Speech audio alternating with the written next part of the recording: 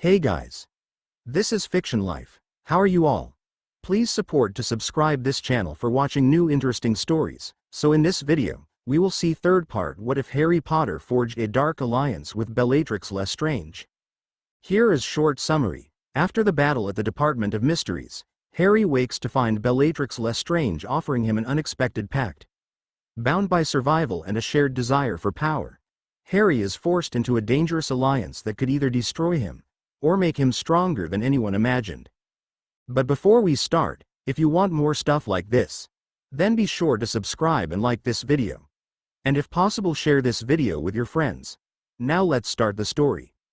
Rhiannon smiled as she woke up beside her husband in her bedroom at Potter Black Manor. She rolled over slightly and keyed him. "Good morning," she said, her voice still husky from sleep.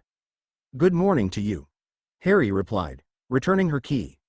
And then sitting up on the bed, "So it's Sunday. We have the whole day to ourselves. Especially since McGonagall knows that you won't be coming back until tonight. I was thinking we'd do something special, seeing as how we're newlyweds and all," she said, tracing a finger along his chest. "My vote for that something special is to see how many times we can use Scourgify to clean these sheets before it doesn't work anymore." She grinned and keyed him deeply, rising to straddle him. "You married a werewolf, Harry. Every time we are together, I can feel my blood pounding, telling me to make you mine alone." She whispered against his ear, "I'm not going to do that. You've got enough love for all of your women, but like I said at the wedding, for now, you are mine." Lunch would end up being eaten very late that day. The house elves knew better than to disturb their master and his wife. Instead, they just placed a tray of sandwiches on the vanity and left the couple to their lovemaking. Rhiannon sat up in the bed eating her bacon sandwich. She was nude and made absolutely no effort to get dressed, letting the sheet rest at her hips. "I'm his now. Let him take a good look at what she's got to look forward to for the next rest of our lives," she thought with a grin. An impulsive desire to shock him took over her mind. "Hey, Harry, have you ever seen a woman do this?" she asked him as she flexed her pectoral muscles, causing her admittedly modest bosom to bounce slightly.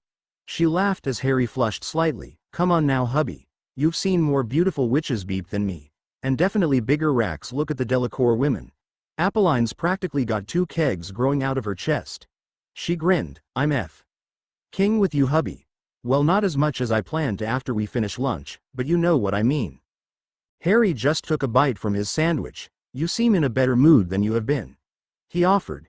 She rolled her eyes playfully. "Yeah, you made me see stars last night and this morning, plus you bring the total of people to be intimate with me and not see me as a monster up to 2, so that's pretty good." Harry put his hand over hers and squeezed it. "Not everyone is that Richard Holder idiot. Dora and I love you. We're not going anywhere."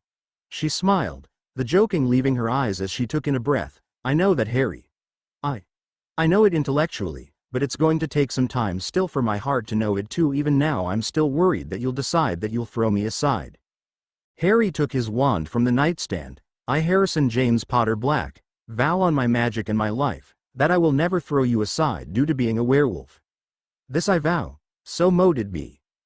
When the light from his vow faded, he noticed that Rhiannon actually seemed angry. "You utter ass, now if you ever change your mind I'll get what's coming to me. If I ever become that much of a pig, then I'll deserve whatever happens next," he said simply.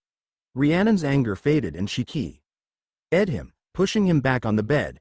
"I hope you've had enough lunch, because you're not getting back up until we have to hit the flow for Hogwarts." Neville fell out of the broom closet, his face a brilliant shade of crimson. Behind him, Luna stepped out, looking as close to normal as she ever did. "Was that the Nargles too?" he asked her as she helped him up. "No, that was because I wanted to do it," she said completely seriously. "Not everything is the idea of the Nargles or the blubbering Hufflepuffs, Neville. You really must learn to look around you. There aren't any Nargles near us right now, so how could they tell me to pull you into the broom closet and snog you?" Neville sputtered. "But that wasn't just snogging. You put your hand on my—" "That might have been the Nargles," she said with a mischievous grin, "or I might have wanted to do that too." With that she turned and skipped away, leaving her boyfriend to try and make some form of sense out of his new life as the boyfriend of one Luna Celine Lovegood. Monday came, and with it the first match of the new Quidditch season. This was Gryffindor versus Slytherin. And it featured the newest player, Blaise Zabini taking the place of Seeker from the late Draco Malfoy. He grinned as he watched the action below him. As soon as Potter is in range, Nott will hit him with the jinx. He'll fall off of his broom and splat. Down goes Potter. Teresa Zabini had came to watch the match, ostensibly to cheer on her son as he started his first game, but in truth to find a way to get closer to Harry. If he wins, instruct Blaise to be a gracious loser. If he loses, then make sure Blaise is a gracious winner. In any case, get the two of them to talk in as friendly a manner possible. Then bring up the possibility of an alliance. That'll get me in the door. She sighed softly as she watched the players dart about on their brooms above her. Roger had been keeper on the Ravenclaw team during their time. She used to sneak down to the grounds and watch him flying whenever they had practice. I still have my sketches I did of him flying. She thought, letting her mind drift away for a moment. As it normally did, it settled on a memory that she'd tried to repress with the use of copious amounts of sherry. Roger was dead and it was her fault. Okay. A lot of men were dead because of her, but Roger was different. He wasn't supposed to be dead. Herschel was gone, telling of their success to the Dark Lord.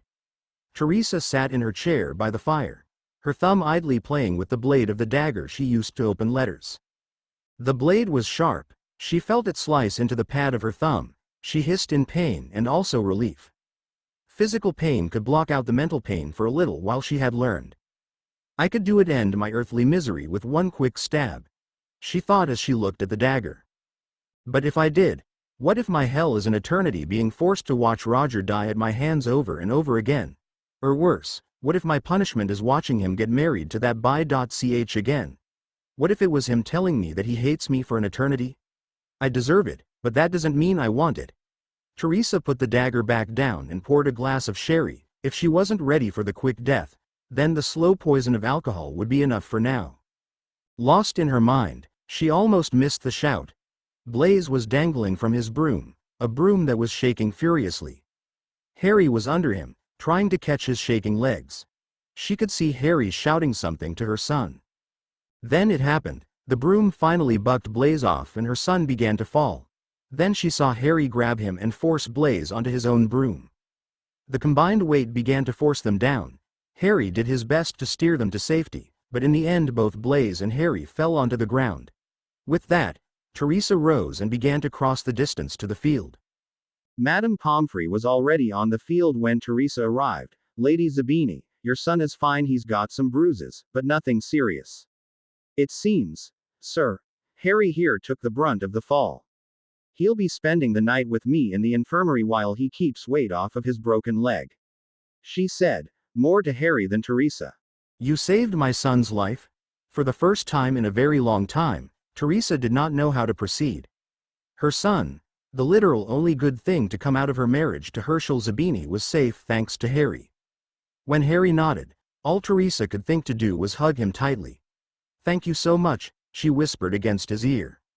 Blaise for his point merely scowled and began to walk back to the locker rooms. The match was over. Harry had literally fell onto the snitch, so his first match as Seeker ended with a loss. Damn not, he missed Potter's broom and hit mine. Blaise. Where are you going? Come here and thank Harry for saving your life, Teresa said to him. Blaise knew she was serious. She said it in Italian. Her mother only spoke Italian when she meant business. Mum, he replied in Italian, I'm not saying thank you to that brat. For all I know he's the reason I fell. Crack. Teresa slapped her son's cheek. You little ingrate. He saved your life and you would still insult him like that? She hissed. You will apologize to him now. Blaise merely turned and stormed away. Teresa shook her head sadly before turning back to Harry. You saved my ungrateful son. For that I thank you. If you won't, she turned and went back towards the path leading back to Hogsmeade, her plans of worming her way into Harry's good graces temporarily smothered by the second time in her life she'd ever felt guilt. Roger was supposed to be hers. She knew that, so why didn't he?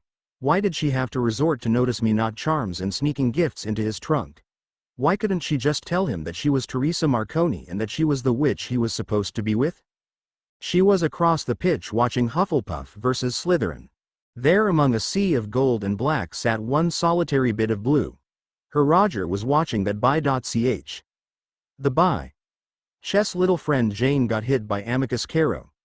She could hear the braying voice of that bi.ch calling him a shit for hitting her friend. They were Slytherins. She was supposed to be glad that Amicus nearly drove Jane into the mud.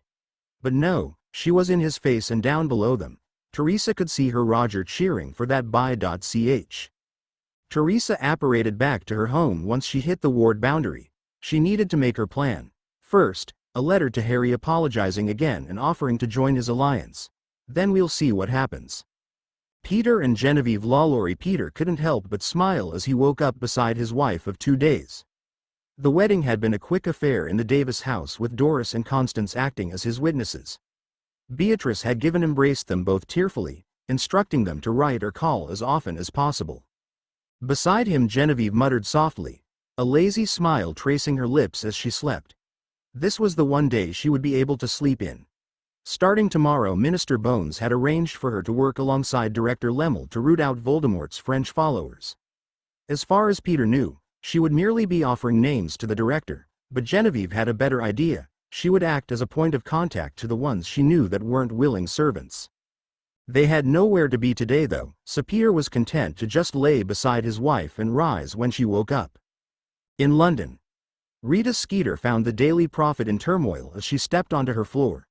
The secretary looked as if she had aged 10 years since Rita left on Friday. Whatever is going on? Rita asked the woman.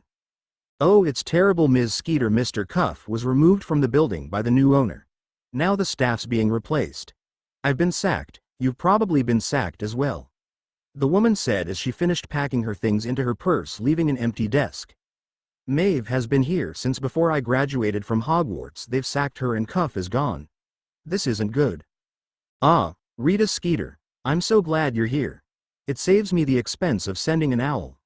A slick voice came from behind her. She turned and saw Nathaniel Davis standing there, carrying a small sheath of parchment. Your services are no longer needed here at the Daily Prophet.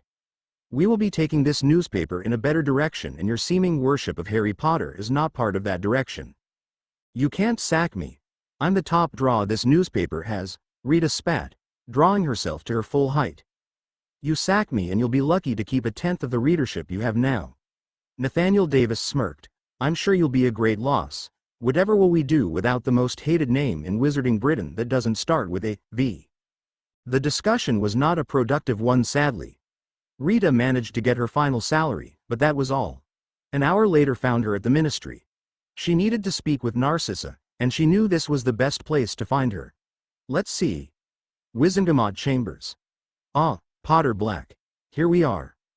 She knocked on the door. After a moment it opened and she was greeted by a tall bee-owned woman.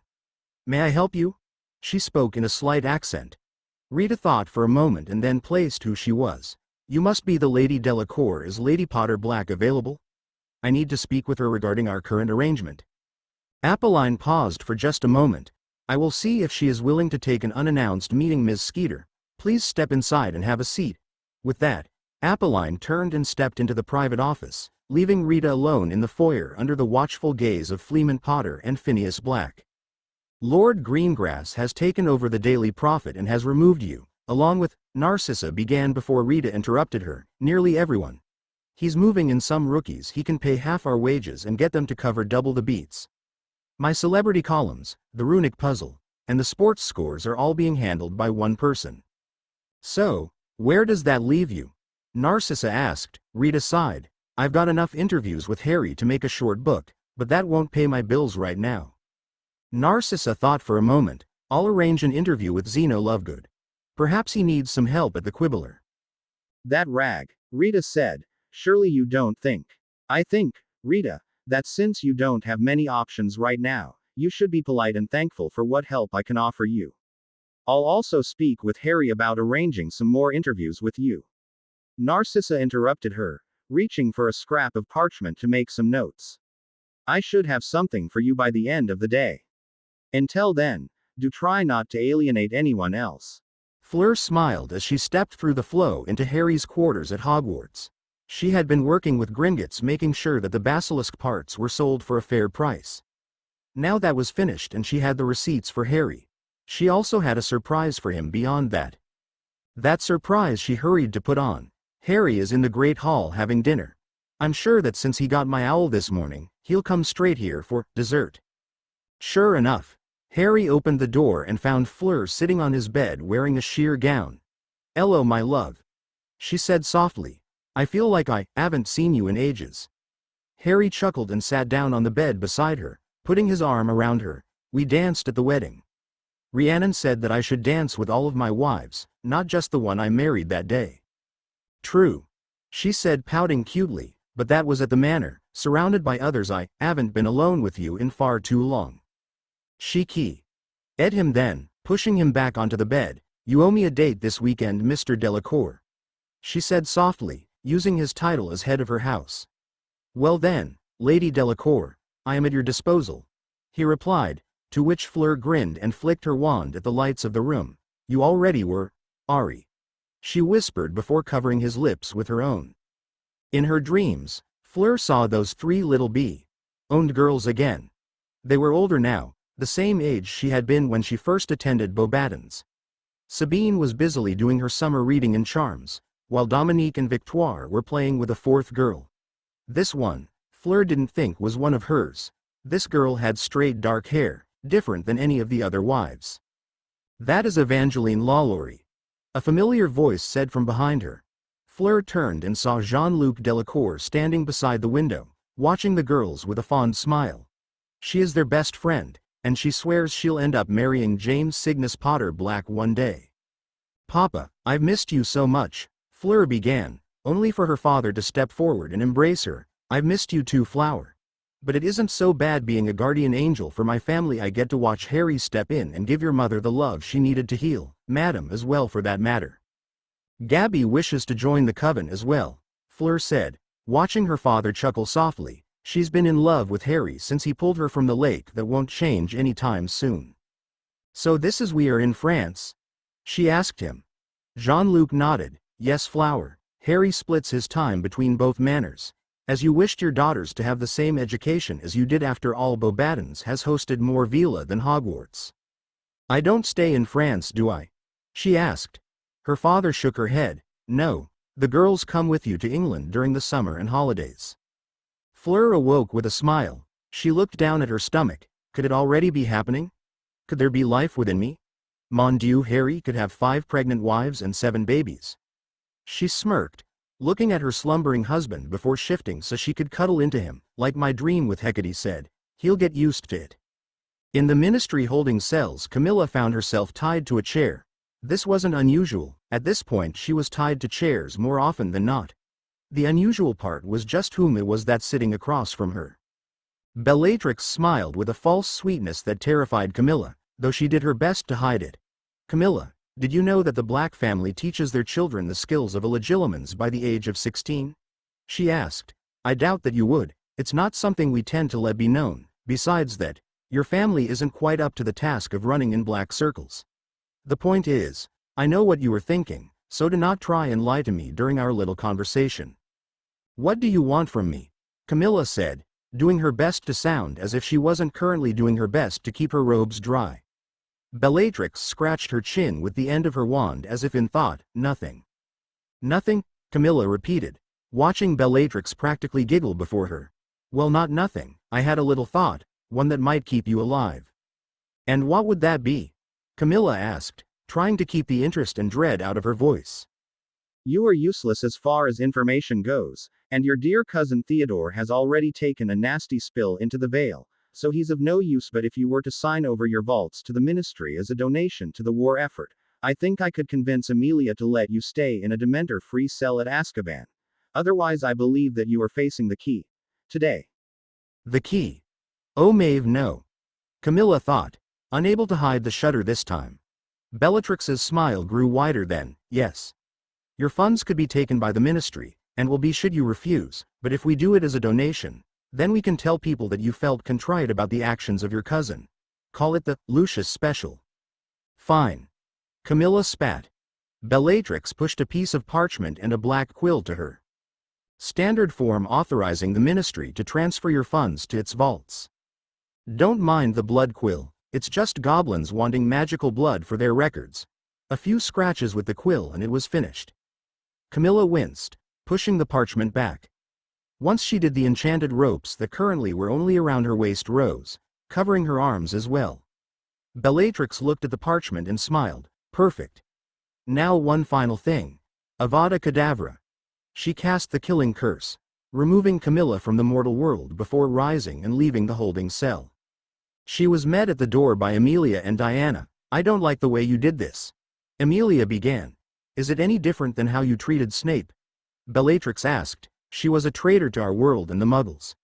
The Queen wanted her dead anyway. Now she's dead, and instead of her next of kin, all the money in her vault is going to help continue funding the war against Riddle. You are a clever one, Diana said. No wonder you talked Harry into trusting you that night. Bellatrix smiled at the memory. My husband is a good man. He still tries to help people in need. It's how our dear minister here found herself laying underneath the boy who lived saved her from a flaming whip hex. Speaking of Harry, Diana said, changing the subject as the trio of witches made their way back towards the lift. When are you going to make an honest man out of him, Amelia? Amelia thought, I was thinking of asking him to marry me at Yule, when we finalize the coven. If we do it that way, any of the witches joining our coven can marry him then. She smiled at the idea. I've been a fiancé once. It didn't end well then, but I think this time it'll stick. Rita Skeeter found herself sitting across from Xenophilius Lovegood. Ms. Skeeter, I would like to offer you a spot, but there is a problem. Everyone I can think of hates you, he said simply. It's my charm, she said with a little smile, but I understand your concern. If I might offer a solution to that problem. With that she removed her jeweled glasses, and then with a shimmer the bee-owned witch everyone knew as Rita Skeeter vanished, replaced by a woman with dark red hair, blue eyes replaced by green. When the witch before him spoke, it was with a clipped Irish accent. Catherine O'Grady, at your service. I think we can work with this, Xenophilius said. I think the first article you work on, Ms. O'Grady, should be about the shake-up at the Prophet. December made its way to Hogwarts as it did every year. The snow fell thick on the castle grounds and in the chamber. The students were grateful that Bellatrix was capable of setting permanent warming runes along the walls. In the junior coven, there was a discussion between three girls regarding the actions of their fathers. I don't understand, said Daphne Greengrass. Our mother sent an owl, telling us that she's moved our dowries into our trust vaults because father is acting strangely. Astoria nodded. He's been different ever since he bought out the Prophet. Tracy Davis sighed. My father has always been an A.S. but now, he's completely threw aside joining the alliance. He wants to marry me off too. Here she suppressed a gag. Blaise Zabini. If it comes down to it, I'm going to ask Harry to make me a ward, so that my father won't have claim on me. Astoria said, I'd rather be a Potter Black than married off to one of father's business partners. That was a statement that the other two witches agreed with wholeheartedly.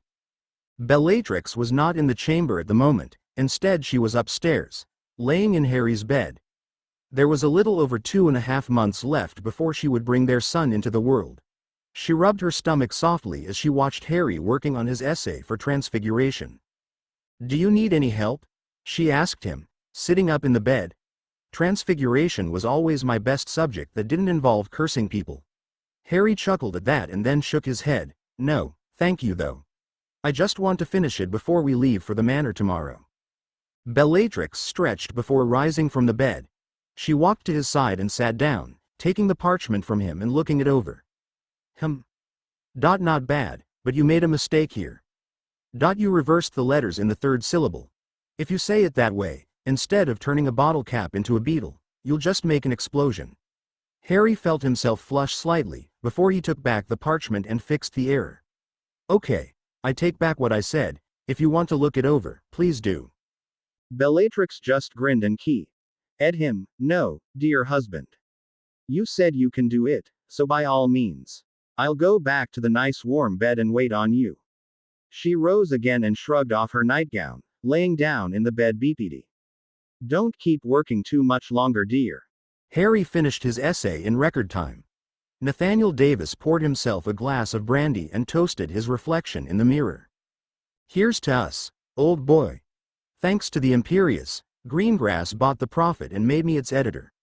I've managed to sack every reporter that wouldn't toe the company line, and now the editorials all state plainly that a boy like Harry Potter should be just that, a boy in school. He shouldn't be leading an alliance, and he shouldn't be a lord. It would be best if his holdings were dispersed and given to those who have proven they deserve them. That was his plan. Convince the Wizengamot to take the Potter Black holdings and break them up so that the richest family in Wizarding Britain wasn't headed by a schoolboy. Lord Greengrass hadn't been interested in helping him, but a little spellwork handled that for him. Arjun Patel had been open to it at first, but had balked and Nathaniel had been unable to get close enough to gain his assistance. There was a knock at the door of his office at the Daily Prophet. With a flick of his wand, the doors opened and in stepped the woman he had been waiting to see. "Ah, Teresa Zabini, so good of you to come," he said with a smile. "Tell me, how are things going on your end?" he asked, closing the door and applying silencing charms to it. Teresa sat down. "Blaze is eager to marry into your family. However, I feel that I should warn you. Blaze is eager, but that eagerness clouds his judgment. I would recommend against giving him any tasks that require subtlety." She hated the man sitting across from him. Not a surprise, as Teresa hated most people. But there was a sliminess to Nathaniel Davis that reminded her of her first husband. George Winthrop. Everything about the gray-haired antiquities dealer made her shudder. He stared at her, leered as if he was undressing her with his eyes. His fingers were tinged yellow by his near-constant smoking. But he was rich, and that was good enough for the Marconi family. Her parents didn't care that George pawed at her, didn't care that his breath stunk like a hot onion. They cared that his gold was good. Their wedding night, he had forced her onto the bed and poured a lust potion down her throat. Luck was on her side that the potion wore off early and allowed her to cast a silent castration hex at him. He would never, for the rest of his much shorter than planned life, ever touch her again. Teresa rolled her eyes imperceptibly. It was a lucky thing that Nathaniel Davis was still busily congratulating himself on his plan to take everything from Harry Potter Black. Then she caught it. "Your son will cast the killing curse at him during the attack on Hogsmeade." That stunned her. An attack on Hogsmeade? When was this planned? Nathaniel Davis smirked and settled back in his chair. "Your son suggested it on the day he took his mark." "No one told me that there would be a marking ceremony. When did this happen?" Teresa asked, looking at the unmarked Death Eater before her. Nathaniel waved his hand dismissively. "Talk to your son if you want the particulars about the tasks set forth by the Dark Lord." The meeting progressed and Teresa left to return home and prepare for her son's arrival. Once she was gone, Nathaniel took out a parchment and began to write on it. The Dark Lord should know that something seems off with Zabini. He had been approached by an agent of Voldemort shortly after the meeting with the other families of the prospective alliance. Still angry at being threatened by what he considered a child, he had been eager to see him humbled. He needed a victim to gain his mark. Luckily for Nathaniel, he had ran into a very aggravating Muggle salesman. Now he had his mark, and more to the point, he had his mission. Take everything from Harry, and then, once his master killed him, Nathaniel would be made into one of the most powerful men in the country. "All it takes is a little murder and selling my daughter to form an alliance. I can handle that." The members of both covens gathered in the back two compartments of the Hogwarts Express. The plan was simple. Everyone would go to their respective homes and see their parents, with the exception of those who had no parents, or in the case of Tracy, would be staying with friends instead. Harry presented each girl with a coin. It was similar to the tokens used by the DA. If one squeezed it, then Harry would know who it is. All they would have to do is wait for Tonks or Amelia to arrive. Their positions at the ministry, either as an Auror, or in Amelia's case, former director of the DMLE, now minister, they could penetrate most household wards. Tracy and the Greengrass sisters took their coins eagerly before embracing Harry and sitting down in the compartment. "I just wish we had some idea what had possessed our fathers to act like this," Tracy said, flipping the coin in her hands. "Especially our father. He was eager to join the alliance," Daphne added. "If we call on you, Harry, it's not going to be because we had a silly argument, I promise. It'll be because our fathers are trying to control us." Harry nodded, sitting down in his seat, with Rhiannon on one side of him, and Bellatrix on the other. "We know that. That's why Amelia and Dora agreed to rush right over and collect you if something happens. Tonks is ready to hex their bollocks off," Rhiannon said simply, putting her arm around her husband. "Amelia will be a bit more law-abiding." "Why?" she said, not seeming to notice Bellatrix's little grin. Bellatrix thought to herself, She'll just kill them in a holding cell and claim they attacked her. She's ruthless when it comes to keeping Harry and Harry's assorted ladies safe. Bellatrix liked that about Amelia. She could tell that Amelia had felt stymied by the inaction of Cornelius Fudge, and now that she was the one that all the reports came to, she had no problem using her authority to do what was needed. Plus, she gave Diana and I positions as assistants. Senior Undersecretary Bellatrix Potter Black and Senior Undersecretary Diana Spencer have nice rings to them. It wasn't a bad position to have. She had fairly broad powers due to the vague nature of the job. Essentially they acted as her hands. Diana was the outstretched hand that offered aid, where Bellatrix was the clenched fist that delivered punishment. Life is pretty good, she thought as she leaned back and rested her head on Harry's shoulder, letting herself doze against him. Once safely at the manor, Harry and those who were staying with him, Hermione, Hestia and Flora, Susan, and Pansy went up to their rooms to prepare for the next part of their trip. Diana had arranged the use of chamber at Buckingham to act as the scene of the coven's finalization. This time, unlike the knighting, there would be extensive magical and non-magical security. In their room, Hestia and Flora stood before a full-length mirror looking at the black and blue robes they had been given. "I still don't like turquoise," Hestia said, frowning. "I think we should have went with the sky blue." Flora, for her part, looked at the dress and shrugged. "It's fine. I'm more concerned about the post-ritual activities." "You want to stake a claim on Harry, don't you?" Hestia said, smirking. "You don't?" replied Flora. "He's powerful, rich, and widely considered the next Merlin. Hell, I'm surprised no one has floated his name for Chief Warlock or Supreme Mugwump. He's married to, what is it now, 5 adult witches. I hope you have a plan," Hestia said, turning to the vanity and sitting down. "So far my plan is grab him by the privates and lead him into a dark corner." Flora said, "I have always preferred the direct approach." The ladies Delacour were bustling through the task of dressing in their own robes. The adult witches, it had been decided, would wear white, as for Amelia, Apolline, Andromeda, Diana, Hedwig, Fleur, and Celestine they would be marrying him as well as joining the coven proper. For Susan and Pansy, the 2 youngest coven members, they would still be wearing light blue robes to signify that they were still too young to be Harry's wives yet. "This seems too low cut," Celestine said. "At my age, I worry that I'll look like an old crone." "Hush, mother," Apolline said dismissively. "You know as well as I do that you look 30 years younger than you are. You look nearly the same age as me, and I definitely neither look nor feel like an old crone."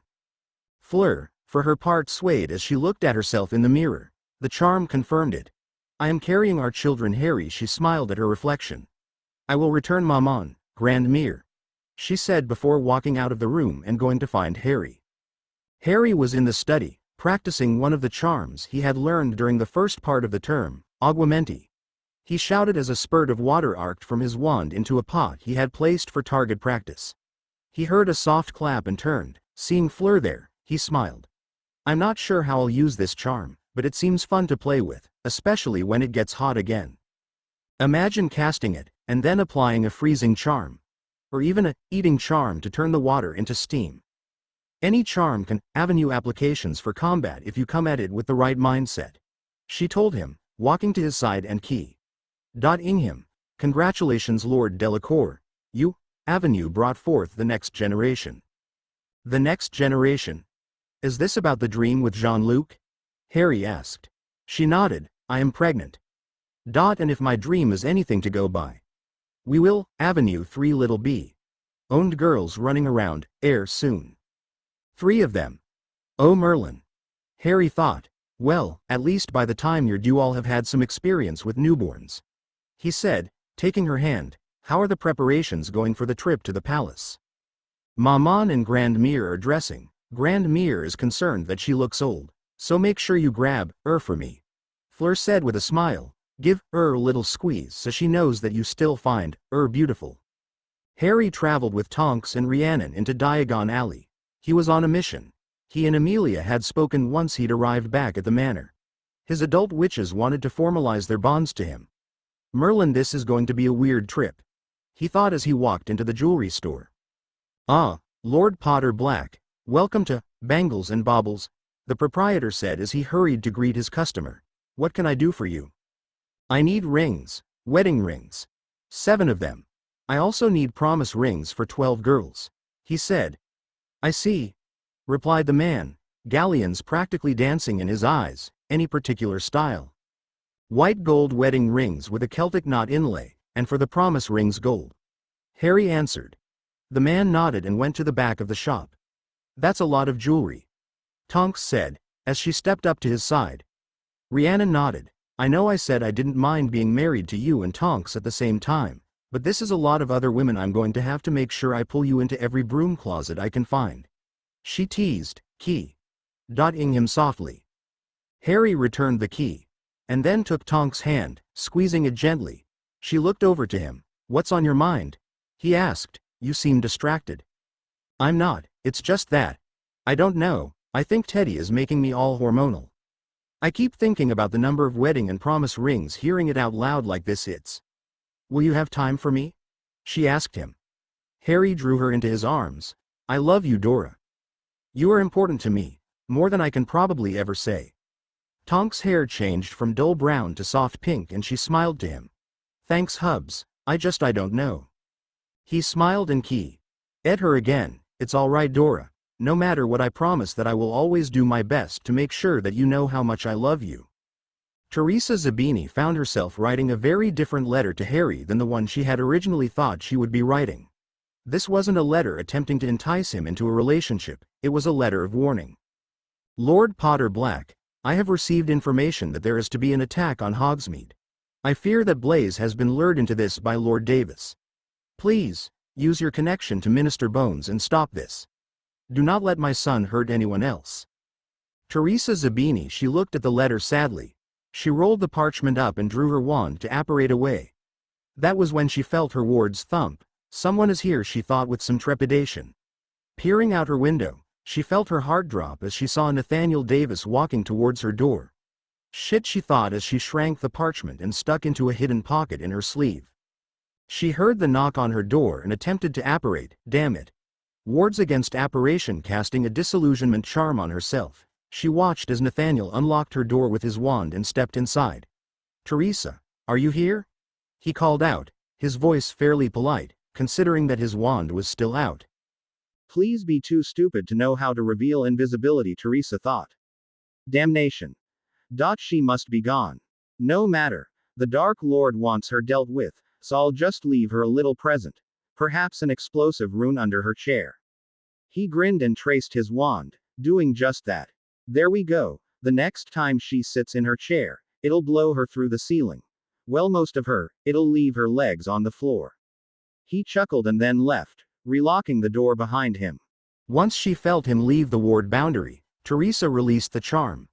Disarming the rune would be tricky, but she didn't care for the idea of leaving it on her floor. She flicked her wand at the runic pattern under her chair. The symbols shimmered, but didn't fade. That concerned her. He's not smart enough to make a rune this strong on his own. What if that wasn't Davis, but someone disguised to look like him? She knew what she had to do. She apparated to Diagon Alley. She needed to speak with an auror. Preferably one with a connection to Harry. The palace was on lockdown this time, Harry noted as his group entered the castle through the royal flow. Diana took charge, leading them through the halls to an enormous room, easily the size of the Great Hall at Hogwarts. Thank Merlin I was able to flow over to your house, Harry, Tracy said. Father left to speak with a business partner, so I left a note that I was going to see a friend. Daphne and Astoria nodded. We did the same, so if anyone asks, we are spending the day with Millicent Bulstrode. Harry nodded as he took in the room before him. Standing to one side of the room was a tall, severe-looking wizard in black robes. He reminded Harry a great deal of Snape, except for 2 differences. The first being that this man looked to be around 200 years old, with great drooping eyebrows and a wild bushy beard. The other difference was his choice in headgear. He had a deer pelt on his head, complete with antlers.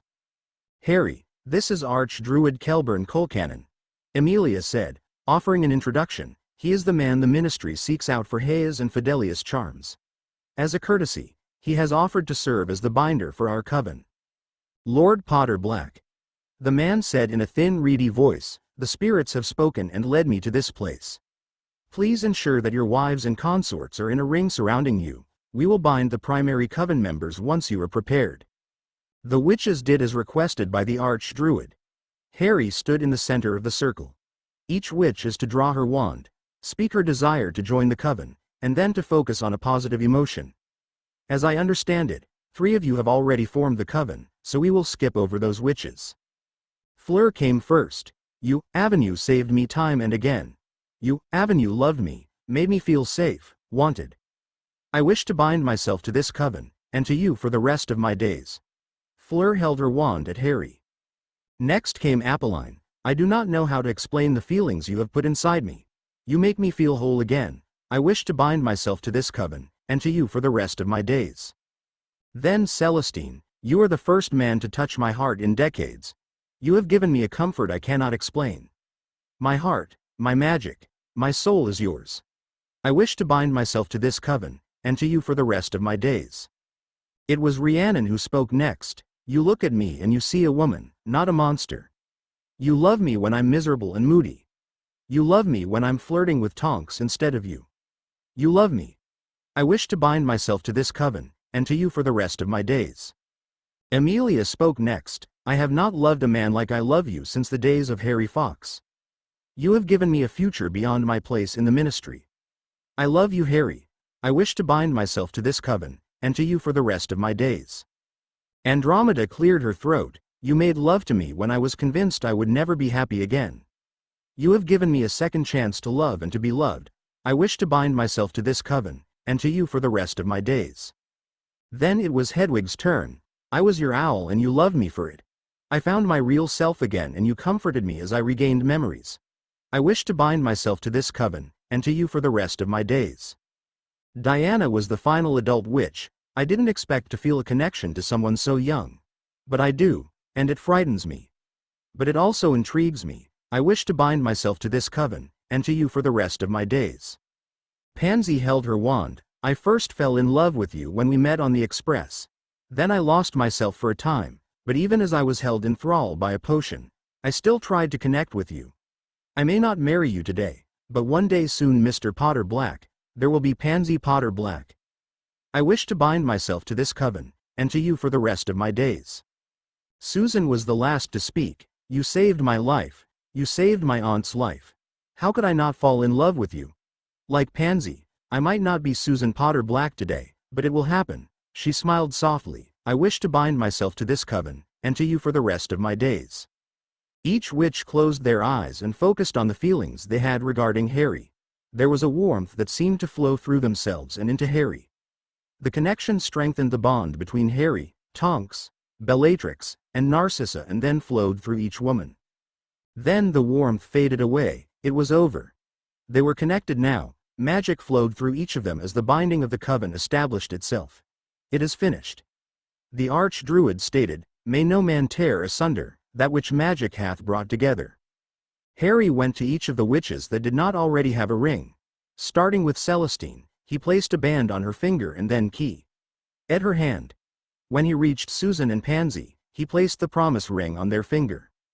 Now it was time for the junior coven. Harry stood before Hestia and Flora first, sliding a ring onto first one sister's finger and then the other. "This ring acts as my promise to keep you safe. You are my family," he said softly.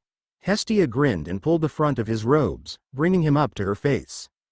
She keyed him softly. "If you think," she said softly, her eyes sparkling with mischief, "that Flora and I would settle for any other wizard, you are seriously mistaken. We won't ask you to make us your wives, but at some point, we both expect a baby or two."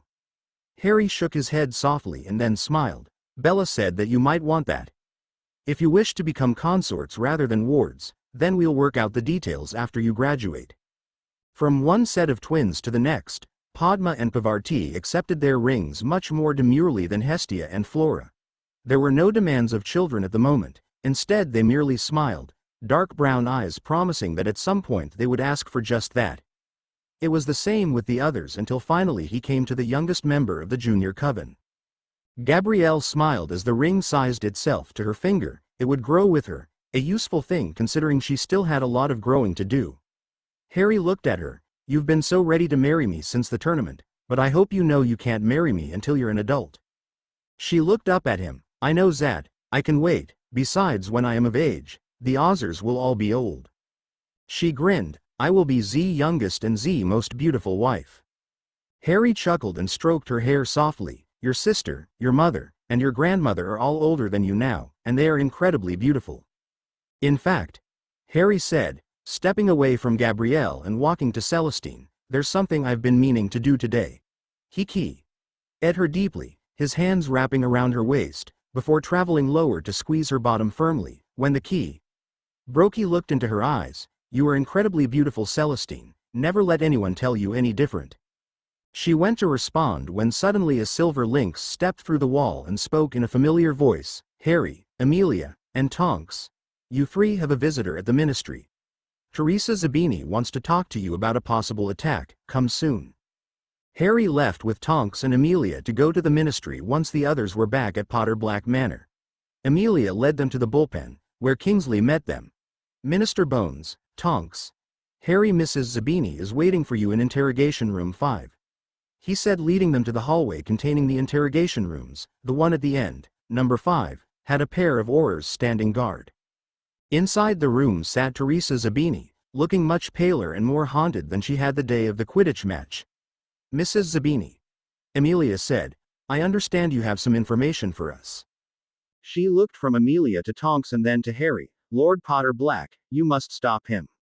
My son is caught up in the Dark Lord's plans to kill you. She said, her eyes pleading, I was supposed to be a part of this, by luring you into a relationship. But, she drew in a breath, my baby has become a Death Eater. I wanted to keep him away from this. She buried her face in her hands and began weeping. After a moment Amelia spoke, start at the beginning, when is this attack planned? The next Hogsmeade weekend after Yule. I think when I found about the attack I wasn't told anything else. She replied softly. Nathaniel acted as if I already knew about this. Nathaniel who? Amelia asked in a soft but dangerous tone. I know very few Nathaniels. Lord Davis. He is the one who met with Blaise and took him to the meeting, Teresa said. He came, or someone who looked like him, came to my house and, thinking I was away, placed an exploding rune under my writing desk. So, he meant to kill you, Amelia said, then turned to Harry. Harry, I want you and Dora to go back to the manor and ask Bellatrix to come here. She knows more of Riddle's mindset than anyone else we know. Tonks nodded and held out her arm for Harry to take. With a crack they vanished, leaving Amelia and Teresa in the same room. You dare to ask Harry for help, knowing that you plan to seduce him? Of course your son is a Death Eater. You're a bloody Death Eater, she said, her voice soft at first before growing to a shout. Why would he help you? Why should anyone help you? Teresa looked down at her hands. I do not care what happens to me. I murdered the only man I ever loved, but Blaise is young. Too young to lose himself to the machinations of the Dark Lord. Amelia's lips were drawn thin. You were the one who murdered Roger Dorset, aren't you? Teresa nodded miserably. I loved him and he never knew my name. I begged him to run away with me, to leave England behind and let the Dark Lord take this place. We would find another place, somewhere safe. He chose another witch. I was married to a man decades older than me, a man who tried to beat me. I killed him, and when the next one came I killed him too. I killed each husband for whatever slight or injury they gave me. Infidelity, physical abuse, every crime they committed upon me was punished by death. Then came the day I was sent with Herschel to kill Roger Dorset again. I begged him to leave with me. We'd leave Herschel's body in the flames of the shop and run off together. He refused me again. He loved her so damned much and never loved me. He never knew how much I loved him, how much I... She stopped and began to sob into her hands. Just do whatever you wish to me, but please, if you can save my son, do it. Amelia muttered a soft curse as she looked at the miserable woman before her. You murdered the husband of one of my best aurors. You broke her to the point where I half expected to find her either dead or in St. Mungo's. You ask me for mercy. I think you need to speak to someone else. Amelia left the room with a slam, leaving a sobbing Teresa behind. Bellatrix was waiting in the hallway. Zabini? She's a cold buy.ch, but Harry said she was begging for her son's life? Amelia nodded. She hasn't asked for mercy for herself, only for him. Wait for me. I need to bring Hedwig here. Perhaps Rhiannon as well. Bellatrix said. After all, she murdered her mother. Amelia nodded and vanished. Bellatrix went to the doorway and then stepped into the room. Teresa looked up. "Bellatrix," she said, "why are you here?" "I am the senior undersecretary for Minister Bones. I am also a former Death Eater, though an unwilling one. Finally, I am a wife of Harry Potter Black. Why wouldn't I want to come here and speak to you?" she said, her voice a near-perfect impression of innocence, marred slightly by the dark look in her eyes. "You know, threats to my family have a way of going away. Kill me as you will, but save my son, he's too young." Bellatrix interrupted Teresa with a raised hand and a disinterested look. "Is he marked?" she asked pointedly. After a moment's pause, Teresa nodded. "Then he is a murderer. You know as well as I do that you cannot take the mark without killing someone." "Who was it?" Bellatrix asked her. "No one is missing at Hogwarts for once, so I can be fairly certain it wasn't a magical child. He wouldn't be powerful enough to trap a magical adult, which means your son murdered a muggle, either an adult or a child." "I do not know," Teresa said. "I was not summoned to this meeting." That was when the door opened. Amelia stepped inside, flanked by two witches. One looked like a younger version of Jane Cosgrove, and then, "You?"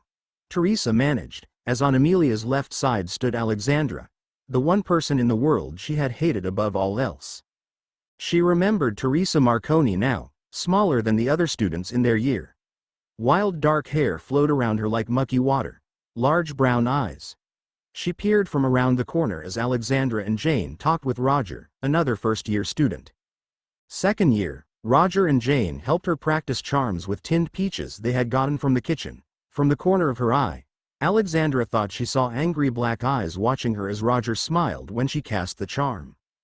Third year, this was the year she had key. Ed Peter Pruitt. She told Jane about the key. Leaning against the stone wall outside of the library. Just then she saw a dark blur as Teresa Marconi rushed past them towards the Ravenclaw Tower staircase. Fourth year summertime, the year she was invited to the wedding of Arthur Weasley and Molly Pruitt. They danced together. Without knowing it, she had placed her head against his shoulder. Another key. And Peter telling her that she was the most beautiful witch in the world. The Marconis lived near the Pruitt house. Had it been a trick of the light, or had she seen a dark-haired figure watching the wedding? Fifth year, no Peter. Roger did his best to comfort her. During double potions with Hufflepuff, she and Jane talk about Roger. Teresa Marconi melts a cauldron. She goes with Roger to Hogsmeade and she keys him in Zonkos. Sixth year, Amicus Caro nearly knocks Roger off his broom. When they land, Amicus is met by Teresa, who leads him into the locker room. At dinner, Amicus is sporting a very large black eye. Seventh year, Roger asks her to marry him in the spot where they first Ed. While she is coming up from the dungeons, Teresa Marconi pushes past her, running to the dungeons, obviously crying. A much older Teresa, now Zabini, casts the killing curse at Jane. Though her eyes are on Alexandra, every death is on your hands. Teresa spat at her. Hedwig shook her head softly, clearing the cobwebs from her mind. "You murdered Roger. He never did anything to you and you killed him. You murdered my best friend and blamed me for it." Teresa hung her head. "I did. You are correct in that Roger never did anything to me except ignore me. You're the bi.ch who killed my mum. You're the reason my dad had a heart attack. You're the reason I ran away from Hogwarts so he wouldn't have to pay my tuition. You're the reason I'm AF. King Monster," Rhiannon shouted, drawing her wand. Bellatrix placed a hand on her arm, forcing the wand down. "You are not a monster, Rhiannon Potter Black, not unless you wish to be one." Rhiannon lowered her wand fully. "You ruined my family. I will hate you for as long as I live." She left the room. If she stayed any closer to Teresa, she knew that she would end up killing her. "I've got to see Harry and Tonks," she thought as she apparated away. Harry and Narcissa found their way to the top level of the Daily Prophet, flanked by Fleur and Tonks. They pushed past the secretary and burst into the office of the editor. "Well, if it isn't the pretender to the wizarding world's most prestigious families," Nathaniel said, rising from his chair. "To what do I owe this honor?" he asked, lifting his arms in a mocking bow. "Lord Davis, you have acted time and again out of your place. You have insulted Harry again and again in the Prophet. We demand satisfaction here and now," Narcissa said, her eyes flashing with anger. "A challenge, Lady Potter Black." Very well. A duel to the death in the basement of the Prophet in 1 hour. When I win, I take all properties from House Potter Black, and all of its monies. When you lose, I will take House Davis and its vault. Tracy will make a better steward of its wealth than you have. Harry said, My second is Fleur Potter Black, the Lady Delacour. Nathaniel nodded. My second will be Lord Greengrass, he said. He and I will be there waiting on you in the basement. He said, Now get out of my office. Ari, are you sure you wish for me to be your second? Fleur asked as the group rode in the lift to the lobby of the Prophet. Yes, Fleur. I trust you to be my second. She nodded, not feeling terribly convinced, but prepared nonetheless to act as second for her husband. Narcissa sighed. I am going back to the manor to inform Tracy Davis and the Greengrass sisters. They should know what is happening, and what is at stake. She vanished, leaving Tonks and Fleur to bide the time with Harry. The time came and the trio made its way back into the Daily Prophet, making their way to the lift and heading downstairs. Harry drew in a breath to calm himself as the doors opened. Nathaniel stood there beside Lord Greengrass, a cold sneer on his face. So, you didn't run away, pity. I'm here, Lord Davis. Let's get this over with. Harry said, drawing his wand. Nathaniel grinned. This isn't a sanctioned duel, boy. There are no rules here. He flicked his wand and a sickly purple light sped towards Harry. Harry rolled away, dodging the curse. He could feel his magic reaching out, connecting with Fleur and Tonks. His first spell was a blasting hex aimed at the floor. He remembered a bit of advice Amelia had given him.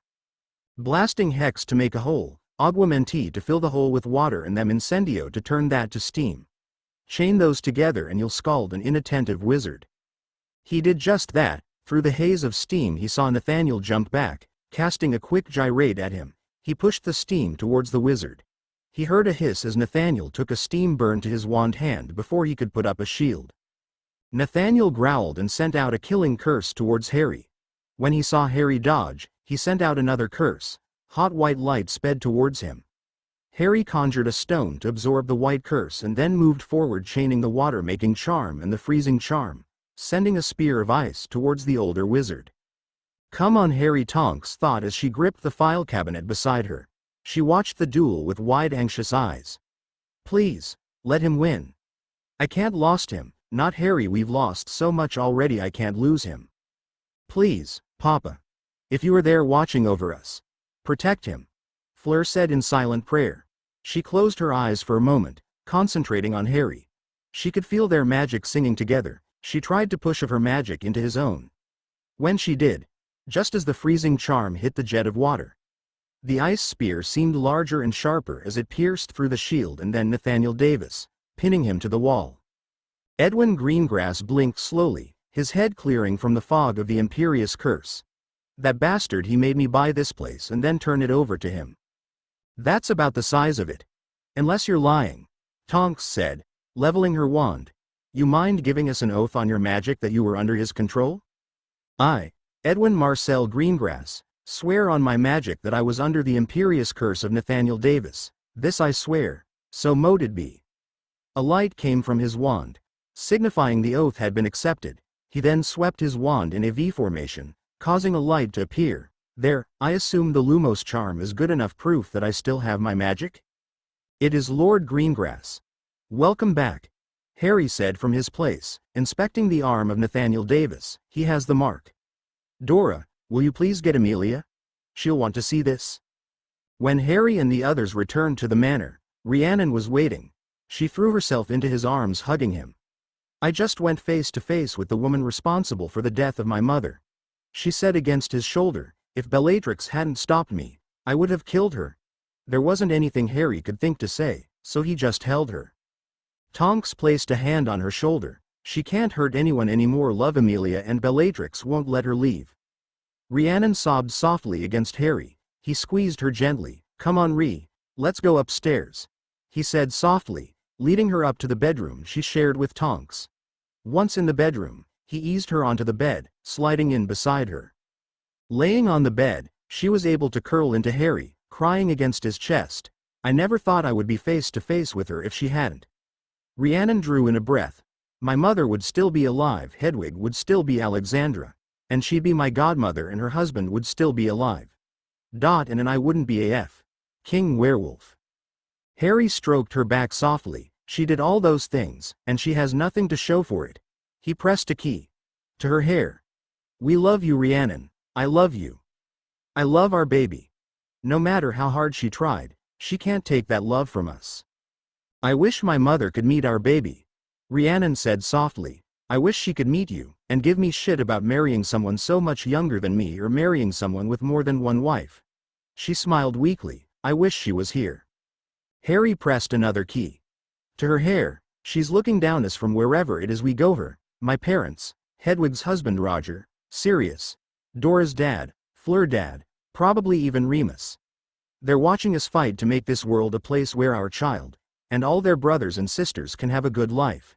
He continued to stroke her hair and back until he felt her fall asleep in his arms. He closed his eyes and allowed her gentle breathing to lull him to sleep. Diana made her way to the Queen's private study at the palace. Elizabeth looked up once the guards let her in and smiled. Diana dear, it is good to see you. Thank you for coming so quickly. Of course, ma'am. Diana said, you said in your letter that it was urgent, so I made my excuses at the ministry and hurried over. The letter had arrived with her morning letters when she came into the ministry to perform her duties as Amelia's undersecretary. Her job was to be the diplomat that Amelia was not. Going to the department heads and making sure that they had what they needed was not the sort of thing Amelia Bones had ability for or interest in. Diana, thanks to her recently vacated position as Princess Diana, had much more experience in diplomacy, so she did that instead. It's Andrew. I am worried that he is not prepared to be king for both the magical and the muggle worlds. As it stands, I haven't had him meet with anyone yet. I was hoping that you could help to ease him into his future position, the older woman said. I'd be willing to speak with him, certainly. My new husband isn't expecting me until this evening, so I can take some time today. Diana offered. Elizabeth's eyes lighted upon her ring. So, you aren't just a member of his coven. No ma'am, Harry and I are married now. All of the adult witches in the coven are now Potter Blacks. She said, Harry is planning a honeymoon for us during the break, but I'm not sure where he wants to take us. I've heard some talk about a muggle theme park outside of Paris, but little besides that. Andrew is in his study. I'll send a message that you are on your way to see him, the Queen said, reaching for a phone on her desk as Diana nodded and then walked out of the room. Diana took the time, crossing the palace, to think about her life.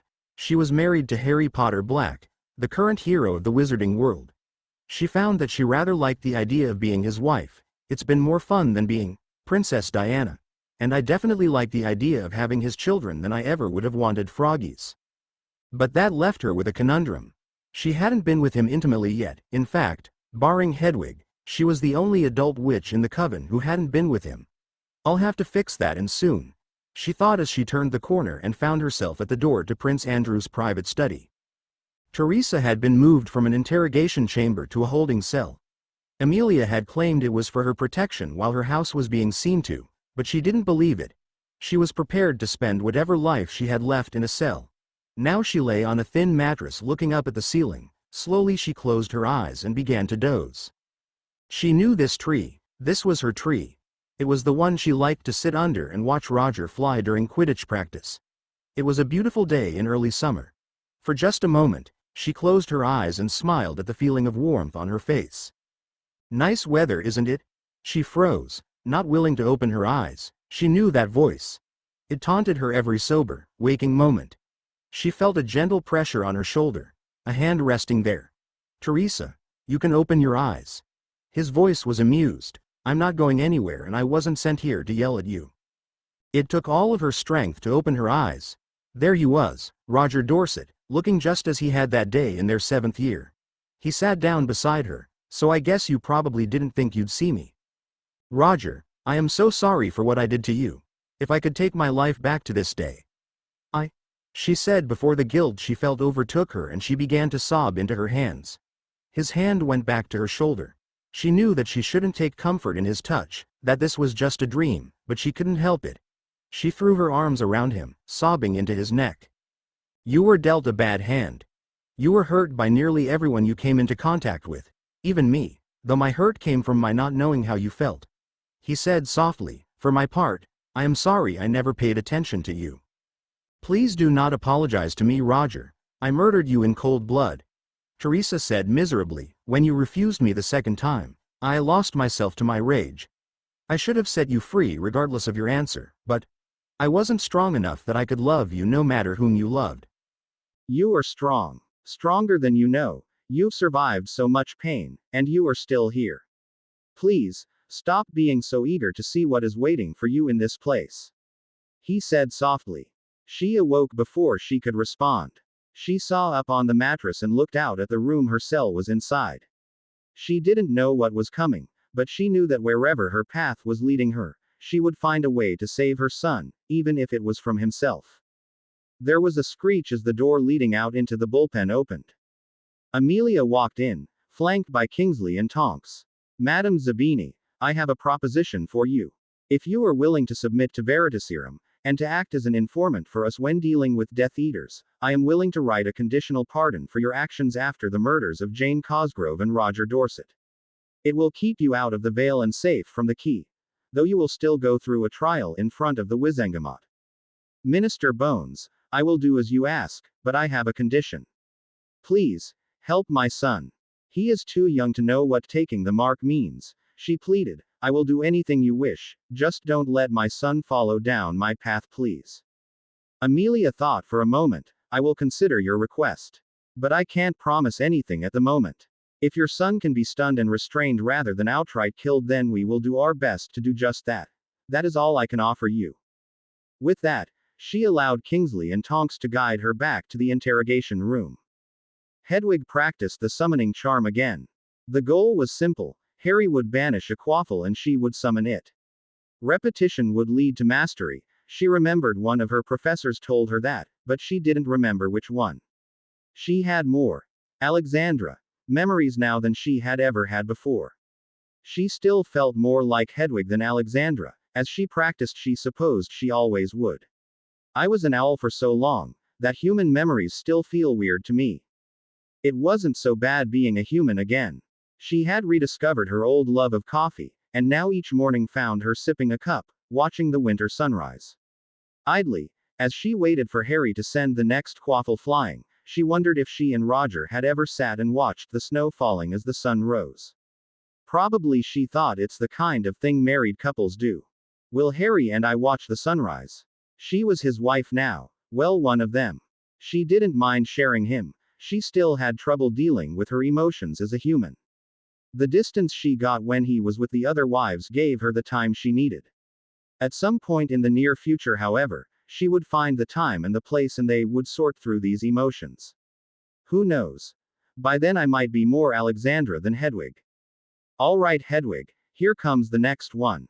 Harry called out as he sent the quaffle flying high into the sky. Accio quaffle, she called out, smiling as the ball flew towards her. Catching it neatly, she set it down on the ground beside her. Harry walked over. Great job. That's 5 out of 5. I really think you have the summoning charm down. Thank you, Harry, she said, before impulsively hugging him. She smiled as the scent of her new husband filled her nostrils. Roger smelled like cedar. She remembered suddenly. Harry smells like cinnamon and leather. She looked at him, and her decision was made. Can you spend the night with me? Harry nodded, and she smiled. Bellatrix let her mind drift as she listened to the song. Idly, she bounced her foot in time to the tune as she watched the house elves decorate a massive tree with ornaments. She smiled softly, thinking about how this time next year she would be holding her son as he experienced his first Christmas. James Cygnus, you are going to have an amazing first Christmas, she thought as she felt him shift inside her. Cleaned up and made into a proper home, Malfoy Manor is beautiful, especially now that it's Potter Black Manor. That thought tickled at her mind as she turned from the tree to the window. She smiled watching Harry throwing snowballs at Susan and Pansy. She wasn't the only observer. From her place underneath the canopy of a large cedar tree, Hedwig was watching her husband as well.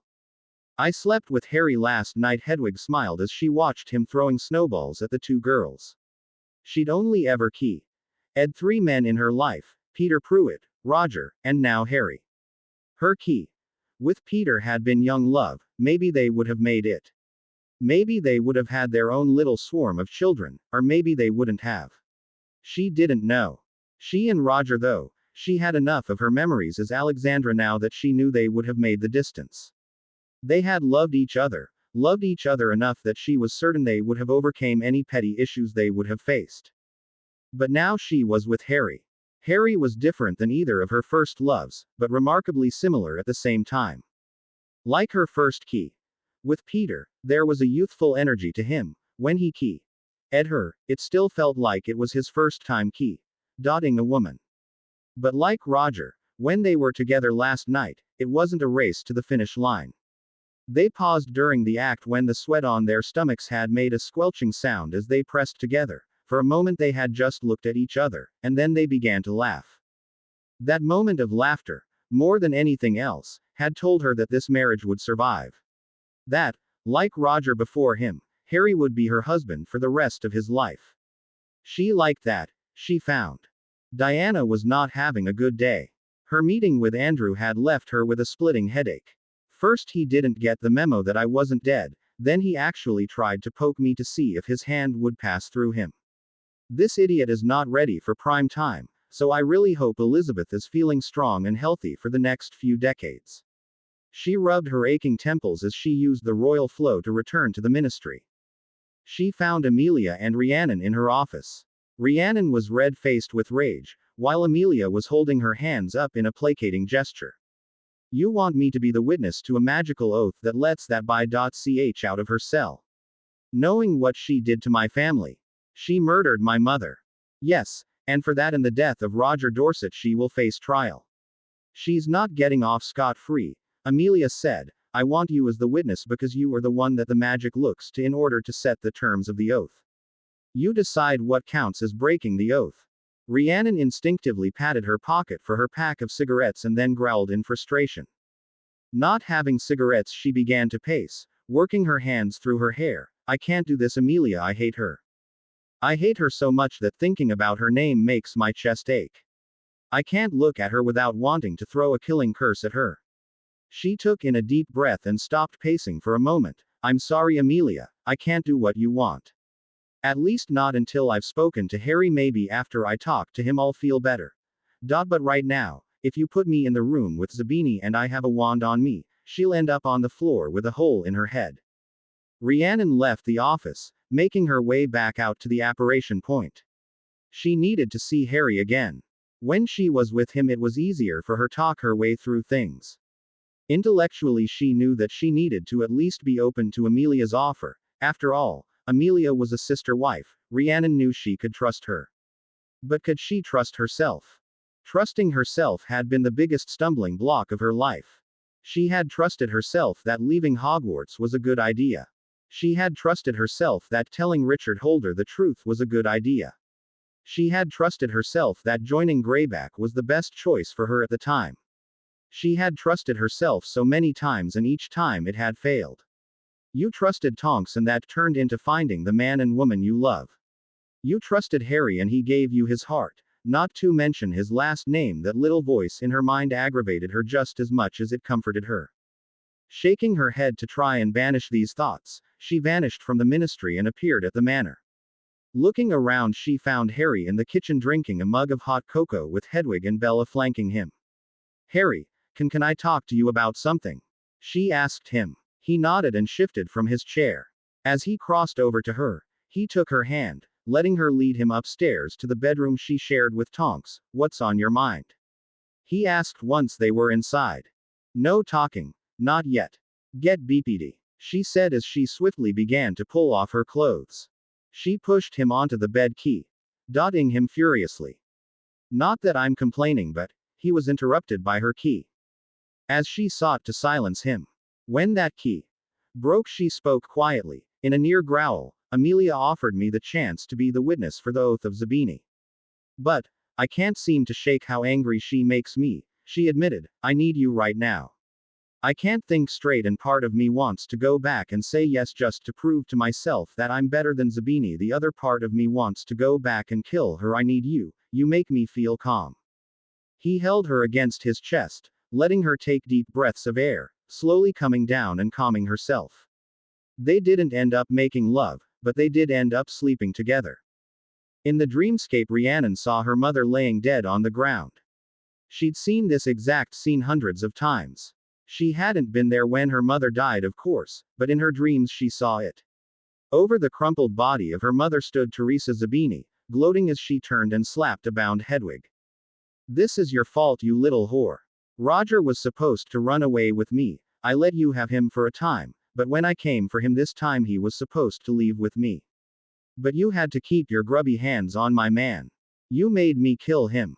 You made me kill her. If Roger and I had left England, your friend would still be alive. Her death is your fault." Teresa spat her words as she worked herself into a frenzy. "Roger barely knew you. How could he love someone he never spoke to?" Hedwig said, her huge blue eyes filling with tears as she was forced to remember the body of her husband. She looked at Jane's corpse and whispered softly, "Ewch mun tangfed onwal. Go in peace, beloved." The same phrase her father had carved onto the headstone. "He was my soul mate. The only man who could have saved me from my first husband. He tried to beat me on my wedding night, but I took care of that. All of my pain is because of you." Teresa slapped Hedwig sharply across the face. "If you hadn't ensnared Roger and kept him from me, I wouldn't have been drugged by a lust potion and forced to lay under that." She stopped speaking, a chill calm coming over her features. "It doesn't matter anymore. He's dead. Roger's dead. Your friend Jane is dead. But you won't be joining them, not yet. The Dark Lord promised me a much better punishment for you." A hint of a smile traced Teresa's lips. Rhiannon bolted awake, sweat drenching her body. At her side, Harry pulled her against him. "What is it?" he asked quietly, his voice thick with sleep from their nap. It was a bad dream," she said quietly. She put her head back down on his chest. She rubbed a stubborn tear from her eye. "Why did my mother have to die?" she asked quietly. "Why couldn't they just wait until they had backup?" Teresa Zabini got the drop on them, but if there had been more orders, she stopped speaking and closed her eyes. Her decision was made. She would act as witness for the oath. And now for that second sneak peek at my next fanfic. The day before Fleur's family went back to France. She stood there watching as Harry gave Gabrielle a hug. Fleur smiled, watching as the little girl threw her arms around the boy who had become her hero. "Ari, may I talk to you?" she asked him. As the tournament had progressed, the two had become closer. He looked up from Gabrielle and nodded. "Sure, what's on your mind?" "Not air. Will you follow me?" He rose. Gabrielle ran back to her parents as he and Fleur walked away from the crowd. She led him into an empty classroom. "Ari. I just want to." Words failed her and she pulled him in for a key. When they Ed, she felt her magic singing to his and it terrified her. "Fleur, could we go to Hogsmeade together?" he asked her. Her heart said yes. Her soul said yes. She opened her mouth. Non. And shortly after New Year's Eve the same year, "I've found Professor Lupin. He's on his way here." Harry sat on the bed beside her. For the first time since Remus had left, her hair changes color from dull washed out brown to a light yellow. "You paused in the middle of looking for those things to tell my husband to get his shaggy ass back here before his son is born." He smiled, but when she heard him call the baby inside her Remus, son, it killed her. "Harry, will you do one more thing for me, please?" This was a terrible decision, but it was the only way she could see this working. "Of course. Just close your eyes." He did as she asked and she leaned in and ed him. She could feel hot tears spilling onto her cheeks. She reached for her wand and pointed it at his temple. Obliviate. She took his memories of loving her, all of them. She replaced them with memories where they were just friends. She rose and rushed out of the room before he snapped out of it. If he couldn't see her crying, she wouldn't have to explain it. When Rhiannon awoke the second time, she and Harry descended the stairs. Creature stood at the bottom of the stairs, bowing. Lord of House Black and his lady is to be following Creature to the ballroom. The other ladies are there, along with the guests for Yule. "I was worried we'd sleep through it," Rhiannon said softly. "This is the first Christmas I've actually looked forward to in a long time." She squeezed his hand. "I ran away at the end of Yule break. Every other Christmas I've either spent drunk enough that I didn't think about what I did or wishing I was that drunk. Harry pulled her close and ed her. Well, you'll never have to do that again. Come on. Let's follow Creature to the party. She nodded and let the elf lead them down towards the ballroom. It was very nearly packed to capacity, she noticed.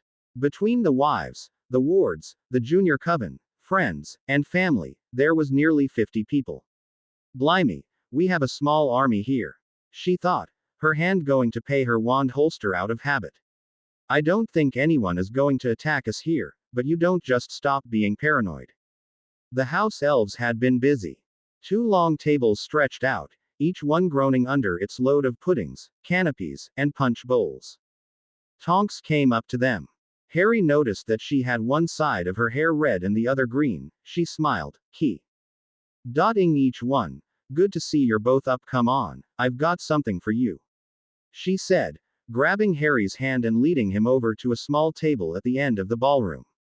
What is it? He asked her once she handed him a small box. It's a surprise dummy, you've got to open it to find out, she teased him. Harry opened the box, finding inside a small piece of leather. What is it?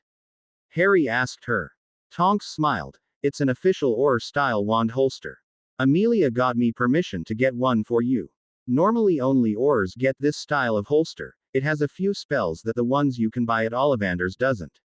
For starters, it's impervious to summoning charms. No one but you can take it out once it's holstered. Wicked, Harry exclaimed, pulling up his sleeve. Tonks took the holster and secured it, using the time to trace up his arm, teasing his skin with her fingernails. Now, take your wand and slide it home, she said, her voice taking on a teasing whisper. You know, you haven't spent much time with me since coming back from Hogwarts. I'll have to give you a nice, long detention for that. She grinned and then ed him. Now, unfortunately, Diana has been waiting on you, so I can't have you all to myself. That said, before we return to Hogwarts, you are mine, mister. Do you understand that?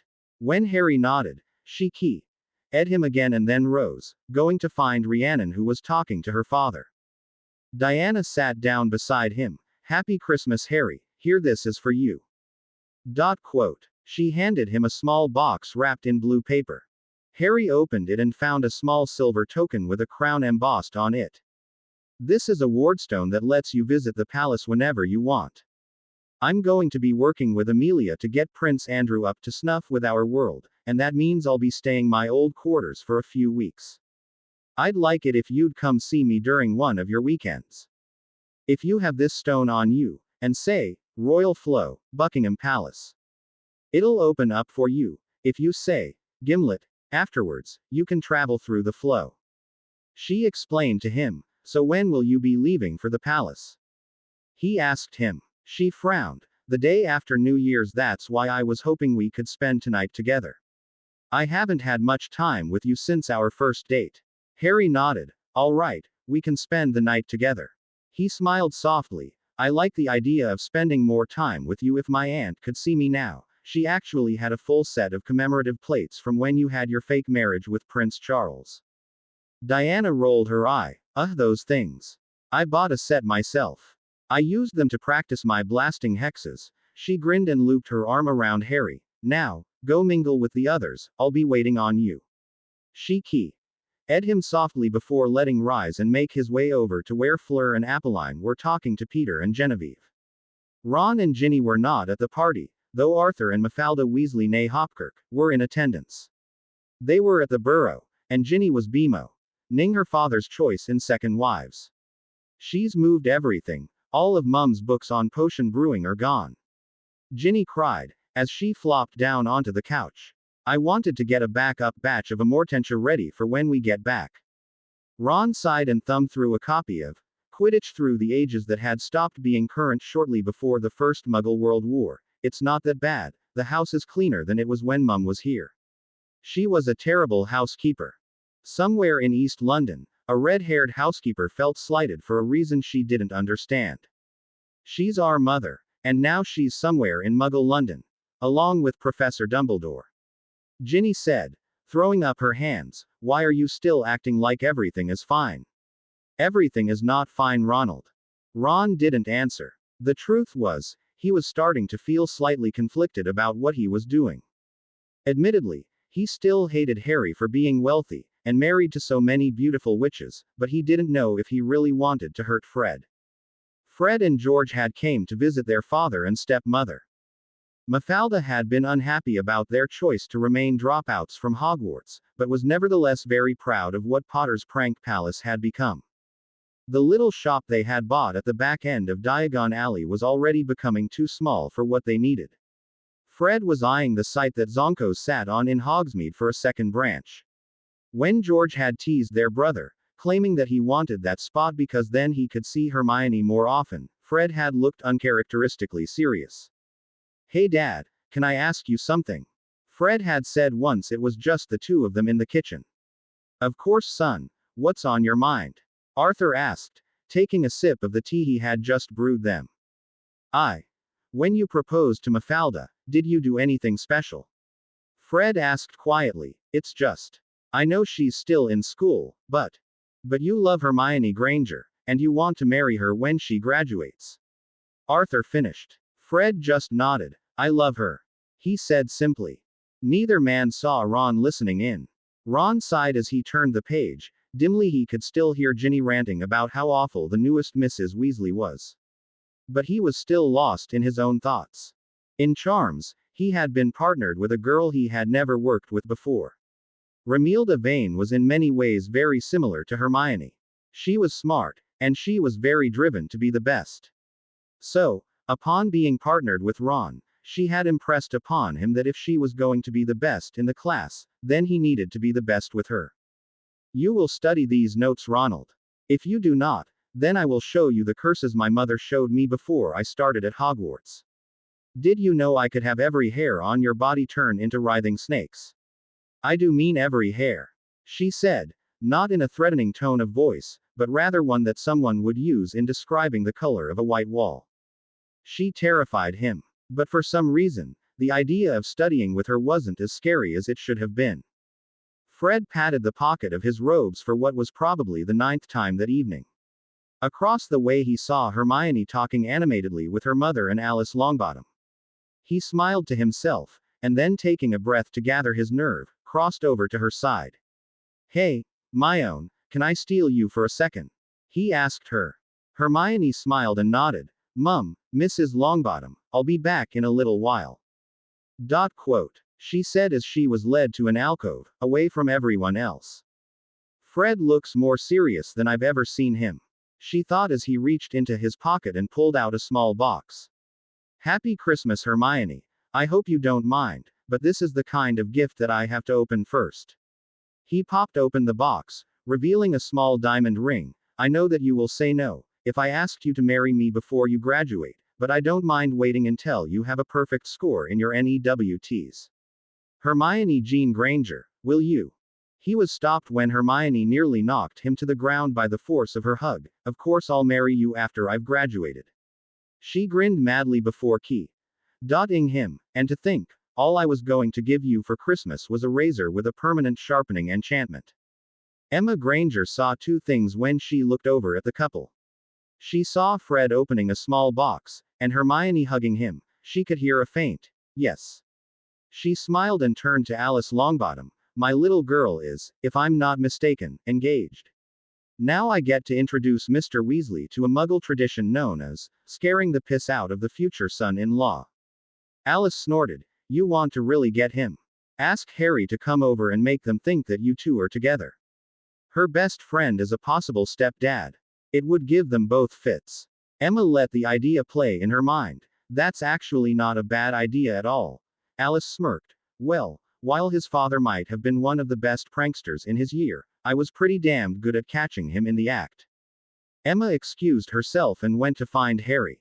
She found him dancing with Parvati Patel. She waited until the pair broke apart. "I hope that was a proper apology for the last time we were at a party," he said smiling. Parvati leaned up and ed his cheek. "That'll do for a start." She winked and left to rejoin her sister who was sitting with Neville and Luna, talking animatedly about something. "Harry, would you mind helping me with something?" Emma asked. It seems Fred has proposed to Hermione, and I want to have a little fun with them. Will you help me with a little prank? What sort of prank? Harry asked, slightly confused, but also intrigued by the idea. I want to give you a little key on the lips and tell her that you and I are also getting married. Emma said with a little grin, would you mind if I did that? I like the idea of messing with Hermione and Fred, but we'd better make sure we've got curse-resistant clothes on. I have 11 wives and 2 fiancés in this room and none of them are in on this plan. Don't worry about that. I see Alice going from wife to wife. I think she's telling them the plan. She came up with it anyway, so, are you ready? She asked, looping her arm in his and leading him to where her daughter still hugging Fred. What's all this? Emma asked. Hermione turned and Emma stifled a grin as she watched her daughter's face go from pleased to confused when she saw Harry walking arm in arm with her mother. Wah! She started, only to be cut off by her mother. That's a lovely ring, Hermione. Would I be wrong in assuming that it's an engagement ring? I know. Hermione began again. Emma grinned and turned to Harry. Just think, dear. Hermione got her big surprise on the same day you and I were going to make our relationship official. Hermione turned white as her mother keyed Harry, her arms going around him. Just think, we could do a double wedding and then you could go back to Hogwarts as stepdaughter and stepfather. At the other end of the ballroom, Amelia and Susan were sitting with Augusta Longbottom and Cuthbert Cosgrove. The two, at this point more than slightly into their cups, had spent most of the evening together. Rhiannon walked over to the foursome. Amelia, I thought it over. I'll act as the witness for the oath. Thank you, Rhiannon. Amelia said, we'll go in tomorrow and arrange it. Stepfather. Everyone in the ballroom turned when they heard Hermione shriek. 13 different witches did their best to avoid spraying the tablecloths before them with their beverages as they held in their laughter. I think they're rather cute together. A more than slightly besotted Augusta Longbottom said. I think you're rather cute. Cuthbert told her before leaning in and keying the older woman. I think this will be another Christmas where I'm blind drunk by the end of it. Rhiannon thought as he saw her father the grandmother of one of her husband's friends. The party continued after Emma and Harry's prank. Hermione was caught between the high of getting engaged and the utter confusion she had felt seeing her mother Harry. Fred had taken her out onto the grounds to get some air. Feel better, my own? He asked her as they walked along the garden path. A little. I'm sorry, Fred, but I just saw my best friend and my mother and that wasn't just a little peck. I never saw my mother my father like that. She sighed. I mean, I guess if that's what they want, I'm not going to act like a prat about it. That's a very mature attitude. A familiar voice said behind them. Hermione turned to see Harry standing there, Emma at his side. For the record though, while your mother is a very beautiful woman, we were just messing with you.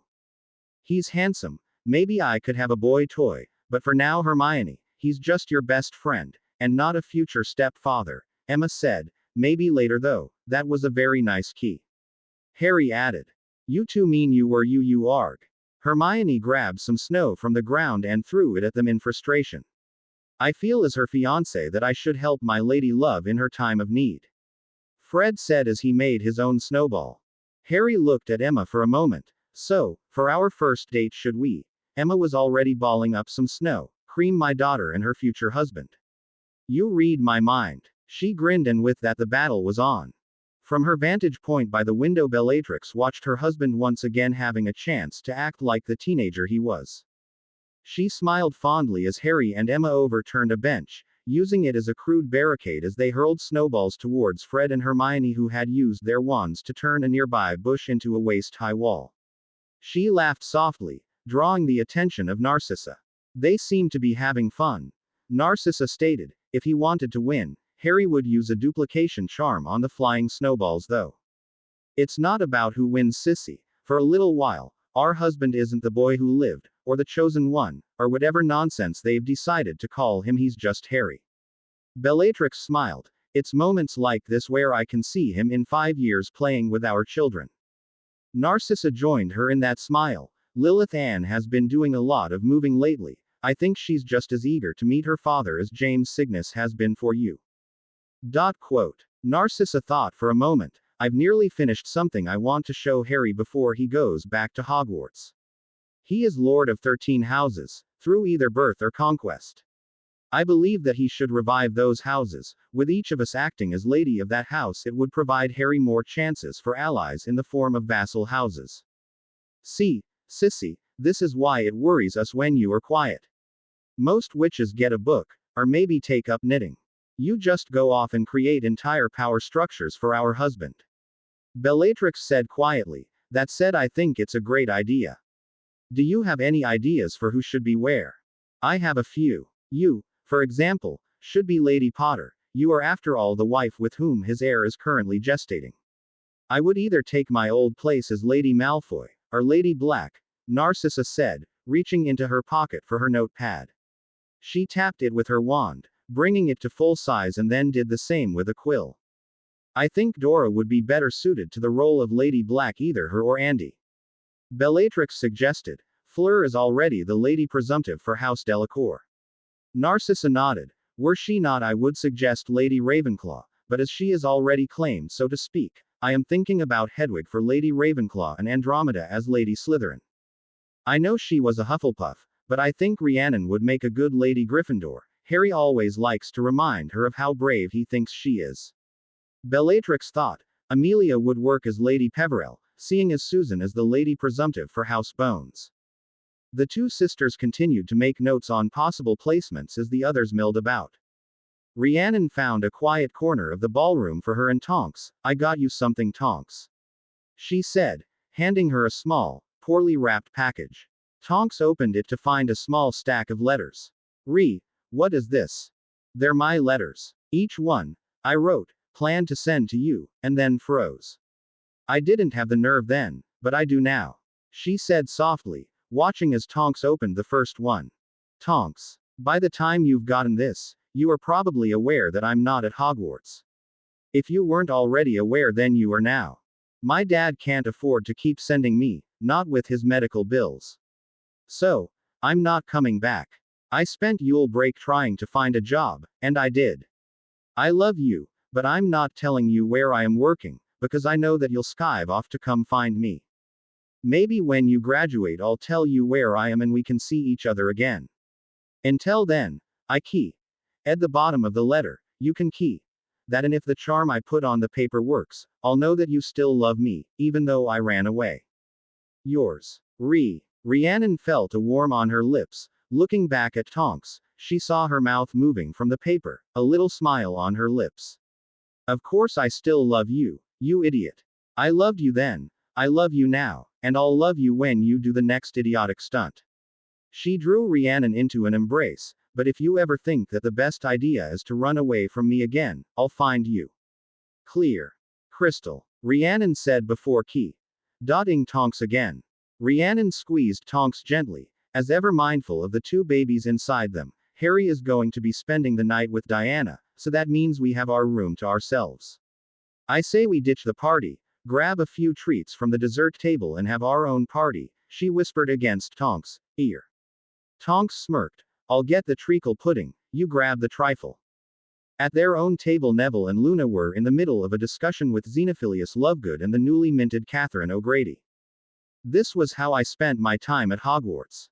When I discovered my love for writing, I knew that I would probably spend a lot of time making enemies, so I needed a new face. I found the tackiest glasses I could, and used them to make my glamour. That face needed a name, so I decided why not Rita Skeeter. She explained. However, at the Quibbler I've seen no reason to act as Rita. Catherine has been doing just fine ingratiating herself with magical London. Most people find me less off-putting than when I was Rita, so I just tell them how awful I thought Rita was, and they eat it up. So, Catherine O'Grady is the real you? Neville asked. Catherine nodded. Rita was my mother's name. Skeeter was just something that sort of rhymed and was ridiculous enough that they should have noticed right away that it was a false name. Clever witches or wizards are a rare commodity. Xenophilius said. So, when you find one, you keep them close by. That's what I've done, Neville said. The Nargles said that she's the one for me, and I'm definitely listening to them. Luna smiled and leaned over to Neville's cheek. You are a very sweet man, Neville Longbottom. In 10 years' time I will tell our daughter about this party. The only difference in my telling and the real version is you haven't brought me a slice of that hedgehog cake. She said, pointing at the almond-studded cake. Neville took the hint and went over to the dessert table, leaving her with her father and the reporter. She was swiftly warming up too. Mafalda Weasley sank into her chair beside Arthur. I think I've had enough fun for the evening, Arthur dear. If you are ready, I'm exhausted. Arthur broke away from his conversation with Kingsley Shacklebolt and nodded. All right, Mrs. Weasley, let's get you home.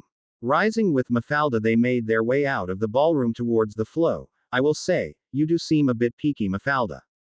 You're not getting sick, are you? Nothing like that, Arthur. I may be slightly pregnant though. She smiled as her husband froze in mid-stride. You're pregnant? Mafalda nodded. I confirmed it this morning with the charm. Congratulations, you still have the highest number of children out of everyone at the party. At the burrow, Ginny snapped the quill she was using. Ron looked over to her. You all right? Ginny nodded. I'm fine, I think. I just had the sudden urge to choke someone. Ron rose from his seat on the couch. I think I'll go study my charms assignments. Romilda said she wants to quiz me when we get back. If I pass her test, she promised me a signed photo from the cannons. How nice for you. Ginny rolled her eyes as her brother went upstairs. She grumbled to herself as she rummaged for another quill. If I have to use a compulsion charm to keep you on the plan, Ron, I will. Ginny would become Lady Potter Black. There was nothing else to it. She needed to get close to Harry. The best way, in her mind, was to bring the Golden Trio back together. The best way to do that was to get Ron and Hermione together. Then Harry would be around her more often, and that would get her the chance she needed to get the potion into him. At her own house in Yorkshire, Romilda Vane found herself thinking about her own plan. Perhaps the best way to get his attention will be to show up at Quidditch practice. I'd have to avoid his bodyguard though, she's always around him. Sweet Maeve, why is this so difficult? I should be able to just walk up to Harry and say, hello, my name is Romilda and we belong together. I can talk to Ronald Weasley just fine, but I freeze up every time I'm near him. Why can't I feel comfortable where it counts? Why is it that I can talk to Ronald about charms for the entirety of our free period, but if I walk past Harry Potter I can't speak for another 10 minutes? Romilda groaned and threw herself onto her bed, screaming her frustrations into her pillow. Downstairs, Charles Vane took a cleaver to a large hunk of beef. A muggle and a butcher by trade, he knew from his late wife that wizards had charms that could slice meat from a bone with ease, but he was an artist. This was his craft and he wouldn't trade his skills with his cleaver for anything. He looked back at his work and grunted softly from his exertions. He placed the meat back in his refrigerator and took the piece he'd carved and placed it in his slow cooker. Ever since Miranda Vane died, Boxing Day dinner was always slow cooker pot roast. It had came about from when he hadn't been willing to do anything except care for his infant daughter. Feeding himself hadn't been a priority. Miranda Walsh had been the most beautiful woman he'd ever seen. She'd told him she was a witch on their first anniversary as boyfriend and girlfriend. He'd argued with her, saying that she was very nice. Miranda had ed him in thanks and then levitated him off the ground with her wand. She taught him about her world. She'd been in Slytherin House, had a falling out with her parents over her plans post-school. She wanted a job. They wanted her to marry someone named Theodore Knott Sr. She'd left home and found her own place near his father's butcher shop. They'd met and, to use a phrase she enjoyed, it was like magic. She died in childbirth, giving him their daughter Romilda. It had taken her friend Lisa Boot to pull him from his depression. She had been the only person from her world to ever have contact with the Vanes. She'd taken one look at the state of his house and informed him, in no uncertain terms, that until his house was in order, she wasn't leaving. 16 years and she hasn't left yet. I guess she's used to the mess now. He thought with a smile as he let the meat cook and went upstairs to their bedroom. Teresa Zabini found herself back in the interrogation room. Not only that, but she had been given her wand back by Amelia. They sat in the room waiting on someone's arrival. Teresa wasn't sure whom, but she had a feeling. That feeling was confirmed when the door opened and the daughter of Jane Cosgrove walked into the room. Rhiannon is here to act as the witness and binder for your oath, Amelia explained. I have written out what I expect from you, feel free to read it before we begin. If you feel that you cannot comply with this, then you will go back to your cell and await trial. If you feel that can comply, then you will be allowed to go back home and perform the duties ascribed to you. Teresa nodded and took the paper from Amelia. It's simple enough. Provide information on unmarked and marked Death Eaters. I can never tell anyone who I am working for, or the oath will kill me. I have to defend the life and interests of Harry Potter Black and his family whenever I have the chance. Any act that could be seen as inaction on my part with regards to the continued health and well-being of the Potter Black family will kill me. I accept these terms, Minister Bones. In exchange for this you will be given a trial for your actions in the murder of Jane Cosgrove and Roger Dorset. Amelia said, the deaths of your husbands are of no concern to me. I have read the files we have on them. They were not good men by any stretch of the imagination. You have also kept your nose mostly clean after those 2 deaths. If that changes after you take the Veritaserum, I will add charges where needed. Teresa nodded, and Amelia continued, at your trial, I will make note of your actions in helping us, and should your information and cooperation be deemed enough, you will most likely avoid the veil or the key. Quote. Amelia frowned slightly when she heard Rhiannon scoff, then turned to the younger witch. Rhiannon, I have asked you to serve as witness and binder because you are the one most affected by her actions outside of Hedwig. Hedwig still doesn't have complete control over her magic, so you were the only person I could trust with this. In a sense, it will be your judgment that decides if she has betrayed her oath. A spark of your magic will remain within her, and should it deem her actions improper, it will be as if you were the one who cast the killing curse upon her. Rhiannon sighed softly. I will do this, because I think my mum would have wanted me to be here. But, if she breaks her vow, I won't take any joy out of it. Quote. She looked down at her stomach. If something happens to me after this one is born, I don't want her making my mistakes. Teresa didn't speak. She knew that the younger witch wouldn't care about her words. You learned the lesson that it took me years to learn. You are already a better mother than I am. I don't want the mark on my soul that taking joy out of her death would bring. Rhiannon finished before drawing her wand out. I'm ready for whatever I have to do. Amelia rose and drew her own wand. Teresa Zabini, you may draw your wand and touch its tip to mine. Rhiannon, then you will touch yours to our wands. Rhiannon nodded and the 3 wands were brought together. Teresa Zabini, do you swear to serve as our informant against the Dark Lord, to gather information for us and to keep the health and well-being of Harry Potter Black and his family foremost in your actions at the risk of your life and magic? Rhiannon asked, charging her words with magic as it flowed into the connection. I do so swear. Teresa said, her own magic rushing to meet Rhiannon's. Do you, Amelia Susanna Potter Black, swear that you will keep your end of this agreement, that Teresa Zabini will only be tried for the murders of Jane Cosgrove and Roger Dorset, unless other murders are discovered, at the cost of your life and magic? I do so swear. Amelia replied to Rhiannon, her magic intermingling with the other witches. There was a bright flash as magic bound them, and then it was over. You've got what you want from me, Amelia. I'm going back home now. Rhiannon said, leaving the cell. Amelia reholstered her wand and looked to Teresa. Your home has been cleared of dangerous runes, tracking charms, and anything else we could find that would be dangerous to you. Now, I'll just take this, she said, drawing the wand from Teresa's hand and placing it back in its containment box. Auror Dawkins will be in shortly with Veritaserum.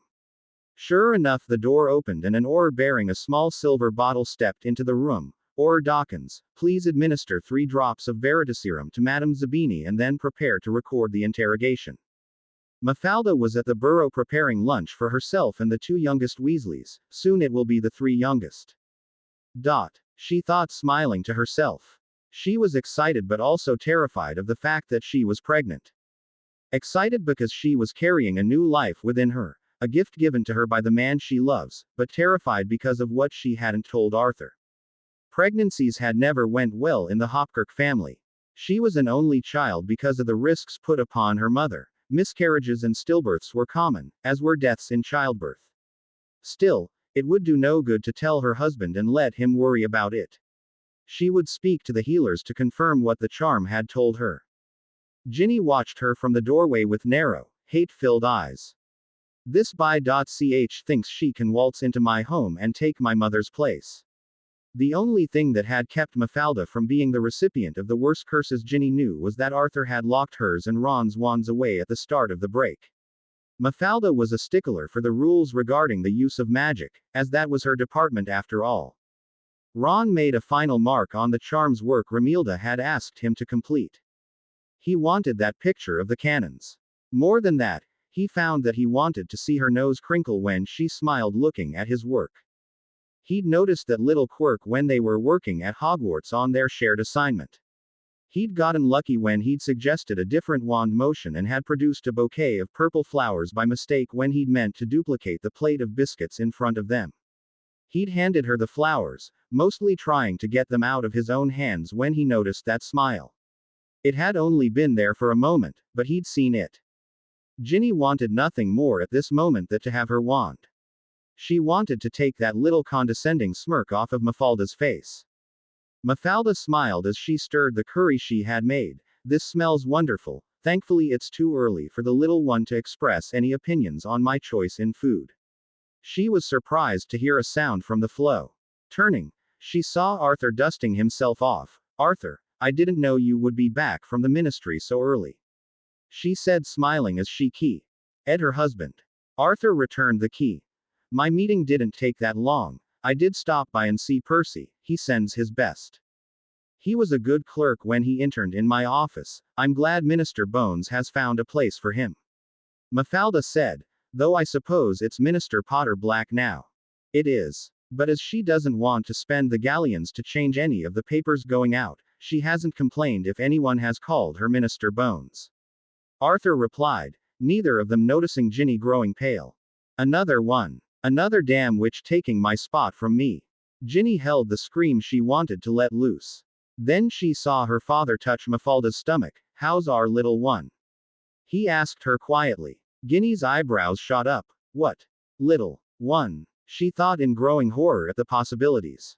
Your son or daughter is still far too small to have expressed anything except a faint uneasy feeling when I woke up this morning. It passed. I'm pregnant, Arthur. Not dying, she said, then drew in a breath. I'll a friend who works at St.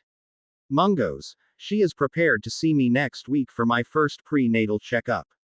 What time? I'll arrange with Paxton to cover for me long enough to come with you. He said. Ginny didn't hear the rest. She was already rushing up the stairs to Ron's room.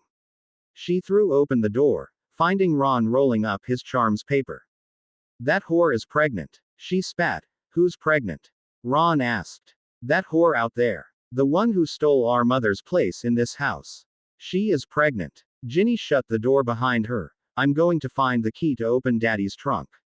I'm going to get my wand, and I'm going to hex her head off of her shoulders.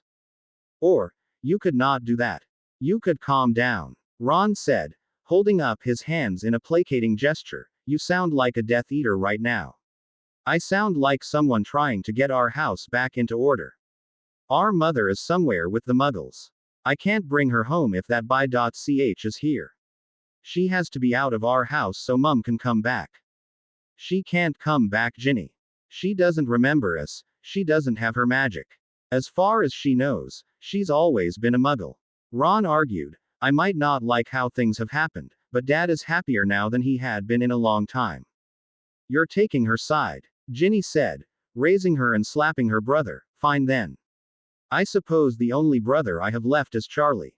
She left the room, passing her father without a word. Lunch is ready, son. What's the matter with Ginny? She overheard you and Mafalda talking. She knows that Mafalda is pregnant, and she's not taking it well. Just. For everyone's sake, make sure the lock on your trunk works. Ron said. I could really get used to this. Diana thought as she opened her eyes and saw her husband laying beside her. She grinned and pressed a key to his neck, waking him up. Good morning, she said softly. Harry smiled and keyed. Ed her, good morning, Diana. Last night was fun. You gave me tingles in very enjoyable places.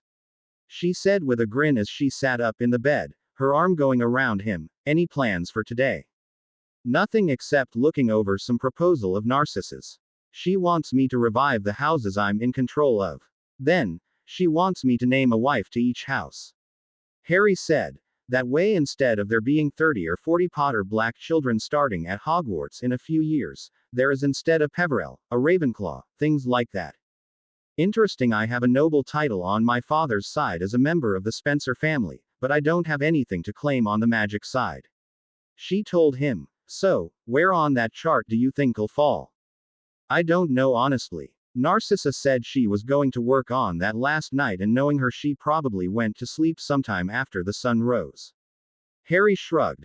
This bed is comfortable and you are warm, so I don't really want to get up and do Lord Potter Black stuff. There was a soft knock on the door. Harry, can I come in? It was Rhiannon's voice. Sure. He said, as she opened the door and without paying any mind to Diana, toed off her shoes and climbed in bed on his right side. I did it. I was the binder for the oath. A part of my magic will be with the woman who murdered my mother until we remove her from the oath or she betrays us and dies. Rhiannon sighed softly. Why don't I feel good about this?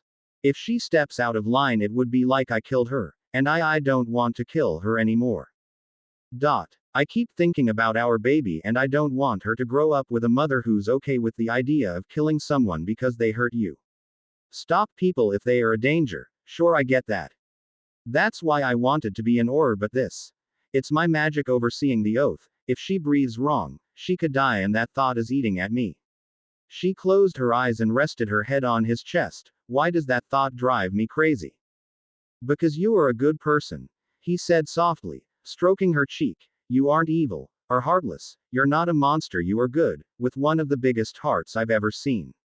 You worry about this because you want to be a good example to your baby. She sighed and at his chest softly. Thanks, Harry. I still feel off about this whole thing, but I'll make it work. She rolled slightly and looked over at Diana. Sorry about interrupting your Harry time, Diana. I had my Harry time last night, 3 times in fact. I don't mind sharing him. She said with a little smile. You seem to need him at the moment, so I'm going to get up and take a shower. Rhiannon felt Harry shift over, so she had more room as Diana rose from the bed. She moved with him, cradling against her husband. If we ever get the chance, Harry. I want to find Richard Holder and rub the fact that you're 10 times the better wizard than he could ever be, into his stupid, fat face. Harry chuckled and closed his eyes. We'll see. For now though, all I want is to lay here, with my beautiful wife and have another few moments of blessed silence. Normally, fate would do something to ruin Harry's morning. That was after all a perfect setup. But even destiny itself can wish someone a happy Christmas. Harry managed to have a peaceful nap with Rhiannon at his side. Hedwig finished reviewing the textbooks Harry had lent her. She felt confident enough with the spells for a 4th-year student.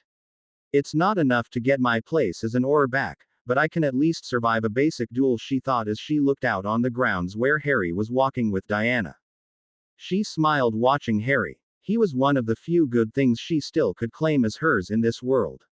She'd had a strange dream the night before. It had been a good kind of strange thought. She had found Peter Pruitt. They were adults now. He hadn't remembered her at first, but when she'd at him, little by little it had came flooding back. Her first love, the one who had shaped her more than anyone else. His absence from her life had been what had drawn her to becoming an Auror. She'd sworn to find him, to bring him back to their world. But she'd ended up living in his instead. Not as a muggle, she was still a witch, she still worked as an Auror, but she lived with him in a little house in the West Midlands. They'd had one son, Malcolm Edward Pruitt, who was in his 3rd year as a Ravenclaw. They had even managed to reconnect with his mother. Martha Pruitt loved her grandson. He was a bright boy and a talented young wizard when it came to charms. But then the dream changed and she saw Peter dancing with Genevieve LaLaurie. They were happy now. He had loved her when she'd felt undeserving of his love. If she'd had the ability to change their lives and go back to that moment before she left for 5th year. The moment he'd told her that he loved her, would she change anything? Sometimes love means letting someone be with the person they were meant to be with. Sometimes loving someone means watching them heal another person's heart. The scene changed and she saw Roger Dorset. Her husband, her best friend, the only person who had been able to comfort her after she received the letter from Fabian Pruitt, telling her that Peter was gone. Fabian had told her the truth about his cousin, he wasn't dead. He'd been sent off. She'd told Roger her plan. Become the head of the DMLE, and use those connections to find Peter. He'd promised to help her in any way he could. She hadn't noticed the pain in his eyes. He, along with Jane, had helped her study for every test. They'd spent hours together studying and revising every subject. It had been his help with potions that had gotten her into the NEWT's class. In 6th year, she realized that she liked him. Not just as her friend Roger, but as something deeper. They'd key. Ed and she knew it wasn't just like. She loved him. When he proposed, of course she'd said yes. She would still find Peter, she swore, but now it was to bring him back to where he belonged. She saw a life where Roger had never died. They raised a daughter. Vanessa Dorset had went to Gryffindor. She had been the one who would end up finding Peter and bringing him back. He was much older then, but she had gotten to see her first love again. But then Roger died at the hands of someone obsessed with him. She became an owl, trapped in her animagus form. She'd been lost in the mind of an animal for so many years that when Harry had freed her, it had nearly broken her. When she'd woke up that morning, she felt more like Alexandra than she had in a very long time. But she was still Hedwig. Hedwig was as much a part who she was as Alexandra was. They were each a part of her, the animal part and the human part. She would listen to both halves of her spirit. Hedwig could feel a thrumming inside her. Instinctively she reached out with her magic. She felt everything sharpen into focus once more. Where there had been a woman, a familiar snowy owl sat on the floor for a moment, before changing back into the bee-owned witch. I just turned back into an owl. She cried out. She raced to the door. She had to tell Harry, he had to know. She stopped at the door watching Harry and Diana embrace. She sighed softly and turned back. She would tell him. When he came back inside the manor. Teresa Zabini did not feel as if her home was hers anymore. It was the same place, if a bit alien feeling as she got acclimated back to the ward structure. The ministry had been thorough, she noted with a little smile that someone had even dusted. Blaise had stayed at Hogwarts this year, so thankfully she hadn't needed to explain where she'd been. Eager to read the news, she had wanted to buy a copy of the Daily Prophet, but it had been closed. Davis ruined the Prophet so quickly. She had thought. Luckily there was another paper, the Quibbler. Formerly considered only useful for fish wrapper, it was now the best source for news in Wizarding Britain. She looked at the issue she had purchased from Flourish and Blots. Shake Up as the Daily Prophet Goes Under. By Catherine O'Grady. The Daily Prophet, former bastion of honest reporting, has finally fallen away. Taken over by Lord Marcus Greengrass, it had cast out nearly all of its staff. Even world-famous reporter Rita Skeeter had been sacked. A terrible shame, of course. I was the only draw that paper had. With me gone, I certain its closure was a matter of days, if not hours. Rita had said from her undisclosed location where she was busily working on an authorized biography on our hero, Lord Harrison Potter Black. Lord Potter Black has given us this interview to explain the situation surrounding the strange goings-on of the last days of the Prophet. K. Lord Potter Black, thank you for this. HPB. Please, call me Harry.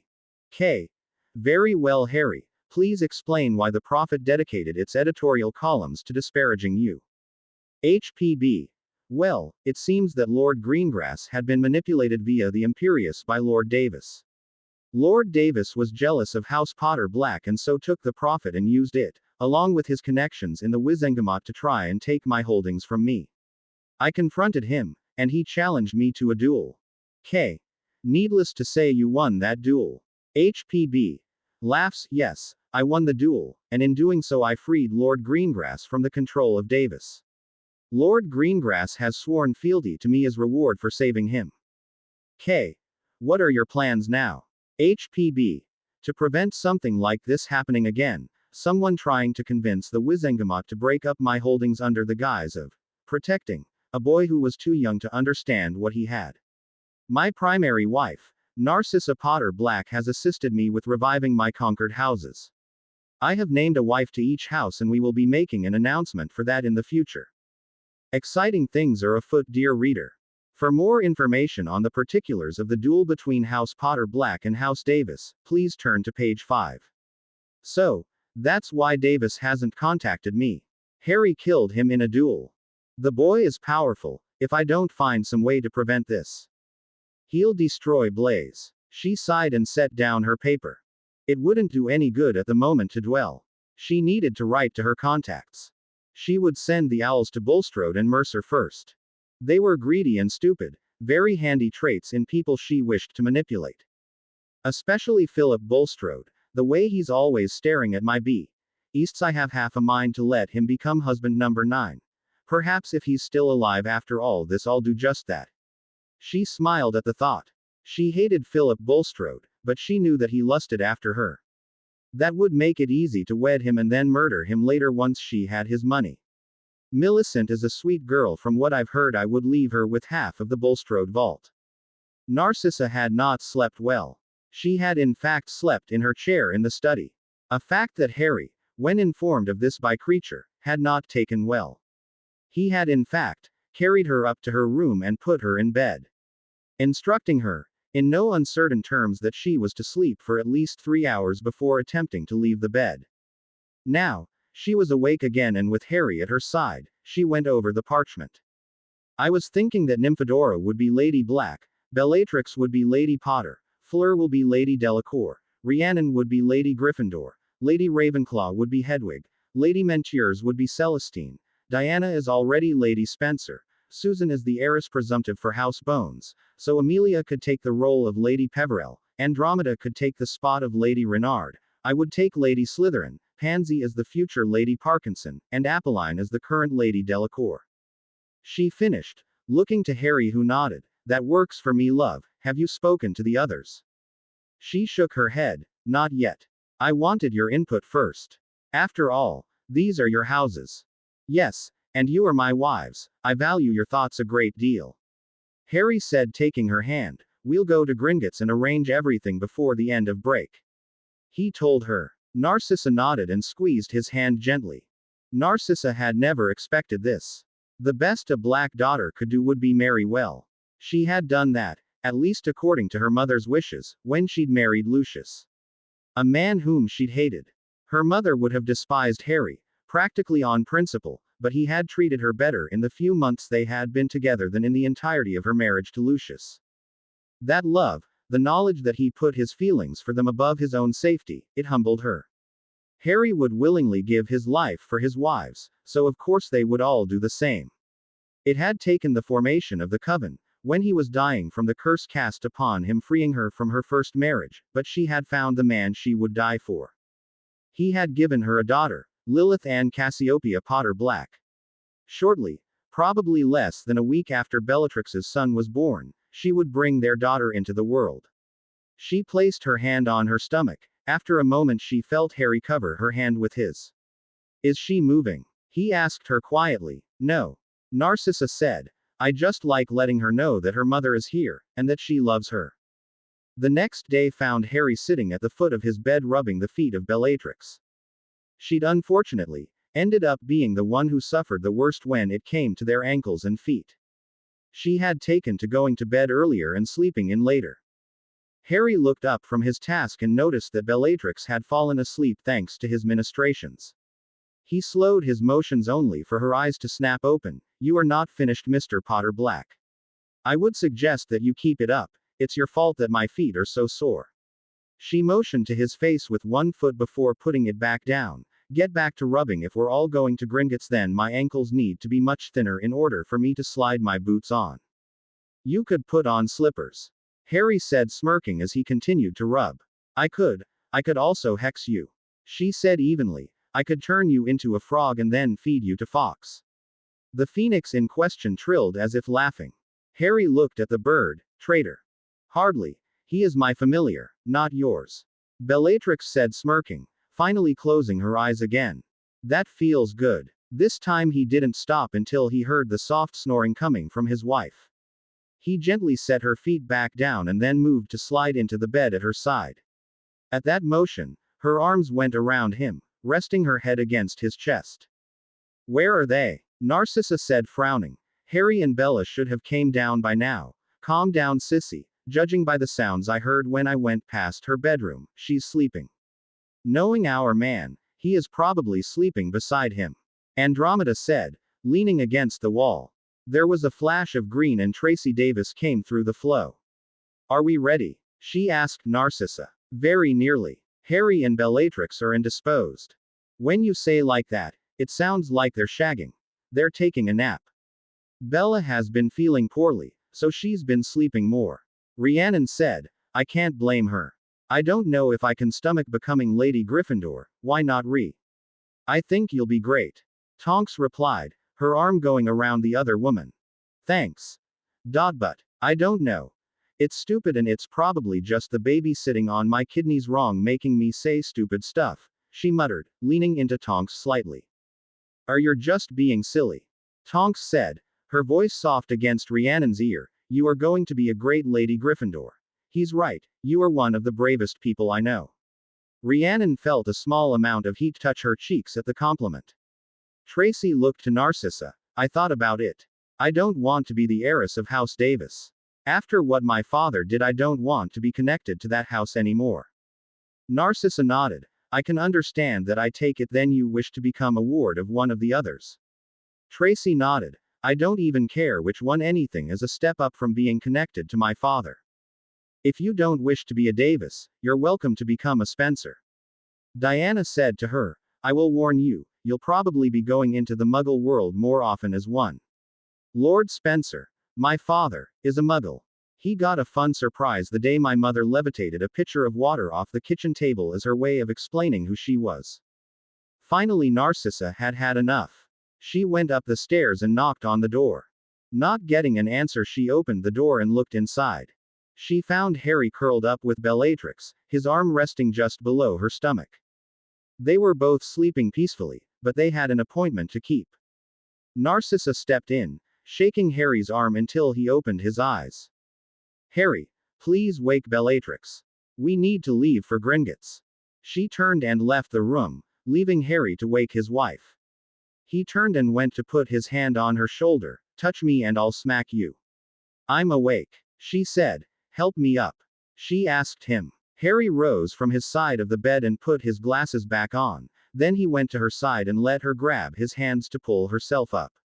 She ed him once she was on her feet. Thank you for comforting a grouchy pregnant woman. She said softly. Amelia would meet them at Gringotts, she promised. She needed to have her first meeting with Teresa Zabini since her release. She went to her office at the ministry and then from there, she used the flow to arrive at the Zabini townhouse. Teresa was waiting for her when she arrived. Please, make yourself at home, she said, a faint note of annoyance that Amelia hadn't announced she was coming and had instead simply came through. I am rather in a hurry, Madam Zabini, so if you would please inform me of your progress I would appreciate it. Amelia said, taking note of the stack of papers Teresa had on her desk. Certainly, Minister. She indicated the papers before her. This is a list of the Death Eaters I know ranked in order of importance. I would recommend going after them carefully. After all, in the case of some of these they have enough money to make getting to them difficult, even for the minister. Oh, and how would they make it difficult? Amelia asked. Teresa smiled thinly. They would be able to afford Polyjuice Potion, enough of it to hide themselves while you wasted your time processing 30 or 40 of their copies. Or they could afford to hire enough hired wands to make getting close enough to them to arrest them at all very difficult. Amelia frowned. She knew that Teresa was correct. Given the proper amount of money, someone could create a big enough scene that they could avoid arrest and travel to one of the countries that doesn't have an extradition treaty. Fair enough then. Are these names all you have for me? No, Minister. I have another thing that might interest you. Philip Bulstrode wishes to have dinner with me tonight. You will find him on the list as marked weak but well connected. He's wealthy and that buys him sway in the Wizengamot, as well as with the lesser bureaucrats in the ministry. The man himself is a pig and far more foolish than he thinks he is. Foolish enough that he would not notice if someone was to place a few listening charms in my dining room and in the study. So your plan is to trick him into confessing something worth our trouble. What prevents you from being pointed out by him as the only one who was with him when he said these things? Amelia asked, annoyance flitting over her features again as Teresa smiled once more. The most simple answer is he'll be too busy staring down my robes to remember what he told me. Plus, I plan to obliviate him of the evening, and then have my house elf drop him off in an alley. An alley that I would hope has a few oars patrolling in time to bring in a marked Death Eater. Tricky by .ch. Amelia thought to herself as she took the papers and rolled them up, carrying them under her arm. Good work. Contact me with your house elf when you are ready for us to collect Mr. Bulstrode. She said, now I have to attend other business. Good day. She turned and vanished back through the flow to her office at the ministry. In her office, Amelia looked over the names quickly. Most of the ones she saw were ones that hadn't been deemed important enough at the time when they'd shown up on Bellatrix's list. Now that the bigger fish are dealt with, I see no reason not to go after the smaller ones. That will keep the higher risk targets from noticing anything, well, hopefully anyway. She marked down a few names of oars she wanted to use for the task of collecting Philip Bulstrode tonight. She would pass the names on to Kingsley before leaving out for Gringotts. Scrimgeour, she'd came to realize, was far too interested in becoming minister after she retired. She had a suspicion that he was going behind her back and possibly making arrangements with the other departments, trading favors now for future ones when he became minister. For now, that wasn't important. She had her office as minister, and should Scrimgeour step out of line, she would have him replaced. Kingsley would make a good department director, then I would move Nymphadora into the head oar spot. Wait. Damn, she's Professor Potter Black now. I doubt she would come back to the job if I offered her slightly higher pay and worse duties. Damn it all, it's time. She said as her wand buzzed, the alarm spell she had placed telling her that she needed to be at Gringotts in less than 20 minutes. She rose from her chair and smoothed her robes before apparating into the lobby of Gringotts. The process of reviving the houses absorbed into House Potter Black was surprisingly straightforward, Harry learned. He'd merely needed to declare intent and then name each wife as the lady of their respective house. I name Nymphadora Potter Black as the Lady Black. I name Bellatrix Potter Black as the Lady Potter. I name Narcissa Potter Black as the Lady Slytherin. I name Andromeda Potter Black as the Lady Renard. I name Fleur Potter Black as the Lady Delacour. I name Rhiannon Potter Black as the Lady Gryffindor. I name Hedwig Potter Black as the Lady Ravenclaw. I name Apolline Potter Black as the Lady Malfoy. I name Celestine Potter Black as the Lady Mentures. I name Amelia Potter Black as the Lady Peverell. I name Diana Potter Black as the heiress of House Spencer. I name Susan Bones as the heiress presumptive of House Bones, and I name Pansy Parkinson as the heiress presumptive for House Parkinson. This I swear, so mote it be. Harry had stated, reading the parchment Narcissa had given him and holding his wand aloft. His magic responded, and after a drop of blood to craft each ring, an act that left his hand feeling like he'd stuck in one of the two wrong ends of a blast-ended screw, it was done. His wives were all now the ladies of noble, or in some cases, ancient and noble houses. Next came the part that was even less fun. In order to reactivate the vaults for each house, Harry had needed to sign documents, and at Gringotts that could only mean one thing. Harry looked with distaste at the black quill before him. Griphook noticed the frown and spoke up. Lord Potter Black, we must use a blood quill in order to make this official.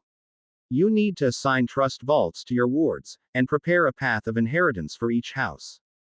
When it was over, Andromeda's Mediwitch training kicked in and she began to tend to his wounds. Harry found that he was just glad it was over for the day. This time fate was less kind. Winging his way towards the Potter Black Manor, a small owl carried a scroll written in the sloppy handwriting of one Ronald Bilious Weasley, addressed to one Harry James Potter Black. Returning from Gringotts, Harry went upstairs and collapsed onto the bed. He was exhausted and his hand stung like he'd had a wasp's nest for a mitten. After a few moments, Andromeda came into the room and sat down on the bed at his side. I brought some things to help with the pain. She told him as she pulled 2 vials from her pocket. This is a blood replenishing potion, drink it. She handed him a small vial of what looked like diluted blood. He downed it, wincing at the taste. This one is to help take the sting out and hopefully prevent any new scars from coming up. she said as she poured a slick orange liquid onto his hand and began to gently massage it into his hand. The potion stung as it worked into the cuts, but Harry did enjoy the feel of Andromeda's hands as she massaged the potion in. He drew in a breath as the stinging grew in strength. Andromeda looked to him and winced sympathetically. "I'm sorry, Harry, I'm just trying to help." Harry managed a smile. "It's fine, Andy, thank you. So what is the plan for the rest of the day?" she asked him. The potion massaged in, but she kept her hand on his. "Neville and Luna are coming to visit. She's spent part of Yule with the Longbottoms." Harry replied, "But that isn't until later for now. My only plan is to lay on this bed, perhaps with some company," he said, turning it into a question as he looked to Andromeda. She smiled and toed off her shoes, sliding into the bed beside him. "I think that could be arranged," she said. He, dotting him softly. "After all, you did make me the Lady Renard. The least I could do is spend some time with my husband and lord." She grinned and drew closer to him. As the couple lay in the bed, Fleur found herself looking at a tiny owl that seemed exceptionally proud of itself. "You are the Weasley owl, aren't you?" Pig, alias Pigwidgeon, barked joyfully, his tail feathers wagging almost like a dog presenting a stick to be tossed. The stick in this case was actually a letter addressed to Harry. "I'll take this letter and give to Ari when he awakes." Taking the letter, she gave the tiny owl a treat and watched as it left back through the open window. Who at the Weasley house would be writing to Harry? Arthur and Mafalda can use the flow to speak with us. It must be one of the younger two. I'll ask Dora to check it for spells as she did with Draco's letter. Tonks, for her part, was also upstairs. She and Rhiannon were in their room. They were both tired. Even at her early stage, Rhiannon's pregnancy was trying. Thankfully, when she shifted during the last full moon, it hadn't seemed to hurt her or the baby. She'd made very sure of that, waking Andromeda the moment she had shifted back and having her run diagnostic charms. That said, she was still tired and sore nearly all the time. Tonks was much the same, though she had more of an excuse. She was at the end of her first trimester and she very much felt it. It seemed that she had inherited the same heartburn and fatigue that Andromeda had felt when carrying her. That gave her more comfort. Maybe that means that Teddy will be a metamorphagus like me. Thoughts of her earlier dreams of a little boy with hair that went from Potter black to bright blue flitted into her mind. She squeezed Rhiannon softly, returning it when the other witch smiled at her. This was how it was supposed to be. Tonks thought as she pressed a key to Rhiannon's temple. This had been their plan before Rhiannon had left. They would find a wizard they both could care for, and then the three of them would have their own family. It had taken a long time, nearly 10 years, but they had it now. This is perfect, heartburn and all. A thought Rhiannon shared with Tonks, though in her case it was less heartburn and more general fatigue. Still though, I wouldn't trade this for anything. Richard Holder was a tosser. I should have known it when I first saw him. He smelled like cheap cologne and bad pomade. Rhiannon thought about her ex. She wondered idly what he was doing, what his reaction would be to her being named Lady Gryffindor. She smirked at that thought. He was probably still working his old job as a pencil pusher somewhere in the ministry. Was it games and sports, or was it in line continuation? Maeve's nipple, this is going to bug me all day. It was in fact the line continuation department of the ministry. Richard Holder had received a large stack of papers from Gringotts and had only gotten halfway through it when he'd seen a name and had paused. Rhiannon Potter Black née Cosgrove, the Lady Gryffindor. This can't be right. She's a monster, not a witch. I'll speak with Director Mercer. She'll be able to tell me if this is a mistake or not. Miranda Mercer frowned as she looked at the paperwork her junior clerk had brought for her to look at. This woman is a werewolf. You are certain of it? Richard nodded. Yes, Director. I was in a very brief relationship with her. When she told me the truth about her status as a werewolf, I immediately broke off contact with her. As well you should. I also see a few other names. I have concerns with Fleur Potter Black as Avila. From the article one read, she convinced Lord Potter Black to duel her fiancé and then to marry her. We cannot have creatures as the heads of our houses, even if her house is a foreign one. Miranda's frown grew even darker as she considered the idea of a half-breed taking control of any house, especially one connected to such an influential name as Potter. Gringotts doesn't make mistakes, so unfortunately we will need to process these papers as they are. However, I promise you I will be bringing this up with the Wizengamot. Werewolves are dangerous monsters, something like that can't be allowed to take the place a proper pure-blooded witch deserves. Harry smiled at the sleeping form of Andromeda, now divested of her robes much as he was. Cuddling had led to love-making again, not a pattern he would complain about of course. It seems like I can't lay on a bed with one of my wives and not want to make love. I guess that's as good a sign as any that our marriages are strong. He turned slightly and rested his hands under his head as he looked up at the ceiling. Moments like this, where the only sound was him and his wife breathing, were precious to him. Finally, after all of the abuse he'd suffered as a child, after all the life-threatening danger of his first few years at Hogwarts, he finally had people who truly loved him again. That wasn't to say that the life-threatening dangers were gone. After all, there was still Voldemort out there, but mostly his life was comfortable. Term starts back soon. I wonder if Dora would let us all just use the flow in her office instead of dealing with the train. He doubted it. Riding the express was as much a part of the Hogwarts experience as nearly dying from a moving staircase or Peeves throwing water balloons filled with various potions at you. The ride to and from Hogwarts had been much quieter this time around, especially with the removal of Draco Malfoy from the picture. If there's any justice in this world, that little ferret will end up being used as an outhouse somewhere in hell. That thought nearly made Harry laugh aloud, though he was able to catch himself. The black women, he'd learned, were not at their most polite when suddenly awoken. Bellatrix, for example, had, while still mostly asleep, transfigured a quill by the bed into a dagger and had hazily slashed at Harry with it, cutting a deep gash into a pillow. Narcissa had been slightly better. In her case, an accidental wake-up usually just resulted in Harry having a new black eye or bloodied lip to explain to the rest of the house. Apparently, she flails was enough to get them to laugh uproariously at his misfortune.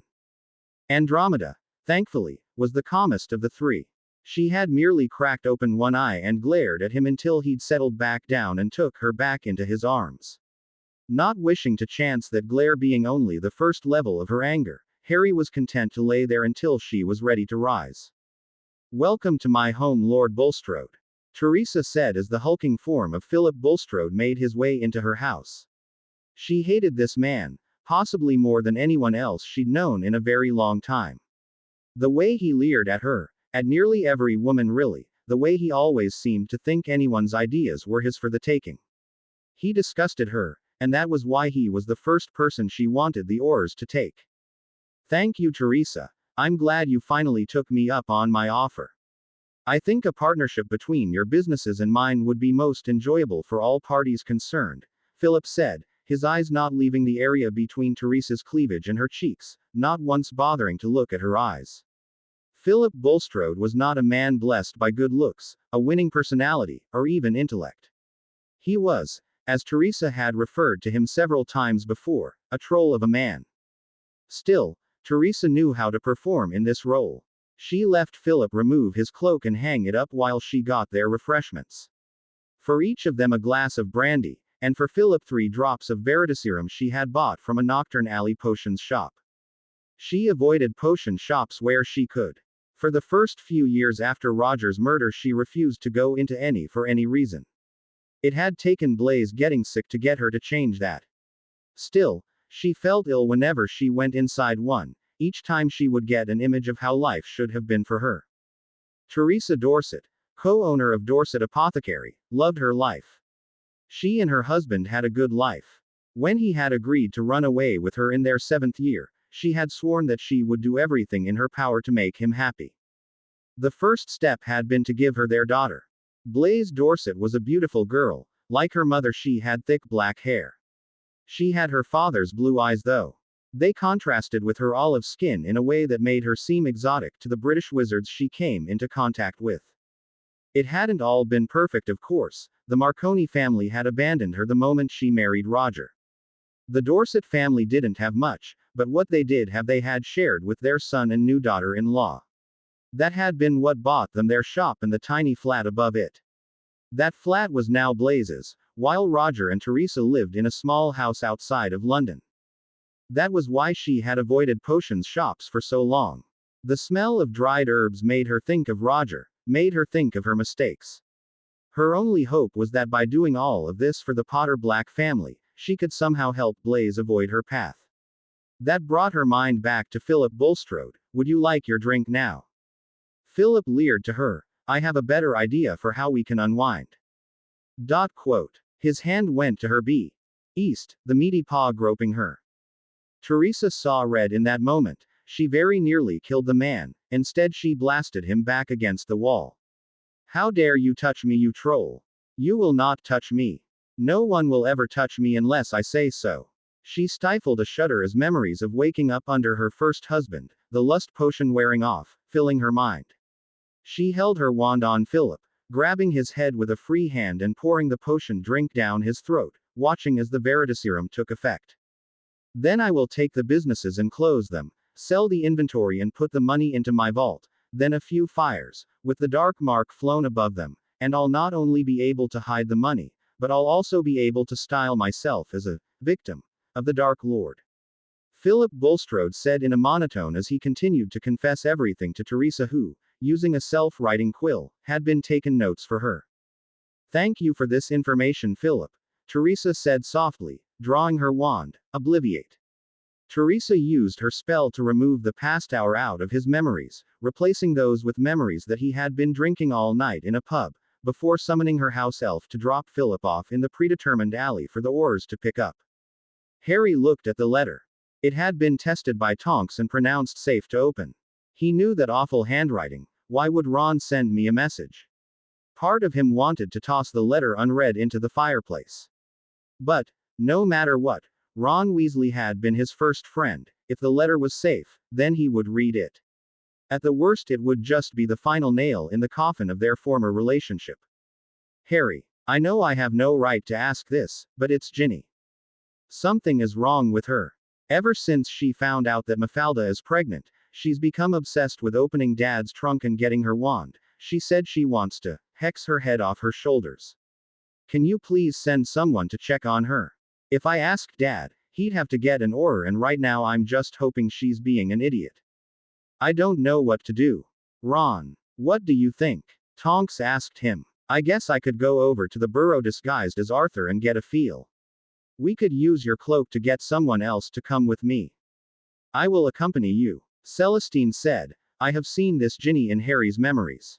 There is a darkness infused in those memories. If I can get close enough, I can attempt to feel her magic, as I did with Harry at the Enclave. Are you sure, Dora? Harry asked. You've been having so much trouble with your abilities during the pregnancy. Tonks nodded. It'll be a little more of a strain. But I can do it. She closed her eyes, and after a moment's concentration, Arthur Weasley stood before him. Electricity can't have enough plugs. Tonks' Arthur grinned. Good enough. Amelia was grateful for her years of experience as an Auror.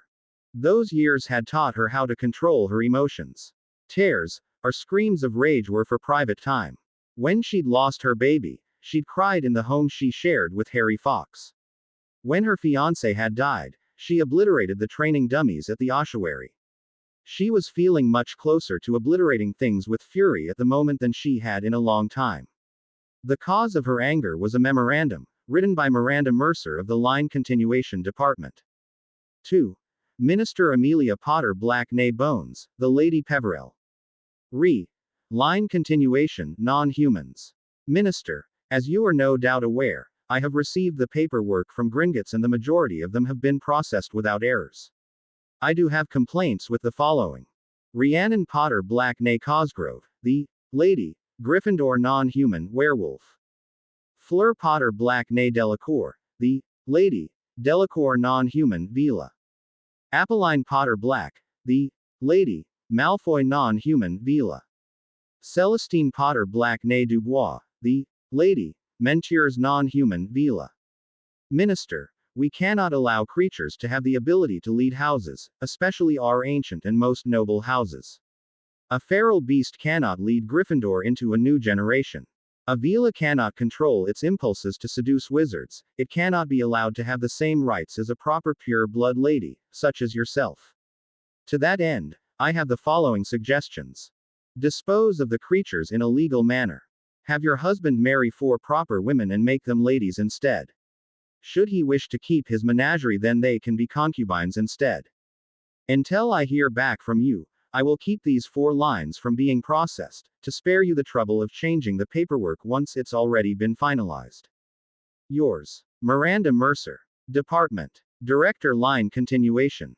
That miserable dried up old prune. I'll handle her. First things first, I need to set up a little meeting for her and the family she continues to insult. Amelia penned a short reply. Director Mercer, please come see me at 3 o'clock today. I wish to discuss this matter with you. With the letter winging its way to the line continuation department, Amelia went to her private flow and used it to arrive back at the manor. Harry was currently engaged at Rhiannon's feet. When Amelia arrived, she found Rhiannon sitting in an overstuffed chair, her bare feet in Harry's lap as he rubbed them, working his thumbs into the soles before him. Rhiannon had her eyes closed and a dreamy look overtaking her. Oh, Merlin. She drawled. Harry, if I wasn't already knocked up, I'd drag you into the bedroom and get a baby out of you anyway.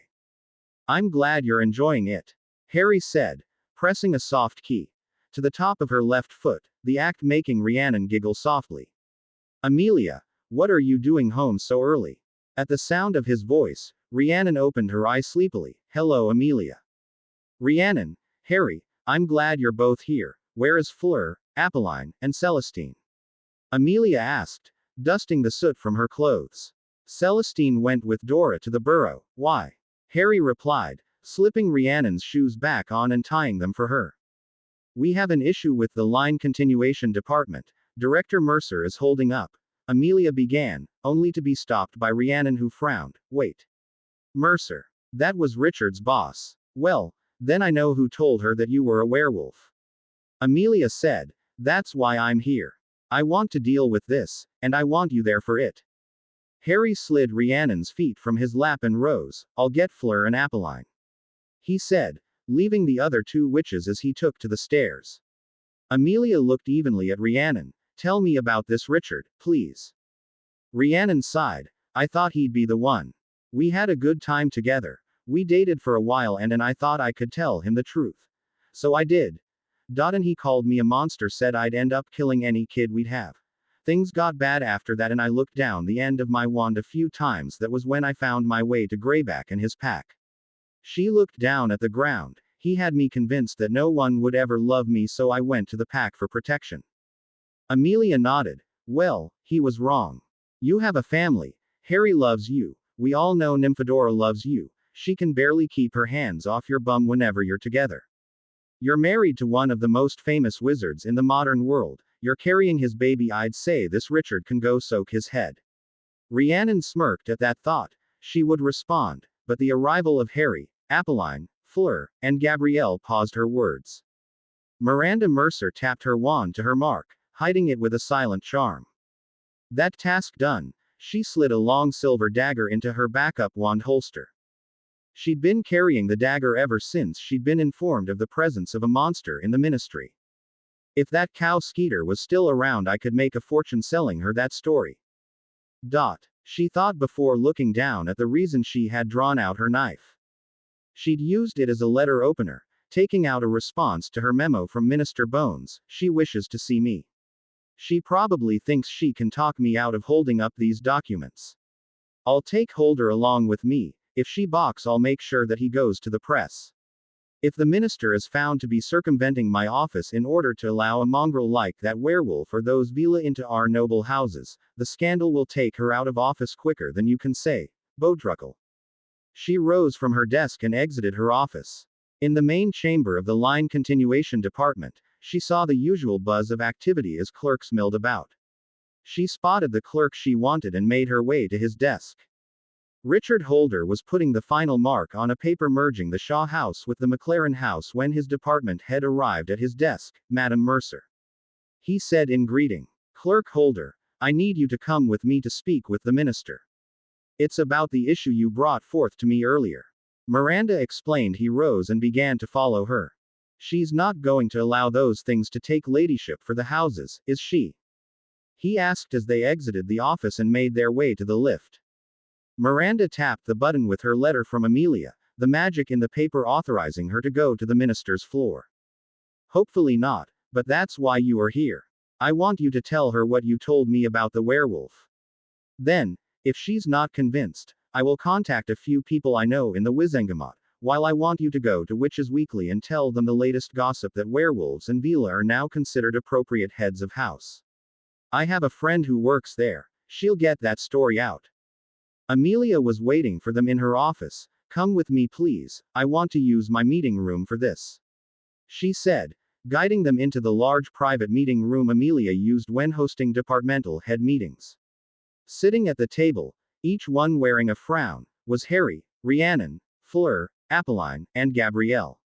Standing in the back of the room were two Aurors, watching as Amelia guided them to sit down at the opposite end from the Potter Blacks. Now then, kindly explain why you are so determined that my husband change his mind regarding his wives and their positions. Amelia said, her voice stern. Last I checked, it wasn't the purview of the line continuation department to decide who was supposed to be the lady of a house. You are only supposed to make note of it and then send it through to the records department. She's a werewolf, Richard said, pointing at Rhiannon. I went out with her. I keyed her. After she finally told me what she was, I spent 2 weeks using every mouthwash I could find trying to clean my mouth. Dick, you never used mouthwash. That's why your breath always smelled like your boss lady's ass, Rhiannon said, leaning it and only stopping when Harry put a hand over hers. This is the attitude we are to expect from the Lady Gryffindor. Miranda spat. This thing is a danger to everyone. Look at the little Vila there. What would you say, Minister, if it killed the child? One full moon.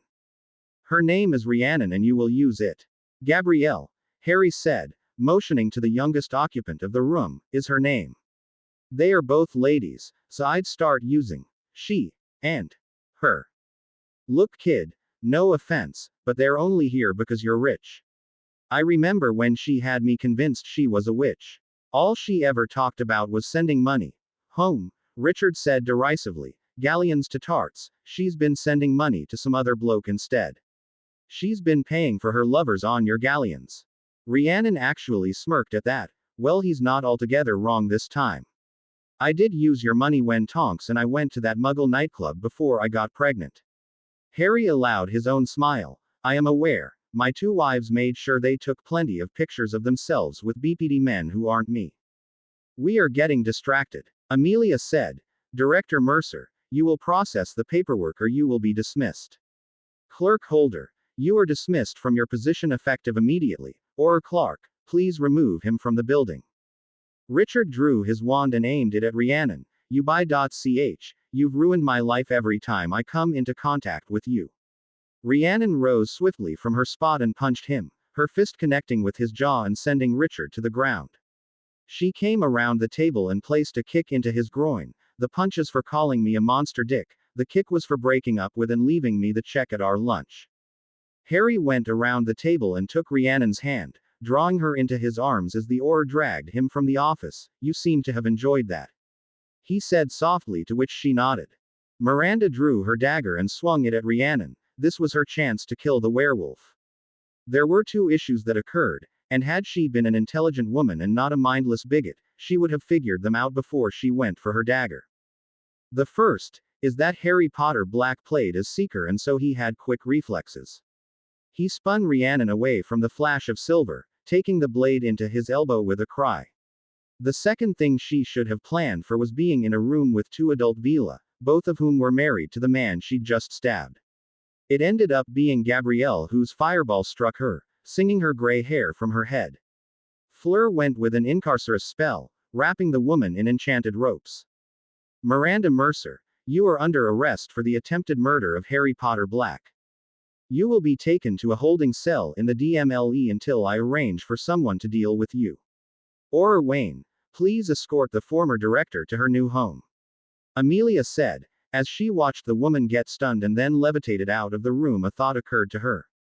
Well, 2 of them. The first was I'll need to get Andromeda to check Harry's arm, and the second thought was I'll have to let Bellatrix act as the interrogator for this one.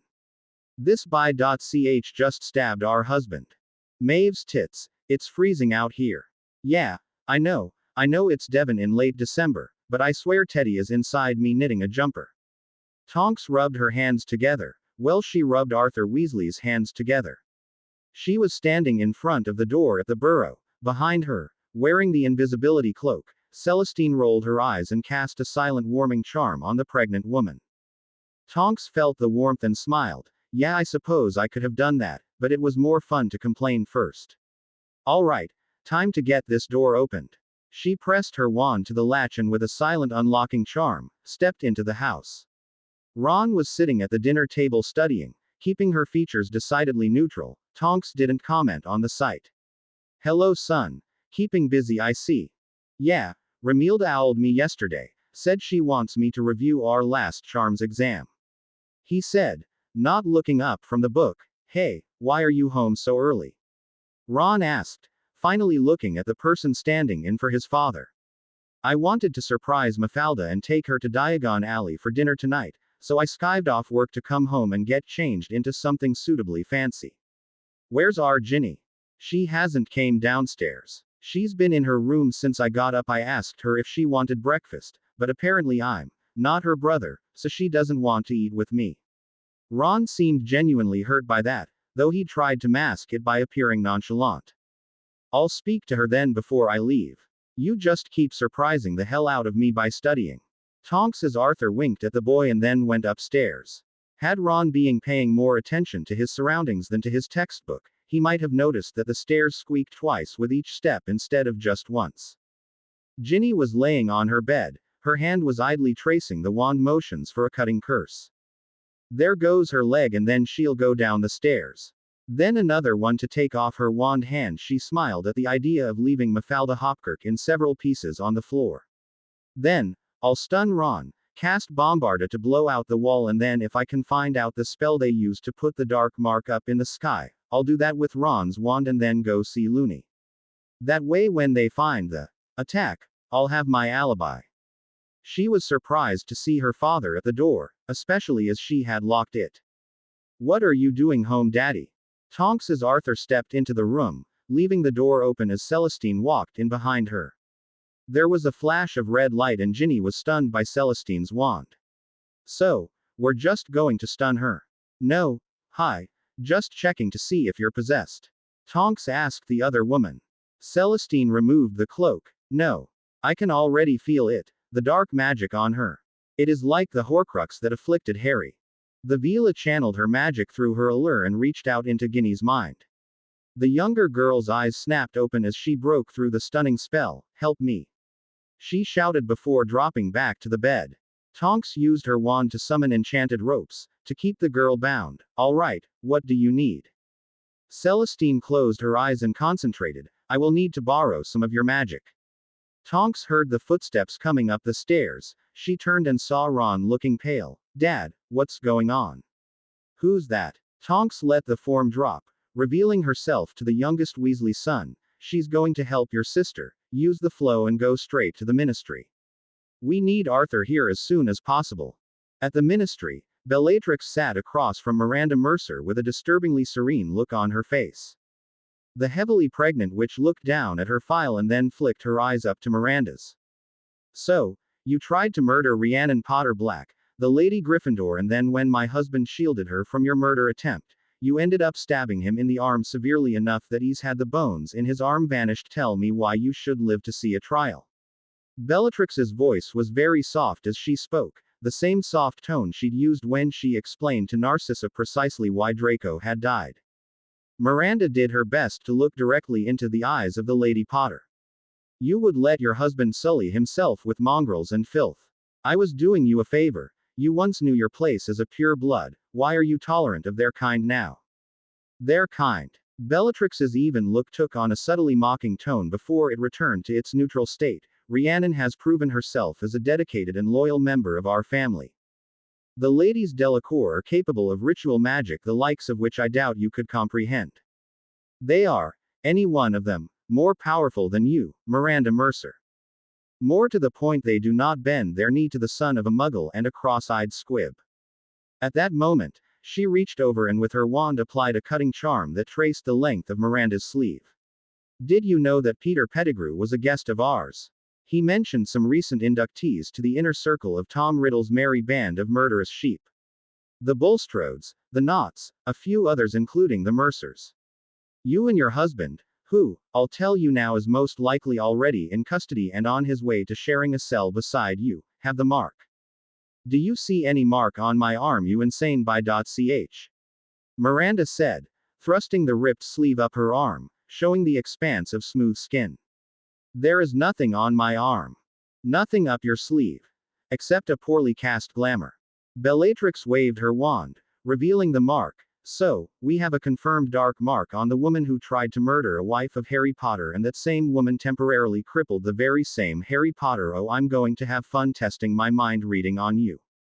You can't. You're a wife of Harry Potter. You aren't going to be objective. Miranda cried. I want an order. I know my rights. She stopped when Bellatrix grabbed her chin and forced her to look into the other witch's eyes. Do you know where we are? I doubt it. This place doesn't technically exist. This is a special place. The only people who can find it are myself, Minister Potter Black, and a very small number of hand-selected Aurors. When Miranda felt the first probe, she tried to fight it. However, Bellatrix wasn't in the mood to be gentle. Outside the cell, Amelia watched impassively as Bellatrix pushed past the mental shields of Miranda Mercer. Upstairs, Richard Holder had been removed and his memories, not just of the meeting, but of Rhiannon's existence, had been taken away. With the removal of Miranda Mercer from the line continuation department, there was no one that would stop the placement of Harry's wives as the ladies of their houses. Arthur hadn't known what to make of the fact that his son had burst into his office.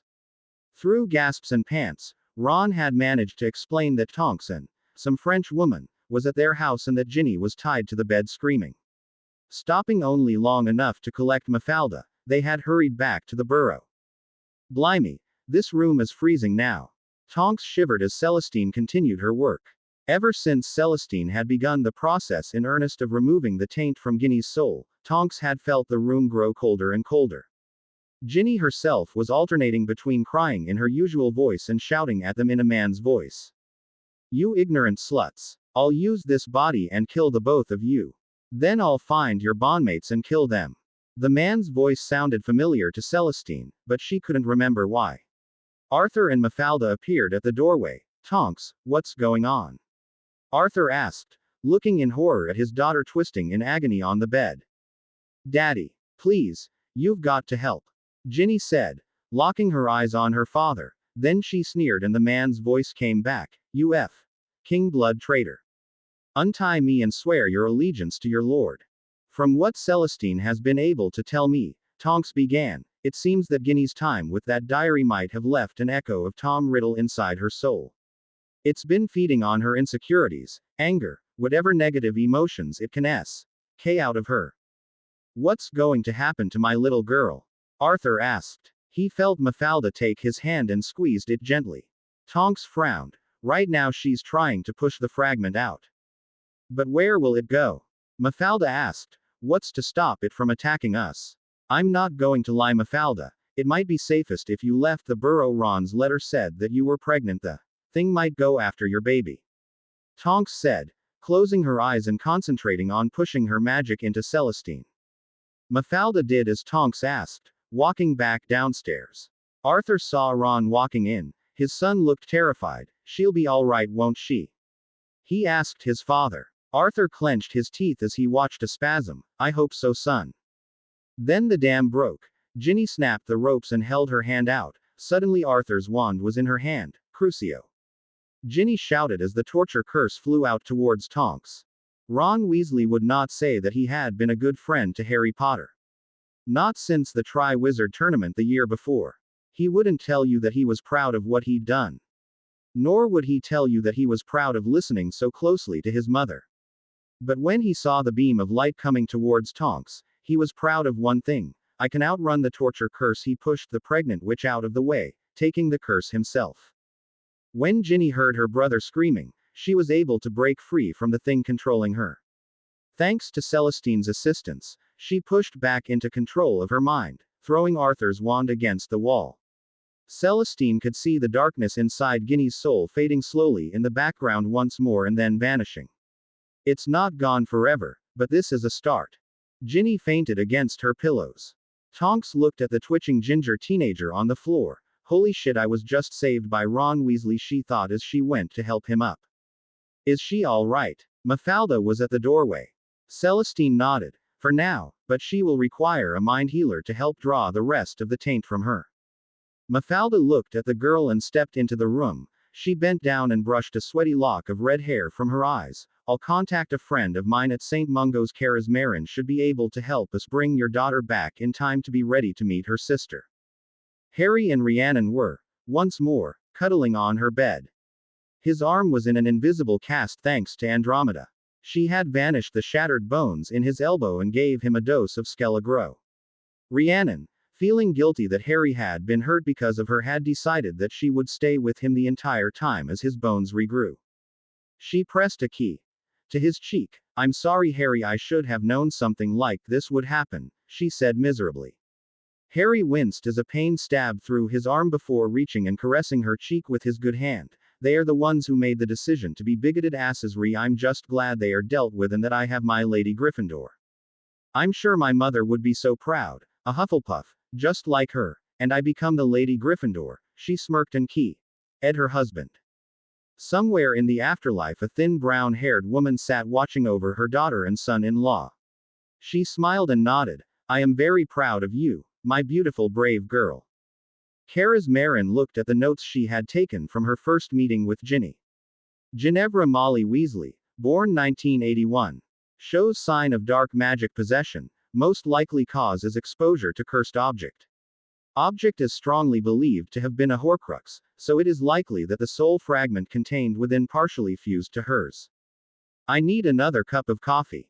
Kara sighed as she rose from her chair. Her home was a small but neat flat in a mixed Muggle and Wizard community.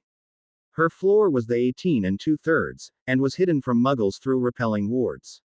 She stretched, unpinning her hair and letting it flow down her shoulders. I should send grandfather a letter, he had to deal with possession once. She sat back down after refilling her coffee cup and drew out a piece of paper from her drawer. Taking back up her pen, she started to write. Grandfather, I am working on a case that I feel your personal experience could prove invaluable.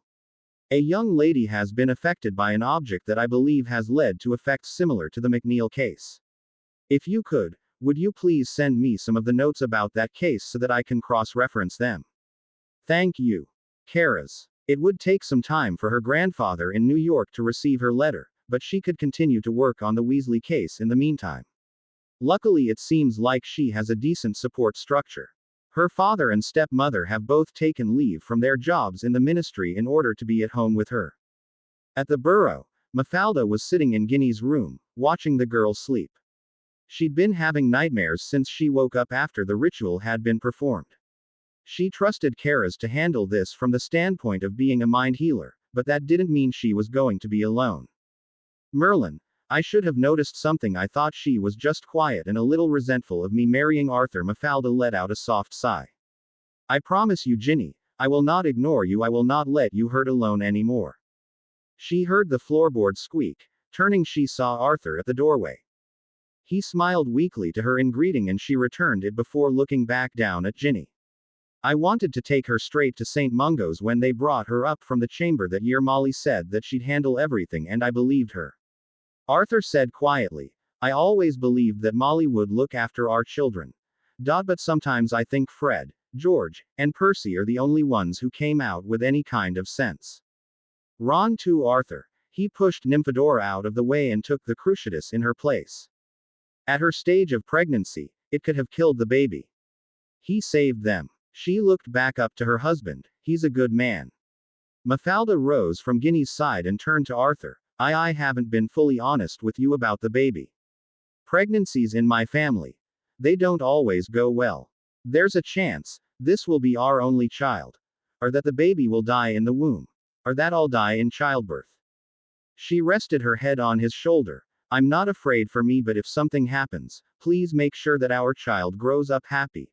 She felt his arms go around her.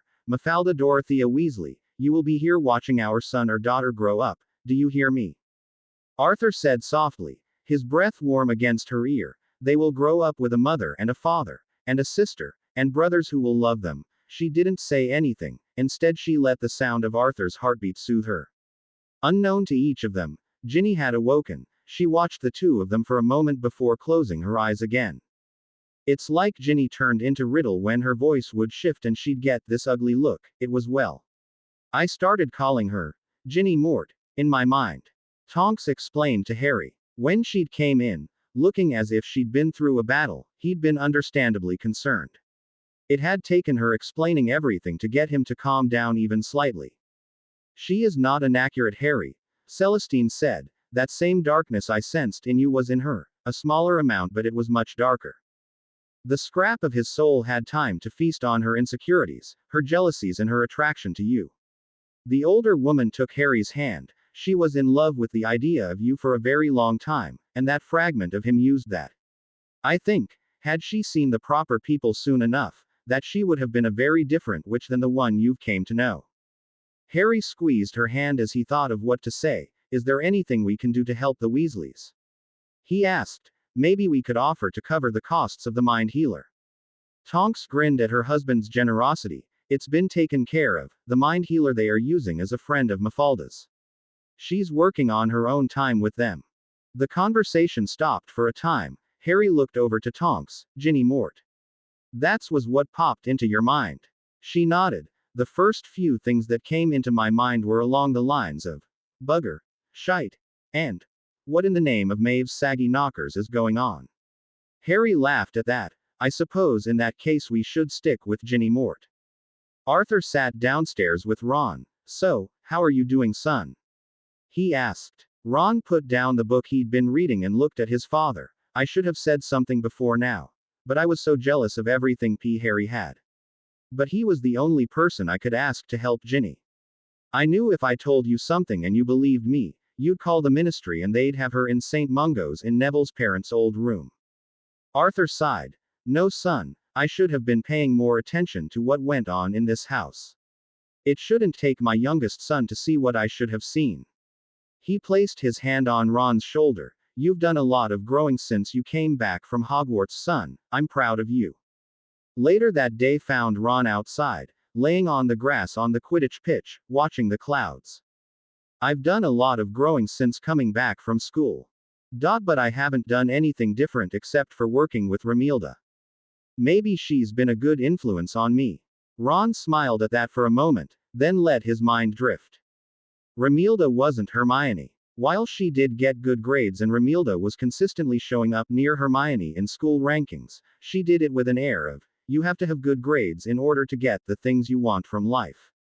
At first Ron had balked when they were placed together, but now he could see why she took her studies so seriously. I saved Tonks and her baby from the torture curse. Dad said that if she'd been hit at this stage of her pregnancy, she would have died, and Mafalda hugged me. Mafalda Weasley was not Molly Weasley. Mafalda preferred to cook in the Muggle way. She insisted on checking homework, not for mistakes, but for evidence of self-writing quills, and had bought the Weasley children still at school cheat-proof parchment.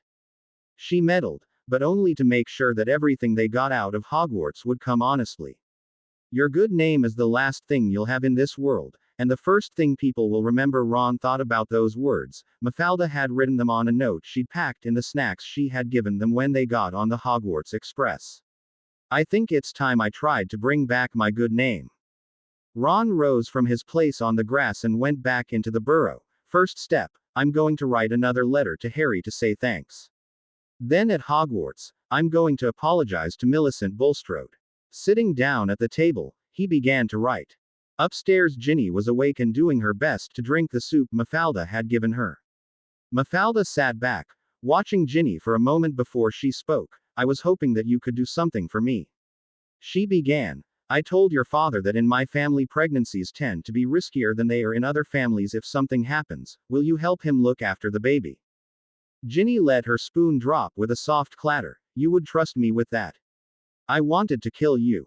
No, that thing wanted to kill me. I don't think that I've met the real Ginny Weasley before a few hours ago. The older woman said, how did you like Kara's? She was the first American witch I'd ever met. She came here to work at St. Mungo's as part of a transfer program and loved it so much that she stayed on. Ginny thought. She seemed nice, I guess. She didn't call me a freak, so she's at least more polite than I might have been in that situation. Mafalda looked to her. I don't think. Ginny stopped her with a raised hand. That thing was inside me, it needed dark thoughts to feed on. I'm not perfect. I'm not some little princess that was held prisoner. I was jealous of Harry's wives for being with him. I hated you for not being my mum. I hated the look my dad would get on his face when he looked at you because I knew I would never see it from a man. I had all of that in my heart and it fed on it and wanted more and more, so it whispered to me telling me that I wouldn't ever be loved. Ginny's eyes grew moist as she felt tears stinging her. She closed her eyes and drew a breath, and that's when she felt arms. Mafalda was hugging her. For a moment Ginny froze, and then she returned the hug. Mafalda wasn't Molly Weasley, but she was a good woman. Maybe that was enough, Ginny thought as she let the other woman hug her. Date night. This date had been planned since before Harry got out for Yule. He sat at the table, holding the hand of his wife as she perused the menu. Fleur smiled at him. How about we get the lamb and share it like we did on our first date? Harry nodded. They had came back to the same French restaurant in London where they'd shared their first dinner as a couple. So, how does it feel to be the Lady Delacour? He asked her. Fleur sipped her wine and squeezed his hand. I knew that I would eventually be the lady of the house when we married.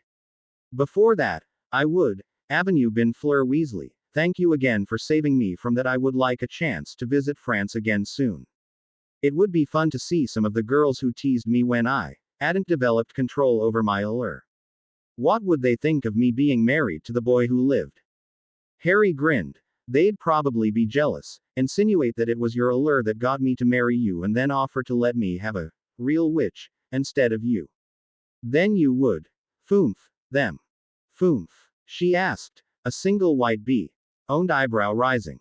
You know, the fireballs. Foomph. He mimed an explosion with his hands.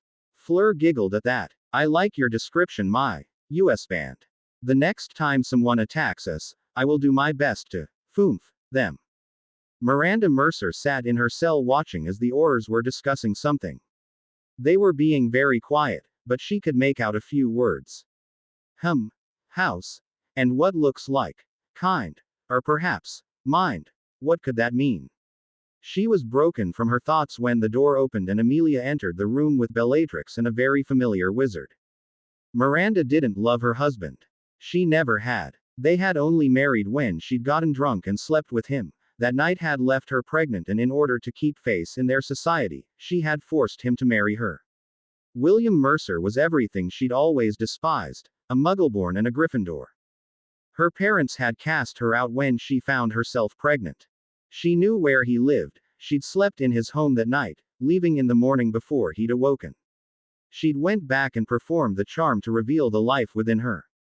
When he saw the soft blue glow, she'd been irritated by the look on his face as if she'd given him a gift. She'd married him, took his name, but had never loved him. When she was pleased with him, which was rare, she ignored him. When she was angry, which was common, she would call him mudblood. Miranda, it seems that your husband is invoking his right as head of House Mercer and is taking your punishment onto his own head. Amelia said, with his knowledge that being a Death Eater is a crime in my administration, he is still putting his head on the block instead of yours. That thought froze Miranda. William is going to trade my life for his. Why? We're not a happily married couple, we're not in love. I never treat him with anything less than utter contempt. Why is he doing this? Looking at her husband, she found William and Bellatrix talking. Bellatrix seemed upset. Finally she grabbed William's hand and half dragged him towards Miranda's cell. This is how you're going to die? Throwing your life away for this? She asked him. William nodded. She is my wife. She is the mother of my son. As head of House Mercer, I would take her place so that our son has his mother. He looked at Miranda. She, for perhaps the first time in a very long time, actually looked at her husband and saw the man, rather than his blood status. They hadn't been friends at Hogwarts. Even beyond the usual house rivalries, she had always disliked him. With that stupid cleft in his chin and those ugly little freckles dusting across his cheeks and that stupid little curly thing his hair does when it's hot out all right. Perhaps there had been a slight physical attraction she'd had for the boy, an attraction that grew deeper when they'd graduated and both found work at the ministry. Then came the night she'd found out her then fiancé was leaving her to be with another woman. She'd went out to get drunk enough to forget her problems. She'd found herself sitting beside him in a pub. For the first few drinks she didn't speak and didn't respond when he spoke. As the drinks continued though she'd told him everything. He'd tried to comfort her. Eventually she'd keyed him and practically ordered him to take her home. His mother is a Death Eater, a follower of the man who would kill you and your son without a second thought. Bellatrix pointed out, her eyes never leaving the steadily paling face of Miranda. His mother is the only one I trust to keep him safe. If you succeed in stopping you know who then he'll be safe regardless, but if you fail she could hide his status as a half-blood. William adored their son. From the day she'd told him she was pregnant, he'd done everything in his power to make sure that the house was prepared for a child. If she'd actually cared for the man, she would have thought his actions charming, perhaps even the kind of thing that a woman falls in love with a man over. It was in fact, the only thing that she did admire about him. He was utterly dedicated to his family, even me she thought sadly as she watched him be put into the cell beside her. We will collect you in a few hours, once arrangements have been made. Your son is with one of our oars until we've decided if Miranda has warranted any sort of reprieve. Amelia said to William, before leaving along with Bellatrix. Why are you sacrificing yourself for me, William? Miranda asked once the room was empty save for them. I would think you'd be happy to see me gone from this world. His answer surprised her. Why? I've never hated you, certainly not enough to want you to die. He turned so he was looking at her. I meant what I said, you are the only person I trust to keep Jonathan safe if something happens out there. She looked down at the floor. I am sorry for how I've treated you, William, she said softly, not bothering to attempt to look into his eyes. She was. It surprised her, but it was the truth. She did regret it. If I could change that day, I wouldn't have told you the truth. You would probably have been happier if you'd never met me. She turned and saw that he was actually smiling, if a bit sadly. I wouldn't change a thing. Well, maybe one thing. What? She asked him. For some reason she was afraid of the answer. When he replied softly, that you loved me back. The word struck her like a bombarda. You love me. He nodded. I always have. I loved you in Hogwarts. You were this great, unapproachable beauty, the smartest witch in our year. You were perfect. How could you ever love me after the things I've said to you? After the things I've done?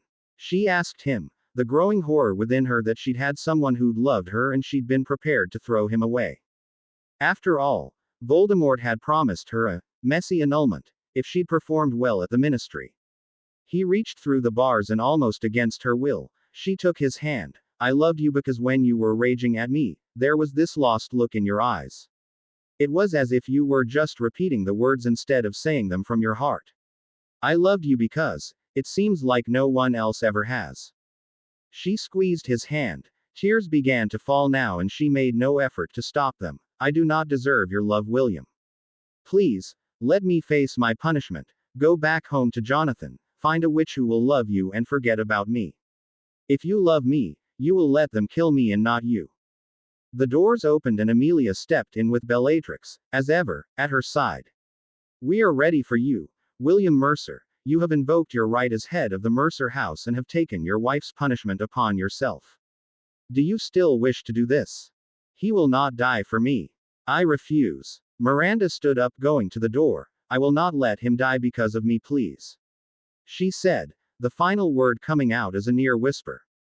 Bellatrix looked disinterestedly at the caged witch. Why would we listen to you? You tried to kill Rhiannon. You very nearly severed an artery in Harry's arm. Miranda looked at the ground and spoke. Because he loves me, the fool that he is. Because I love him. 5 years into their marriage and Miranda Mercer actually felt love towards her husband. It terrified her, and it sickened her to think of the time she'd lost. The things she'd called him. It was Amelia who looked from William to Miranda. He has chosen. The penalty for becoming a Death Eater is death by the veil. Then kill me. I'm the Death Eater. I'm the one who deserves it. All he's ever done is treat me like I mattered to him, and I was too blind to see it. Let him go. He's not marked. He's not a Death Eater. I am, not him. If you murder him, I swear I will find a way out of this place, and I will bring ruin upon you and everything you care about. She gripped the bars, looking at Amelia. Miranda, it's over, William said quietly as he rose and went to his door. Minister, I am ready. The door opened and William stepped out. He turned to Miranda's cell. Can I be with her for a moment? He asked. Amelia nodded and looked to Bellatrix, who opened the cell door. William stepped inside and embraced Miranda. She froze for a moment and then returned it. Please don't do this. She whispered, crying against her husband's chest. For the first time in their marriage, Miranda felt comfort when she touched her husband. I have too. A world without you is much worse than one without me. She keyed him. 5 years' worth of regrets poured into the key. She felt a warmth flow between them. She broke the key and laughed bitterly. It figures our magic would bond when you're about to die for me. Amelia looked at Bellatrix, an unspoken message between them passed. The dark-haired witch frowned, then turned away, walking towards the door but not leaving the room.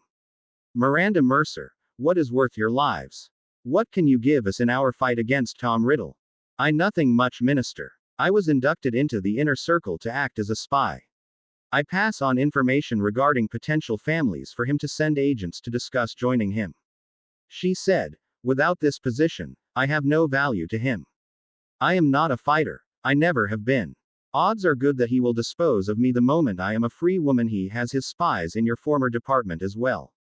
Do you know them? Amelia asked her. Miranda shook her head. I do not. They are unmarked. She replied. How do you contact him with potential names? She asked next. Miranda pushed away the tattered sleeve. I press my wand to this and he sends an owl to take my notes. She said, indicating the mark. Bellatrix had an idea. How much would it be worth you to send him a special letter? Worth your husband's life. Maybe even your own. Bellatrix, what are you suggesting? Amelia asked, the little smile on her undersecretary's face concerning her. Do you remember the surprise I sent Draco when he tried to kidnap Sissy? Something like that. A delayed reaction exploding rune. If it will keep William safe, then I'll do it. But if it doesn't work, he will come after me. He knows where my home is, he knows what William and Jonathan look like. How will you keep him from murdering them? Miranda asked Amelia. I refuse to help unless you have a plan to keep them safe. Bellatrix looked somewhat insulted. We ward your property. No owls, apparition or flow entrance unless they're keyed in by us. We'll even be nice and hand-pick some oars to act as guards for you. Amelia looked a bit annoyed at the promises Bellatrix was making in her name, but said nothing. You will be provided quarter pay for this. That's roughly the standard pay we give informants. That should allow you to get food brought in. We will arrange the delivery for you. Amelia said. Now, will you do it? Miranda nodded. This was the only way she could keep her home safe. I will. Once everything is prepared, I will contact him. Emma sat in her office. She had opened her own practice, thanks to a generous Christmas gift from the Potter Black family. She had been taken by Harry and Narcissa to Gringotts, and after a discussion with his account manager, Harry had presented her with the deed to a practice in South London. He really is amazing, Emma thought of the young man. All these beautiful women married to him, and he's still the same grounded young man I met when Hermione introduced us to him at the train station. She had rather hoped that her daughter would have ended up with the young wizard who had been her first real friend. She laughed softly as she remembered when Hermione had confessed about the troll. It had been a slip of the tongue on the part of Harry. He didn't know that Hermione had never told her mother about the incident her first year at Hogwarts. Look on the bright side. The smell might be the same, but without Draco, Crabbe and Goyle aren't as bad as the troll. What troll? Emma had asked, schooling her voice to sound curious rather than angry. Harry shrugged. You know, the troll that tried to get Hermione in the bathroom our first year. I dropped his club on his head. It's how we became friends. He didn't notice the paling features of Hermione. He did, however, notice the look on Emma's face. So, you rescued my daughter from a troll and she didn't think it important enough to tell me. Emma looked to Hermione. one thin brown eyebrow raised. Hermione looked at her mother. I didn't tell you because I was scared you'd make me come home. Hogwarts is the only place where I've fit in. It's the only place where I've made any friends. Quote. Emma sighed. Hermione dear, I wouldn't have forced you to leave. I would have yelled at your headmaster and probably tried to find a magical lawyer to discuss my legal options with, but I wouldn't have removed you. Hermione looked at her mother for a moment. Mum, you once threatened the mother of one of my bullies with your squash racket. I'm pretty sure you'd have done more than yelled at Dumbledore. Emma smirked at Hermione. Keep it up and I'll thank Harry for saving you with another key. She enjoyed the blush that overtook her daughter's cheeks at that idea. But now I have that key from Christmas stuck in my head. She thought as she looked through her paperwork. Am I actually attracted to a teenager or is it just a case of being without for so long? She and Dan hadn't been intimate in the months leading up to their divorce. She'd tried to regain his interest with lingerie and one particularly ill-fated attempt had seen her sitting BPD in his chair when he entered his office after lunch one day. Harry wouldn't have told me I was making a scene. She thought before driving the thoughts out of her mind and taking a sip of her coffee. It was the first day of her new practice and she needed to prepare for the series of interviews she had with prospective assistants. The Mercers had been allowed to go back home once a tracking charm had been cast upon them by Bellatrix. She had made sure that Miranda knew that if the charm was cancelled she would know and she would find her. They had an Auror watching their house from the road and the new wards had been put in place. For now at least, their home was safe. Miranda watched as William returned from their neighbors with Jonathan. Now that she knew her feelings regarding her husband, she could watch his interactions with their son with an emotion other than annoyance at William's existence. He really does love our son and me. She thought. I need to do something to make up for how I've treated him. She cleared her throat once Jonathan was engaged in playing with his toys to get William's attention. Her husband turned and looked to her. How have I never noticed his eyes before? She wondered before speaking. William, you were prepared to die in my place. I can't tell you what that means to me. He smiled and closed the distance between them, taking her hand. That action had at one time been the sort of thing that would have caused her to shudder, but now she squeezed his hand and leaned into him. I will never feel as if I deserve your love. Not after the way I treated you, but I will spend the rest of my life trying to ensure that you don't regret your decision to love me. He embraced her. I will never regret my decision to love you, because I didn't decide to love you. I just do. She closed her eyes as she leaned in against his chest. I would have let him kill you, but now when I imagine it, I think it would have killed me as well. I keep thinking back to when we were waiting on Jonathan to be born. I think I loved you then, but I didn't know it. The rest of the morning passed and finally Bellatrix arrived with the runic charged paper.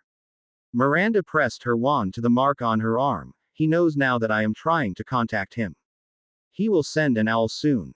She told William. Bellatrix nodded. If he thinks your information will be useful to him, he will respond quickly. William took his wife's hand. When this is over, what will happen to Miranda? He asked Bellatrix. Bellatrix thought for a moment. Most likely, she will be given some leniency. If this goes well, she might receive a full pardon. It all depends on Amelia and what she thinks of your assistance. She looked at the couple. I won't lie to comfort you. Miranda took the mark willingly. That's not a good point in her favor. I doubt you won't see the inside of a prison cell. Miranda drew in a breath and nodded sadly. I did a terrible thing. I ignored what I had in front of me and nearly lost it without knowing what I had in the first place. William held his wife. I am not going anywhere, Miranda. I promise you that. He said softly. Harry and Fleur had arrived back at the manor in time for Susan and Pansy to take his hands and drag him back outside onto the grounds.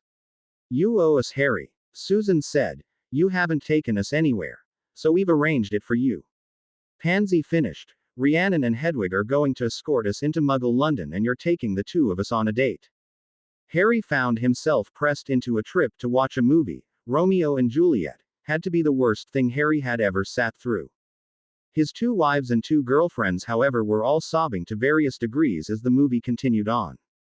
Rhiannon was surprisingly the one crying the hardest by the end of it, nearly matched by Susan and Pansy. Hedwig, for her part, had gotten misty-eyed, but she was in better control of her emotions, probably because she isn't pregnant or a teenager. Harry thought with a smirk. Rhiannon had been sitting behind Harry. She leaned against the back of his seat. I don't care what else we do today, but you're mine tonight.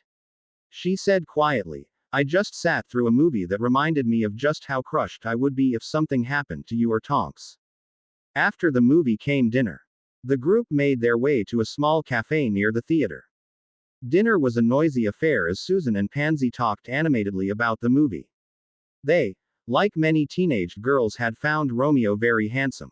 Hedwig looked to Harry. So, what did you think of the movie? Harry shrugged. I know I'm in the minority, so I'll just say it wasn't for me. The truth was, Harry had hated it.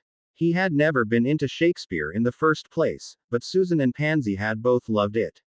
This was their night, so he had done as they'd asked and got them tickets for it. I will say, I enjoyed watching the four of you watching the movie. Hedwig shrugged. I never watched movies when I was their age. Trips into the Muggle world were considered unseemly. Plus, I was spending time with Peter during my time away from Hogwarts. After he was sent away, I was training so I could find him one day. Harry nodded. You loved him, I get it. She smiled. He was my first key. My first love. If he'd have been with me at Hogwarts, you might be dating our daughter. She laughed softly at that, but he's happy with Genevieve and I'm happy with you, so things have worked out for the best, I think. She took his hand and squeezed it. You were the first friend I made. I mean, Pansy was my first human friend, but you were the first thing I ever had in my life that I could remember that actually liked me. He said with a smile. Hedwig returned the smile. I think even when I was an owl, you reminded me of Peter. So maybe that's why I grew close to you. You were a link to a memory I didn't know I had. Here it is, Miranda thought as she spotted a dark owl making its way to her window. Bellatrix watched as the bird came through the open window and landed in front of Miranda, its leg going out expectantly. Miranda tied the note to it containing the explosive rune and the owl flew back off. She watched as the owl turned into a tiny dot in the sky as it flew back towards wherever it was that Voldemort hid from the world. She felt William's presence behind her and leaned against him. Are you hungry? He asked her. I doubt you've eaten since your breakfast before you left for work this morning. She nodded. I would like something. Can I help you? She asked him quietly. Miranda had never offered to help him in the kitchen. William nodded and led her into the kitchen. Bellatrix rolled her eyes and drew her wand, vanishing to return back to the ministry to tell Amelia how it had went. Voldemort took the letter from the dark owl. The owl moved from the arm of the throne and revealed itself to be a dark-haired woman who knelt before him. Ah, another letter from Lady Mercer. My lord, the animagus said, not looking up, I suspect a trap. Bellatrix Lestrange was in the home. That paused Voldemort, who placed the envelope down gently before drawing his wand and flicking it at the envelope. You would be correct, Lucretia. This was an attempt at sending an explosive rune to my home. Its spell work is familiar. I believe it's the same style that Bellatrix sent young Draco. Lucretia Roll chanced to look up at that. It's an attempt on your life, my lord. How would you have us respond? Voldemort smiled cruelly as a plan formed in his mind. You will take a few explosive runes of my own design and place them on the roof of the Mercer home. I want that place flattened. The animagus nodded. Very well, my lord. I will await your orders. With a wave, he dismissed her from his presence. Lucretia hurried out of the room and into her private quarters at the headquarters. She had hated Miranda Mercer from the first day they'd met.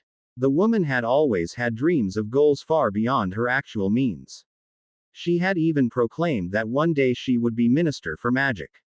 Try becoming minister when you are several smoking bits of meat, you worthless cow. She thought as she prepared for her next trip out as the messenger for her lord. Lucretia Roll flew back towards the Mercer home. Clutched in her talons was a small pouch.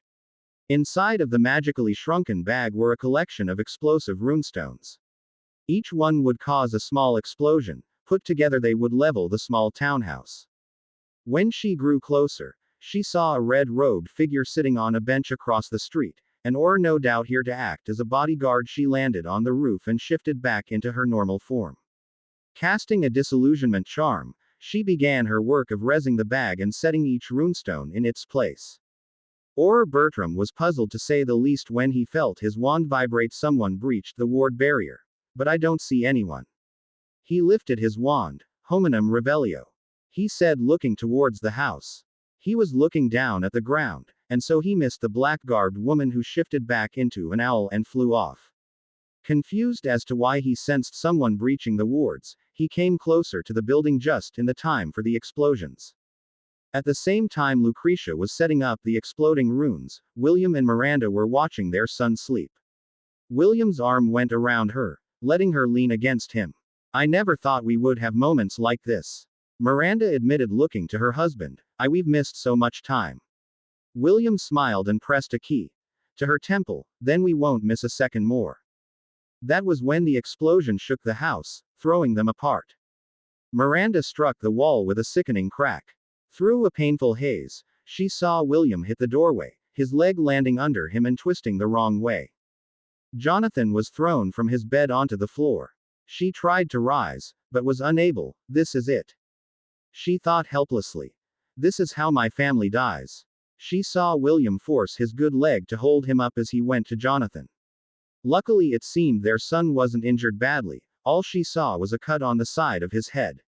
Jonathan clutched his stuffed dragon as William tried to help him up from the ground. Go to the fireplace, John, your mother and I will meet you there, he said before going to Miranda's side and offering his hand. She took it and tried to rise. As she stood, she felt his leg begin to give way. She put herself under him so that she was supporting his weight. They made their way from the bedroom into the living room where their son stood clutching his stuffed dragon. He rushed back to his parents' arms. William felt the ceiling beams giving way before he heard the crack. He pushed himself on top of Miranda and Jonathan, taking the brunt of the impact as the roof fell onto them. His last conscious thought was that he could still feel his wife and son breathing. From her hiding place, Lucretia watched as the building began to collapse. She flew back to the grounds. Shifting back to her normal state, she lifted her wand and conjured the dark mark, before shifting a final time and heading back to her master. Amelia was in bed when she saw the silver links appear at her bedside. The voice of Kingsley came out. Minister, the Mercer house has been attacked. Aurors are on the scene, but so far we've found no survivors. Bolting from her bed, she hurriedly threw on her robes before apparating out of the manor.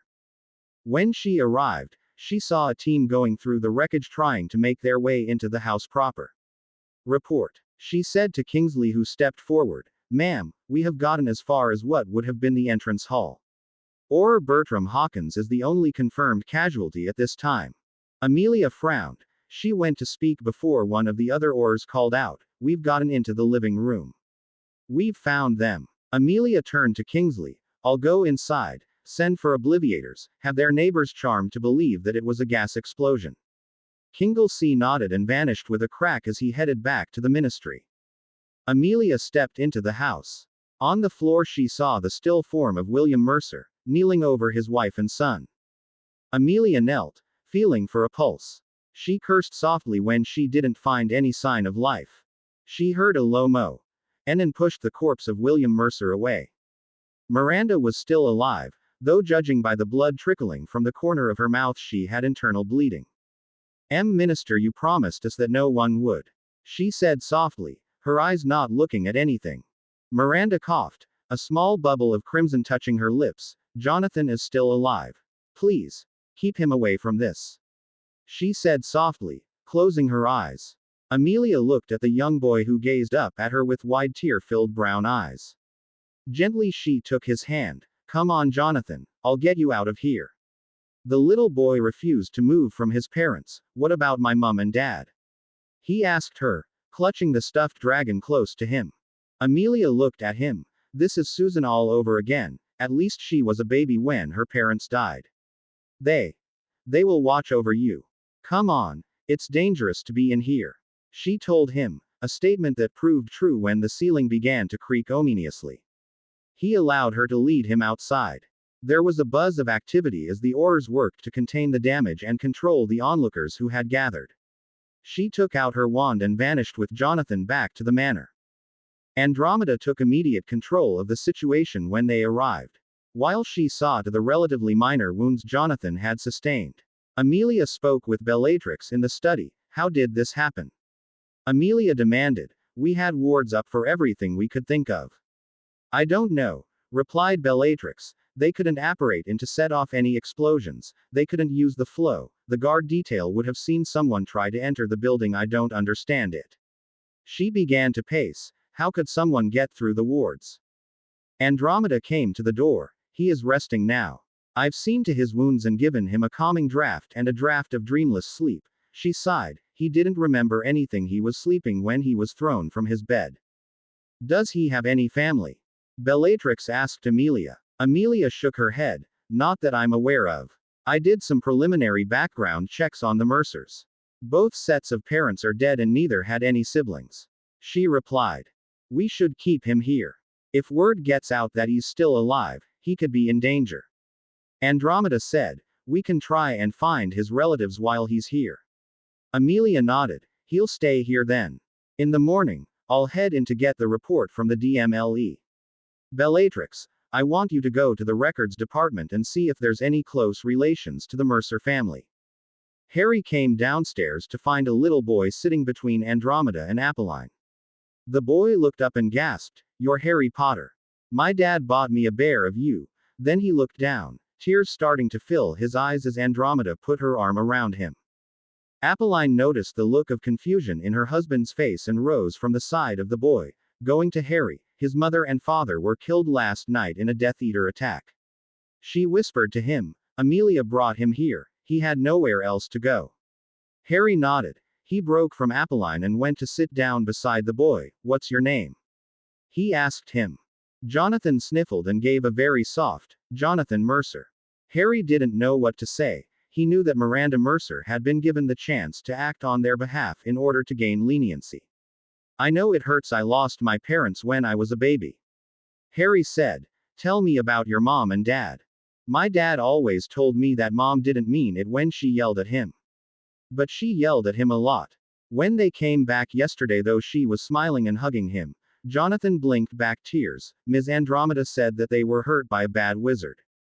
Harry nodded. He is a bad wizard, and we're going to stop him.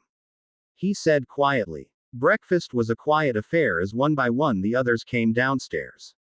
Each wife introduced themselves to Jonathan. When Amelia came back from the ministry, she looked at the gathered group.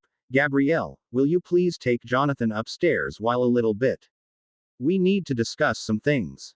Once the two youngest were gone, Amelia spread out the parchments she pulled from her robes. Jonathan Mercer is the only surviving member of either his house or his mother's. I have looked for relatives, but both the Mercer family and House Wells are gone now. House Wells disowned Miranda when she got pregnant. William Mercer was an only child of two only children. Then he'll stay here with us. Harry said, we've got plenty of room here. If he wants to, he can stay here. Harry looked out the window, where he saw the Quidditch pitch. He deserves better than being stuck in an orphanage. We'll take him to Gringotts and have him named a ward, then we'll have his family vault labeled a trust vault. Narcissa said, if there's no objections, I would like to make him a ward of House Peverell. Amelia said, it is my fault that he is without parents. Amelia, I'm the one who suggested having Miranda Mercer send the explosive rune. I should have known that he would have screened it for traps. Bellatrix sighed, this is my fault. It doesn't matter who made the decision. His parents are gone and he has nowhere else to go. Rhiannon said from her place beside Tonks, so, he's a Potter Black until he decides he wants to be a Mercer. Voldemort was pleased by Lucretia's report. When she returned from her mission and told her that the attack had went off perfectly, he gave her permission to stand in his presence. Well done, Lucretia. You have done well, very well indeed. The whole family is killed. Yes, my lord. Her words were cut off by screaming as he put her under the Cruciatus curse. She fell to the ground as he shouted at her. All three of them. You lying waste. Their brat is still alive. My contact in the Aurors confirmed that the minister has taken him to their manor. I am sorry, my lord. I had to escape the blast. She screamed, throwing her hands up over her head. Voldemort kicked her, feeling one of her ribs snap from the impact. I wanted that entire family killed. Get out of my sight.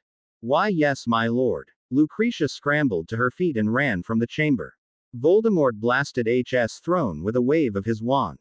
Nagini came to her master's side. Voldemort stroked the massive snake's head. Next time, my sweet, the next time she fails, she will be your meal. For now, she is still useful as a messenger. Lucretia had apparated from Voldemort's manor to her own home. It was warded against anyone coming in, even her cousin Thorfinn could not enter her home without permission. She winced as she stripped off her robes. She saw the huge dark bruise where Voldemort had kicked her. She pressed her wand to the bruise and muttered a healing spell. Thank the Morrigan that I learned a pisky. She thought as she felt the pain slowly ebb away. She looked in the mirror with a sigh. Time had not been kind. Well, time, and her efforts working for Voldemort had ruined her once lovely features. But this was the path she'd chosen. This was the path for her glory, or my path to the grave. She thought morosely as she lay back on her bed. She didn't regret what she'd done. She'd always hated Miranda. She didn't know William Mercer, but he was a mudblood, so that was a good enough reason to kill him. He was also a Gryffindor, further reason to kill him. She found, in a strange way, she was glad that their son had survived. I've never liked killing children, well, not magical ones. It's better to train them to serve their betters. Anything else is a waste of magic. She closed her eyes for a moment, as she drifted off to sleep. There will be other missions and I will continue to do as my master wills. She thought. That night, though, the dreams weren't easy or pleasant. She saw him, the muggle she'd been charged to kill in order to gain her mark.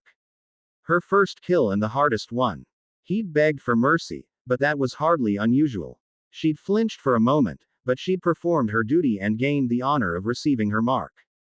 He wasn't crying in the dream, he was watching her with a strange look on his face. Lucretia Roll, you will be judged for your actions.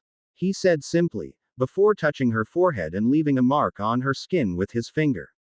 I do not fear you or your judgment spirit. You mean nothing to me. She spat contemptuously at him. The ghost of her first victim began to fade. I am not the one who will judge you. You will know her soon and then you will know oblivion.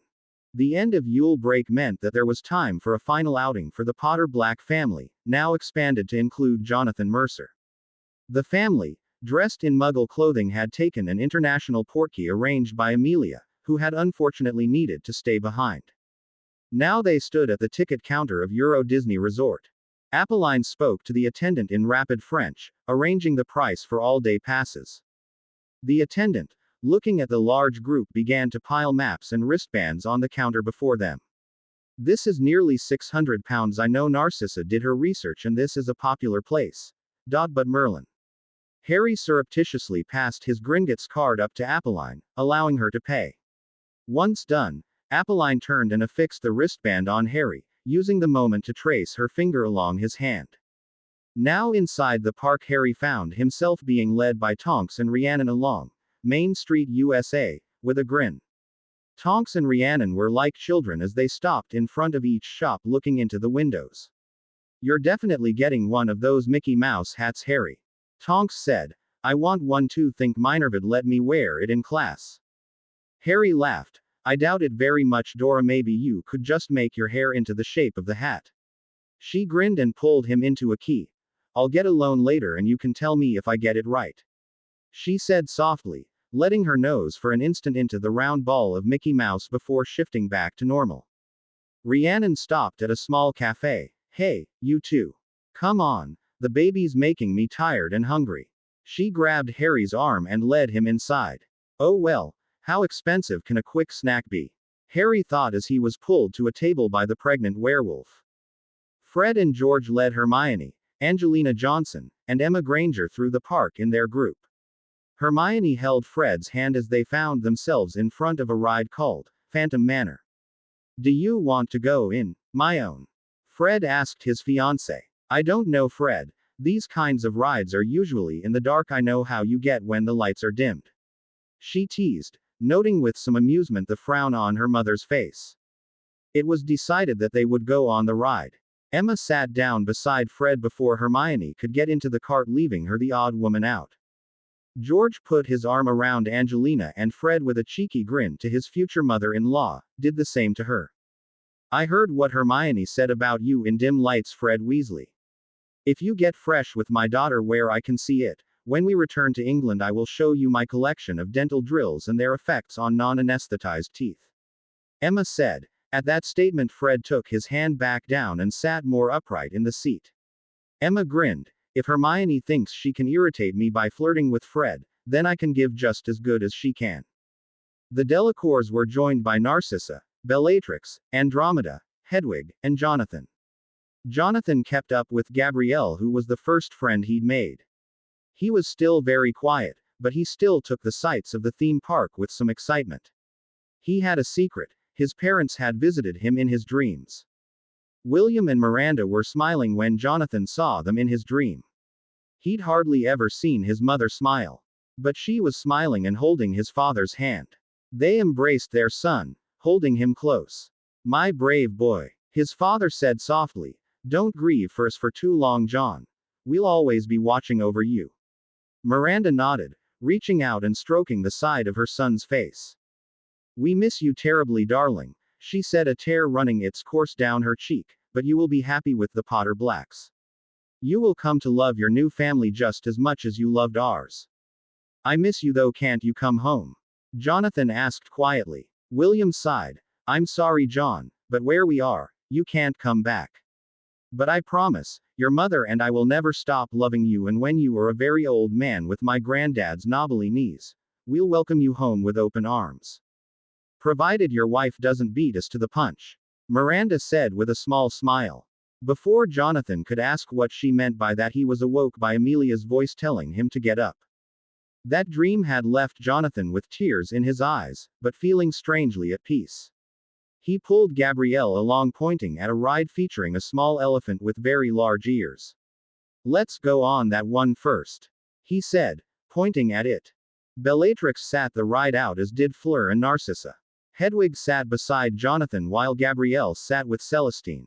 It's good that he can find something to enjoy. Narcissa mused, watching the little boy. I wish there was more we could do for him. Bellatrix nodded. I do too. If I hadn't suggested sending that explosive rune, his parents would still be alive. She sighed. Okay, well, his father would still be alive. But that's something, isn't it? Narcissa looked at her sister. He was prepared to die for her. I think if you'd pressed executing her, he would have went through the veil. Bellatrix sighed. I know that now. Amelia said how she found them. He was the one on top of the pile. She looked out, watching as the ride took off, and Jonathan shouted in excitement, we've got to end this thing. The longer Riddle is out there, the more families will be separated.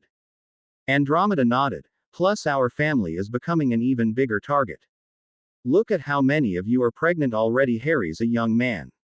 This family could conceivably have a lot of black-haired children running around. Imagine how much more of a target we'll be in just another year or so. Bellatrix turned to her sisters. Amelia and Diana are going over some plans to inspect the current and future ministry employees. Marked ones are easy to spot, but the unmarked ones we need to find out how many there are.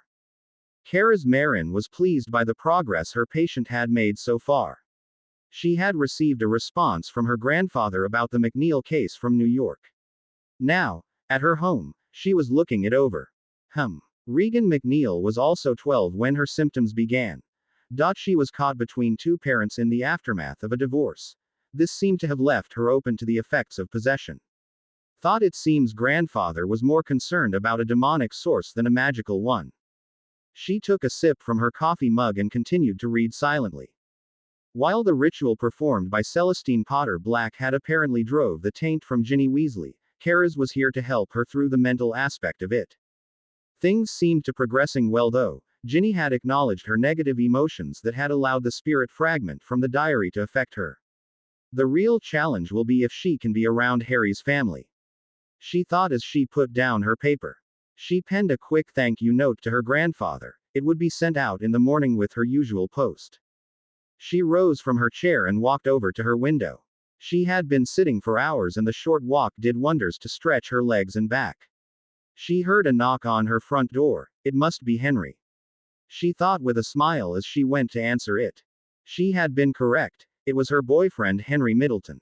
Henry was a muggle, Currently all he knew about his girlfriend was that she was a therapist and that she was a bit eccentric when it came to her choice of decorations.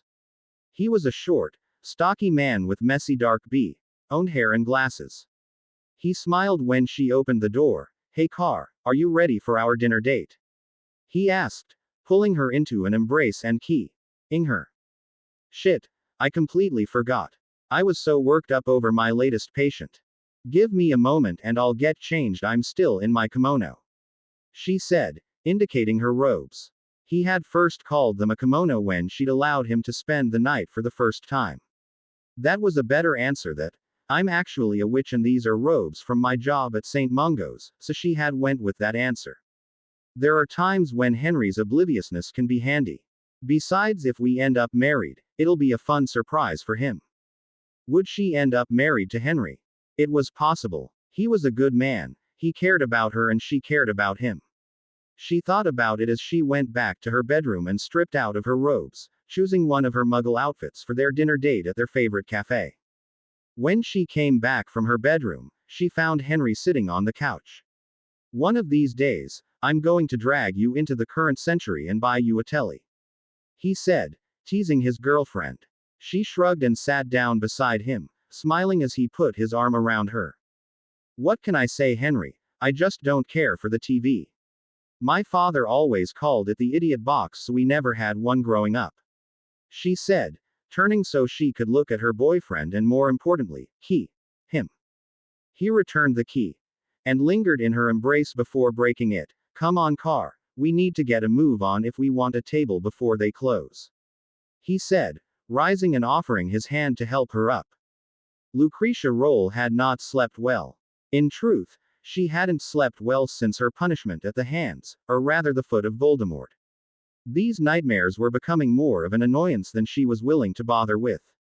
The worst part was that even dreamless sleep potions weren't helping.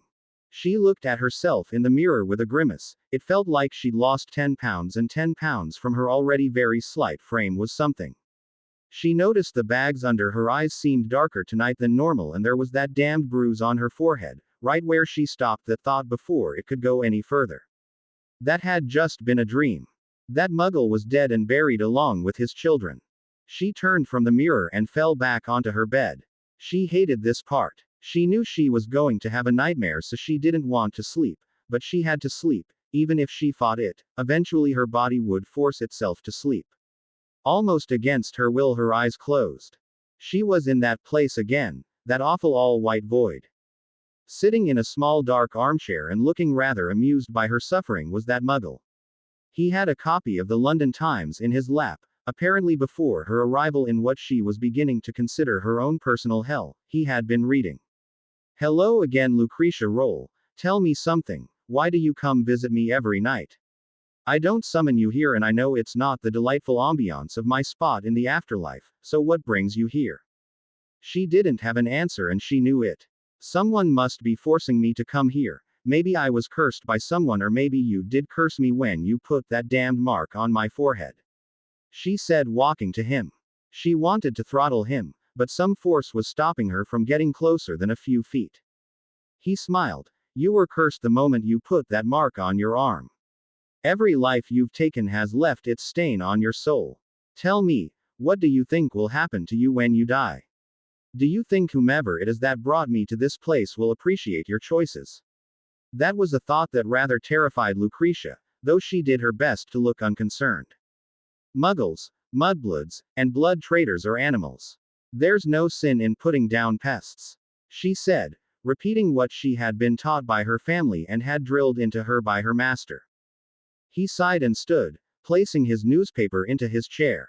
"You seem less sure of that statement than you did when you killed me. Your voice is less sure. Did you know that your master is a half-blood?" He grinned at the look on her face and continued, "It's true. The one who you'll be meeting soon told me so herself.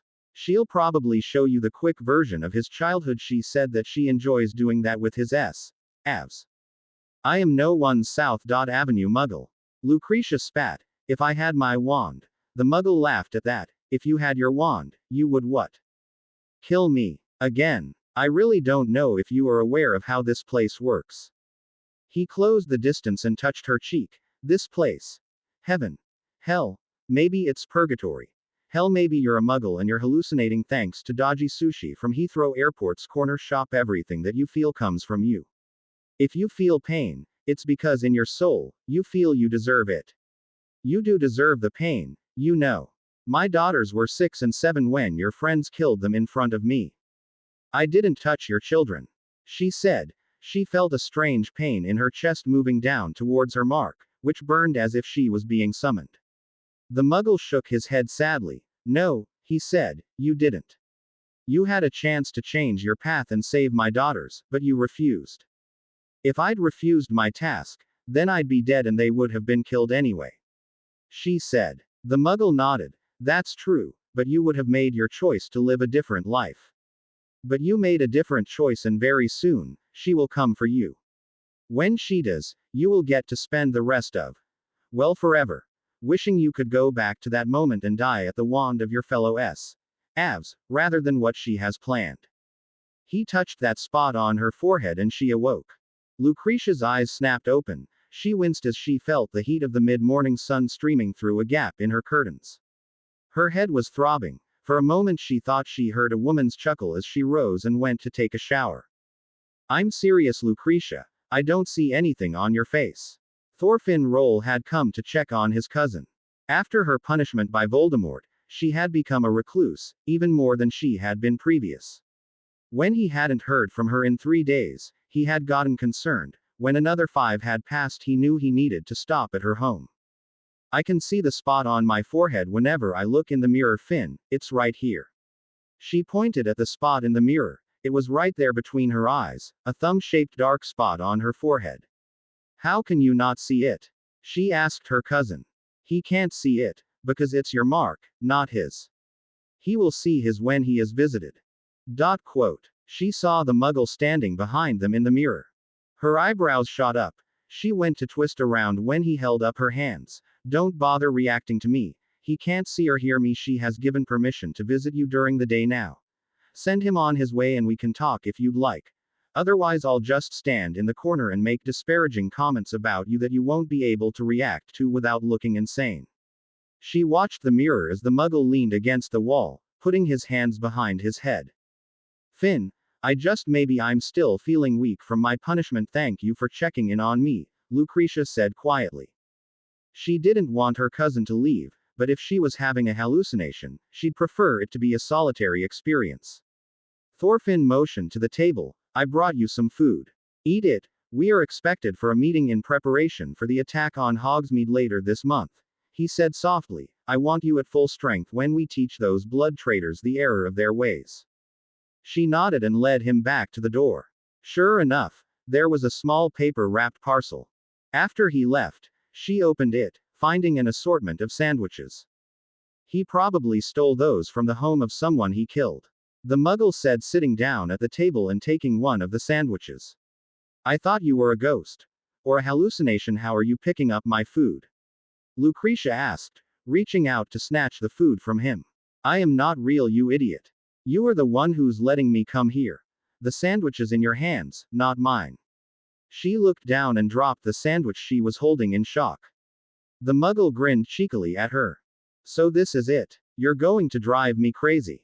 She asked him, picking the sandwich back up and taking a bite.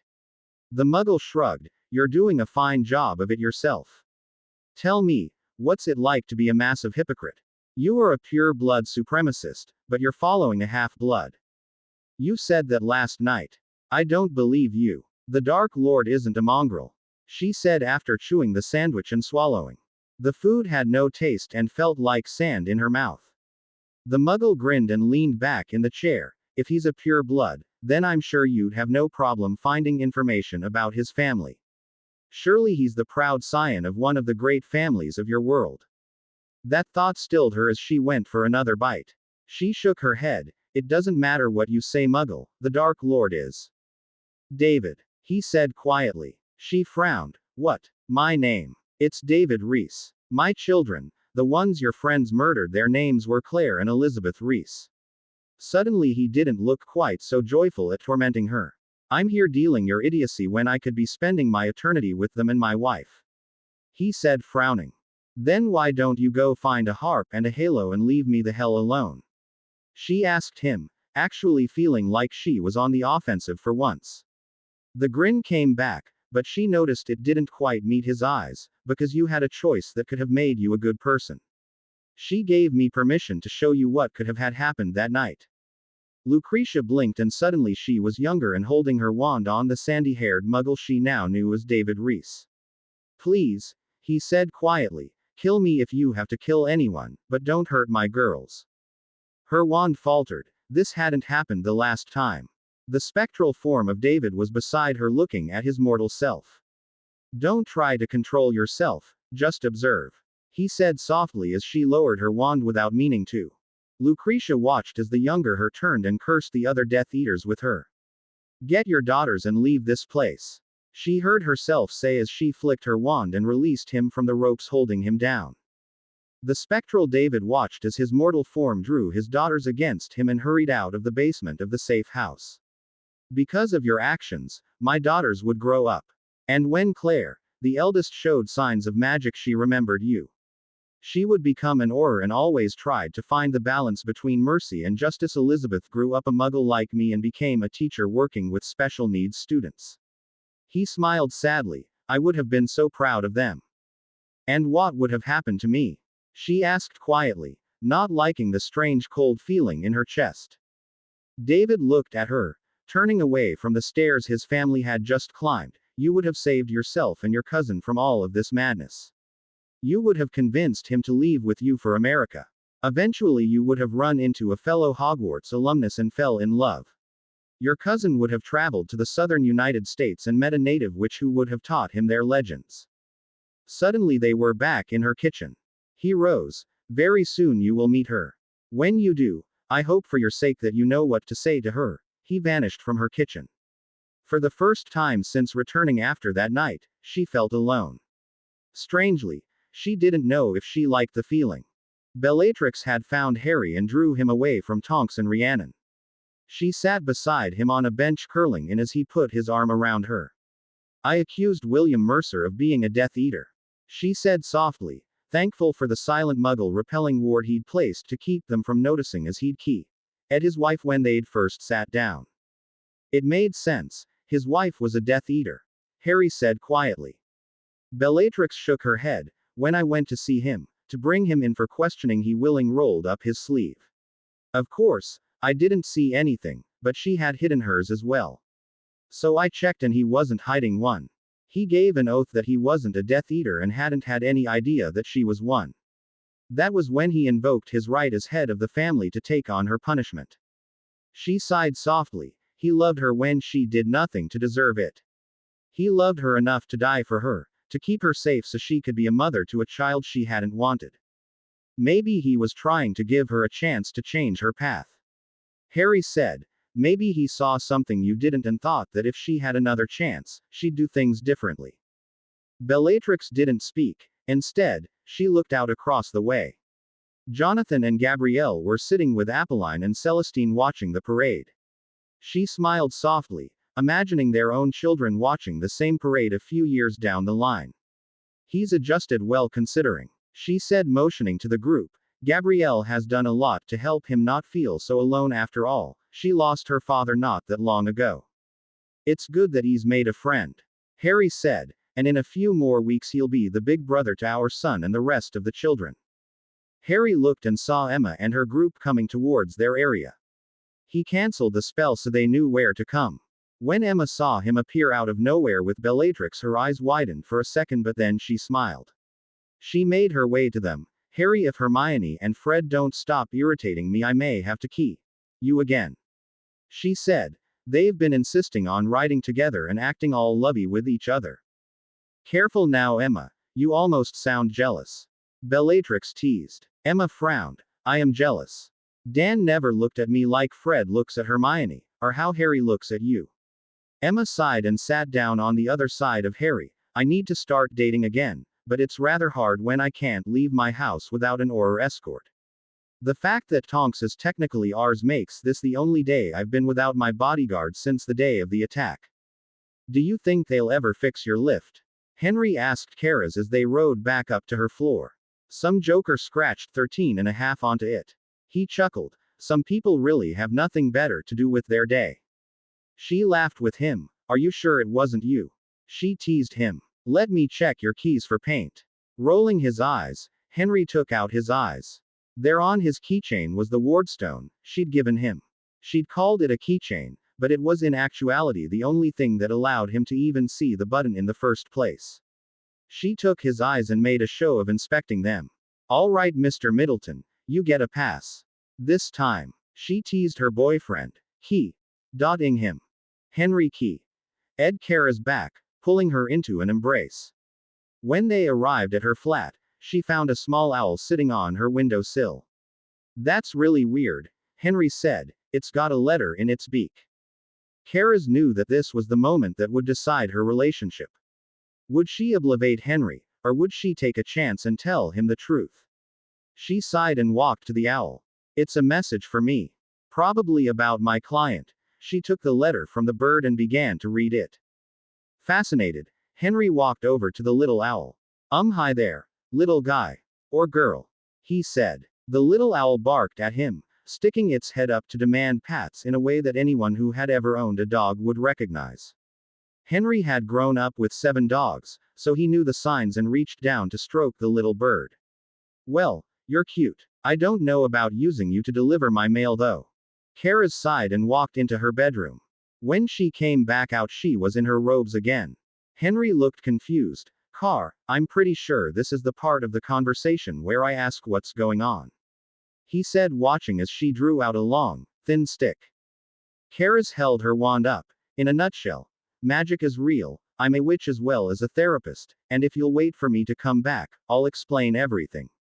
This owl belongs to the family I'm working with. I need to go see them immediately. With that, she vanished, leaving Henry looking at the tiny bird. This has been a weird day, he said, giving the bird a final pat and watching as it flew back out the window.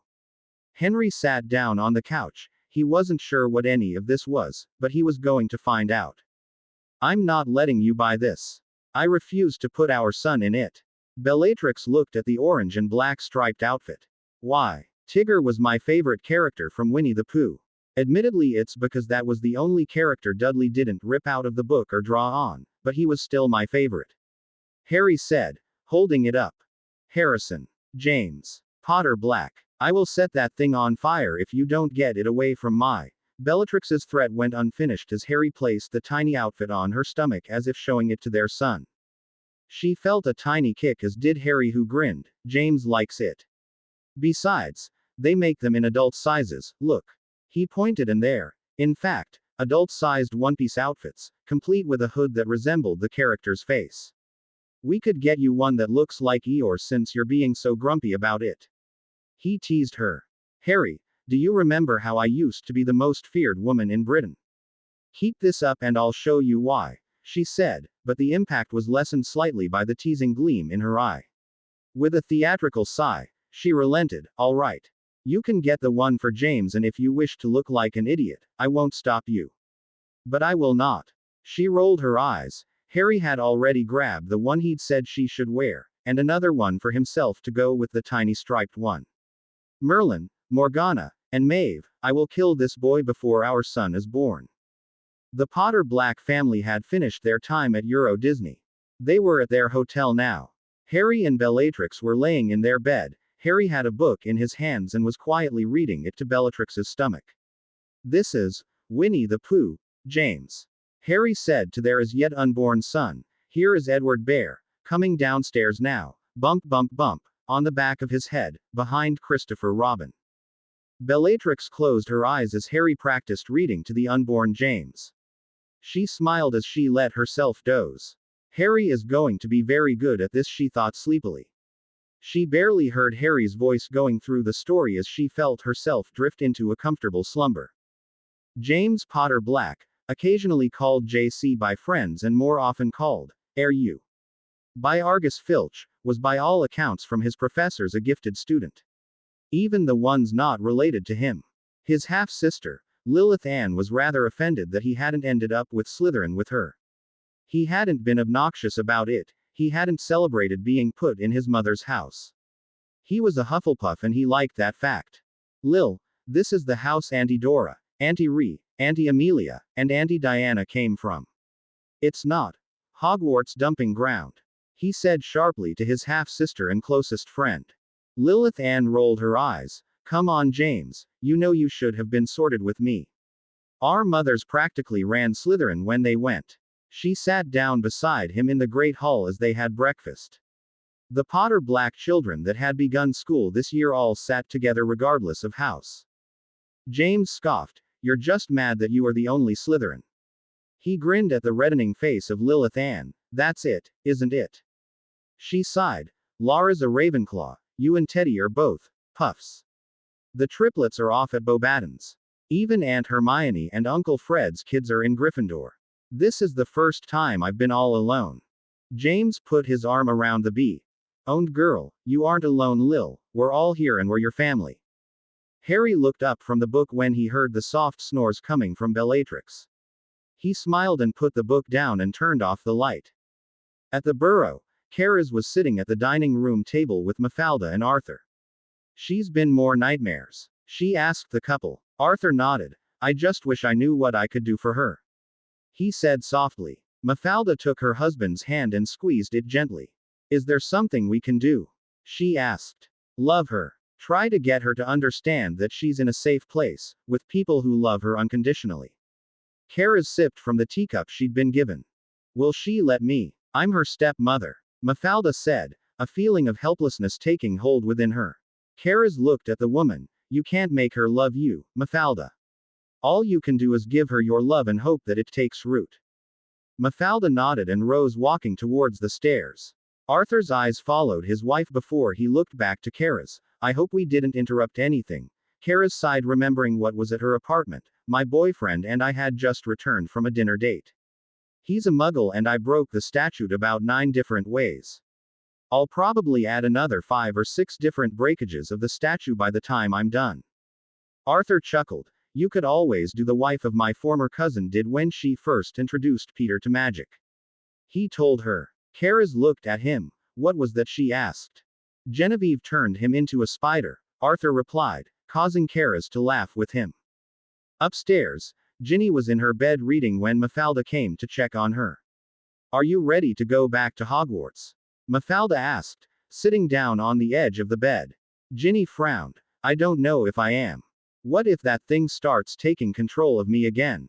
She asked. Mafalda took Ginny's hand. You are Ginny Weasley. You are loved. If you start to feel those dark thoughts sniping away at you, remember that. Your father and I are here for you, one owl, and we will be at the school. There's no shame in getting help when you need it. Mafalda closed her eyes and drew in a soft breath. When my mother passed, I needed to talk to someone. We never got along, my mother and I. She wanted me to be like her, marry some duffer and raise a child. But she didn't like that I wanted a job, that I wanted a life of my own before I settled down. Ginny snorted at that. You called your father a duffer. Mafalda smirked. You never met Larimore Hopkirk. Duffer is the most polite word I could think of. Mafalda looked down at the comforter she was sitting on. When she died I knew I was supposed to feel sad. But I didn't. I felt nothing. That's when I went to see a mind healer. I was worried that there was something wrong with me. Over the course of that year, I met with my healer every Wednesday at lunch. She helped me work through what I was feeling and helped me find what I needed to express myself. She was a good healer. Ginny asked softly. Mafalda nodded and smiled. The best one I've ever met. That's why she's sitting downstairs with your father right now. Lucretia awoke the next morning with a strange realization. She hadn't had a nightmare. For the first time since she came back from her mission, she'd spent the entire night asleep without any interference from the ghost. She rose and went into her bathroom to prepare for the day. In front of her mirror, she checked her face. The mark on her forehead wasn't there either. Sweet Circe, this is the best day I've had since all this started. Maybe I really was just crazy for a little while, she thought as she turned the water on for her shower. The water stung as she stepped into the shower. She liked it that way. She preferred her shower to be as hot as possible, especially during the winter. The heat felt good as it sunk into her body. Lucretia decided that she would use this time to go over her schedule for the day. Let's see. First off, I want to practice my wand movements and footwork. The Hogsmeade weekend will be a busy event and I want to be prepared. There's a lot of little blood traitors and mudbloods at Hogwarts and I want to make sure I get as many of them as possible. You really aren't getting it, are you? Came an annoyingly familiar voice from behind her. Lucretia shrieked as she turned around, grasping the shower curtain and wrapping it around herself. So, you've come to leer at me, she said, willing her heartbeat to slow down to a normal pace. I thought I was rid of you. The Muggle, formerly David Reese, sighed. First things first, you're not that cute, so don't get any ideas. You summoned me. Secondly, are you seriously that excited about murdering children? Lucretia glared at him. Get out of my shower. She kept the curtain around herself as David vanished. Happy now? His disembodied voice asked. I'm certain my not being in the room with you isn't quite as good as you getting to harm innocent children, but it'll do for now. Innocent children. They are the spawn of Muggles, half-bloods, and blood traitors, she said as she reached for her wand to apply a drying charm. Once accomplished, she hurriedly put on her robes. If anything, I should be commended for cleaning the village. Why are you like this? He asked her, appearing once again as she snapped the last button on her robes. Why are you so driven to hurt people who've never thought about you, let alone tried to hurt you? Lucretia, in no mood to deal with a ghostly voyeur, refused to reply. David sighed theatrically and answered for her. You gave up on your life after your parents died. You gave into anger and hurt. You hate them, not for their blood, but because they are happy. That's no way to live, Lucretia. He touched her forehead with his thumb. She tried to bat him away, but her hand passed through him as if he was made of smoke. Suddenly her mind was transported into a vision of her past. The Rolls weren't always considered a dark family. They had, for many generations, been known as seers and diviners. Her mother had known of her oncoming death for years. But that never stopped a 6-year-old girl from crying for her mother nightly. Then her father died, leaving her an orphan. She was sent to live with her cousin.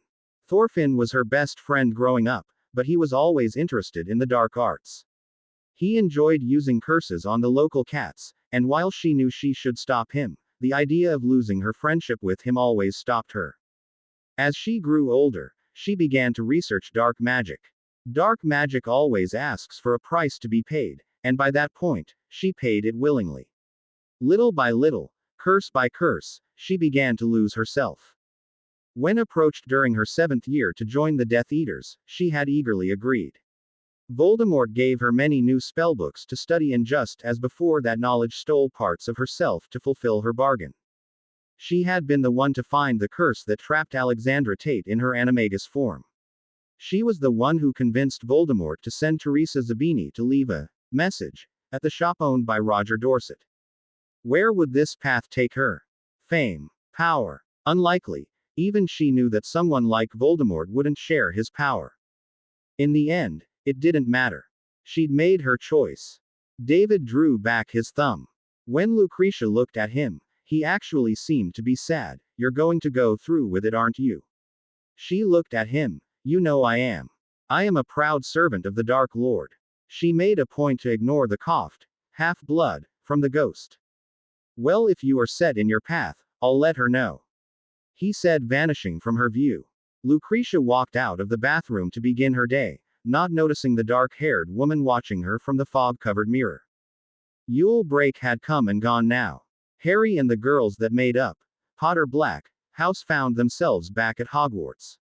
Hermione, in a move that surprised no one, had arranged a study schedule in the chamber. We missed out on a lot of very important information in defense last year, even with the DA. She explained as she handed out a sheet of parchment to each of the students, as well, Harry noticed, as one for Rhiannon. Rhiannon had taken her studies seriously. While she hadn't been allowed to actively participate in the classes, she had been given assignments by the professors to complete and turn in just like the students. Harry smiled watching as she discussed with Daphne and Tracy the most recent Transfiguration project. If she keeps this pace up, she'll have her test scores and be an Auror by the time I graduate. She'll be great at it, he thought as he looked at the paper Hermione had handed him. You want me to run the practical study group for the defense class again? he asked her. Hermione nodded. Of course, no other student has your experience in fighting Death Eaters. But we actually have a good professor. Dora is an excellent teacher. Harry said. I don't think I could add anything to what she's teaching. Hermione shook her head. You'd be helping us practice what we learn. Think about it. What if something happens? This is Hogwarts. We haven't had a single year where something awful hasn't occurred. That was a fair point. Harry knew that. All right, I'll do it. Hermione smiled and hugged him. Thank you, Harry. With you as the group leader, I know this will be as much a success as it was last year, even more so now that Umbridge is gone. Rhiannon, hearing Hermione's exuberance, came over. Why is she so excited? The werewolf asked, sitting down beside Harry and sliding her arm around him. I just agreed to lead a study group for defense, Harry replied. I think it's a good idea. Do you mind if I sit in? She asked him. Harry smiled. Even if you weren't already going to be there as my bodyguard, I'd want you here. He told her, earning a key from his wife. Ron knew what he needed to do. He'd wanted to send the owl with his apology to Harry, but he needed to do it face to face. Mafalda had advised him of that much. The first class of the day was potions. Ron gathered his courage and entered the classroom. Potions began as it had every time they'd had it this term. Andromeda put the recipe on the board and guided the students through the general steps of the brewing. Ron went to the ingredient cupboard at the same time as Millicent Bulstrode. When he got to the cupboard, he cleared his throat to gain her attention. Millicent had not had a good Yule. Her father had been arrested and unmasked as a Death Eater. Her mother had fled, leaving Millicent with her maternal grandmother. So, to see Ron Weasley standing behind her, it could be considered understandable that she wasn't interested in dealing with him. What do you want, Weasley? She managed to get out. Want to insult me again? Ron took a breath. I'm sorry for what I did. He said quietly. I was acting like a git towards you because I know there's no reason to try and explain it. I was acting like a git and I'm sorry. He looks it too, Millicent thought as she tried to process the information. Ron walked past her, gathering the ingredients he needed. He'd done what he had to. He'd apologized to her. Next on the list was Harry. From her desk, Andromeda watched Ron's apology with interest, hidden behind occlumency to let her maintain her appearance of neutrality. Something has happened. It's probably to do with Ginny. When she has her class with me, I'll keep an eye on her. After what Nymphadora told me, I need to thank Ron as well. That would be a job best done after class. She didn't want it getting out that his sister had been possessed and had used an unforgivable curse. No one needs to know that story except for the people who were there, she thought. The brewing of an antidote for doxy venom should take half of the period. One partner needs to stir continuously while the other adds the dried lacewing legs. I would recommend deciding who will do what before you begin brewing. She told the class, hearing a murmured, "Yes, Professor Tonks," from the assembled students. From his own table, Harry and Hermione worked together. Harry, it was decided, would perform the continual feeding of lacewing legs to the cauldron while Hermione performed the stirring. Rhiannon sat beside Harry, studying one of her textbooks. She couldn't participate in this class, so she would work on a different potion that Andromeda would assign her later. The classroom was buzzing as the students worked on their potions. Andromeda used the time to grade the leftover essays from before the break. The 7th-year students had been assigned a special challenge for the term. Any student who wished to pass without being forced to take the exam would be given a potion to study, and by the end of the term, they should have a variant for it. Unsurprisingly, the project was popular with both the high-achieving students and the lazier ones. For the hard-working students, it was a chance to show what they'd learned, and for the lazier ones, they believed that they could ignore their work until the final presentation and give her the standard potion, with the only difference being the addition of a color-changing dye. Andromeda had done her best to make sure the students knew that variant, in this case, meant either a more effective potion or a change to how it worked. Merely being blue instead of yellow was not going to cut it. But that won't stop them from trying, she thought, with a little smirk coming upon her features. Time is up for the first stage of brewing. Your potions should be clear with a slight reddish tinge to them. The next stage is on the board, she announced. watching as the students began to chop dried nettles and dragon liver. Rhiannon sneezed as the scent of nettle touched her nose. The sudden sound caused Harry to flinch slightly, which in turn caused him to slice into his finger. Drawing in a breath through clenched teeth, he rose from the table to keep blood from getting on his supplies. Nott and Blaze Zabini laughed at Harry, watching as Andromeda came to his side, closing the wound with a flick of her wand. "Nice job, Potter. Maybe next time you'll take the whole finger off." Nott crowed. This was the first thing he'd been able to enjoy since the announcement had reached him that his father was dead. The death of Nott Sr. had, much as the death of Sirius Black had for Harry, elevated Nott to the standing of an emancipated adult. Unlike Harry, Nott didn't have quite the same support system. Instead, he'd had to trade his next 10 votes at the Wizengamot to Herndon Jugson in exchange for the lessons he'd needed to take over his place as the newest Lord Nott.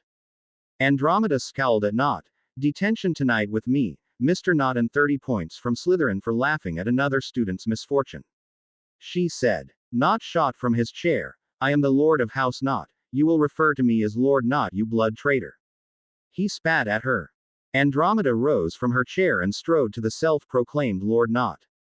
Pinching his earlobe, she began to drag him from the room. "You will explain yourself to the headmistress. Class, until I return to continue your lesson. Rhiannon Cosgrove is the oldest in the room, so she will act as my surrogate," she told the class, letting the door slam shut behind her. Rhiannon stood up.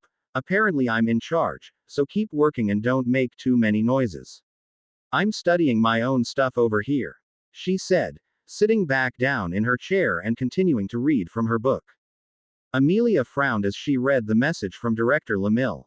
She'd suspected Sarah Miller was dead from the conversation she'd had with her mother, Cynthia Reynolds. This had confirmed it. After his death, the enchantments Renard had used to his crimes vanished and the body of Sarah Miller was found in a ditch. The body was on its way to England so that Ms. Reynolds could bury her daughter. As a token to the grieving woman, Amelia would arrange that any remark on her file about being a Death Eater was removed.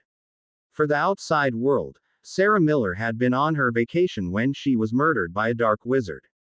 "This is the only good thing about this job," she remarked to Diana and Bellatrix. "From all accounts, Sarah Miller was a good woman who had made a terrible choice in order to protect her mother.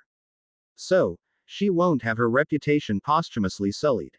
After all, I arranged your name cleared and I destroyed the file regarding Rhiannon's nature as a werewolf.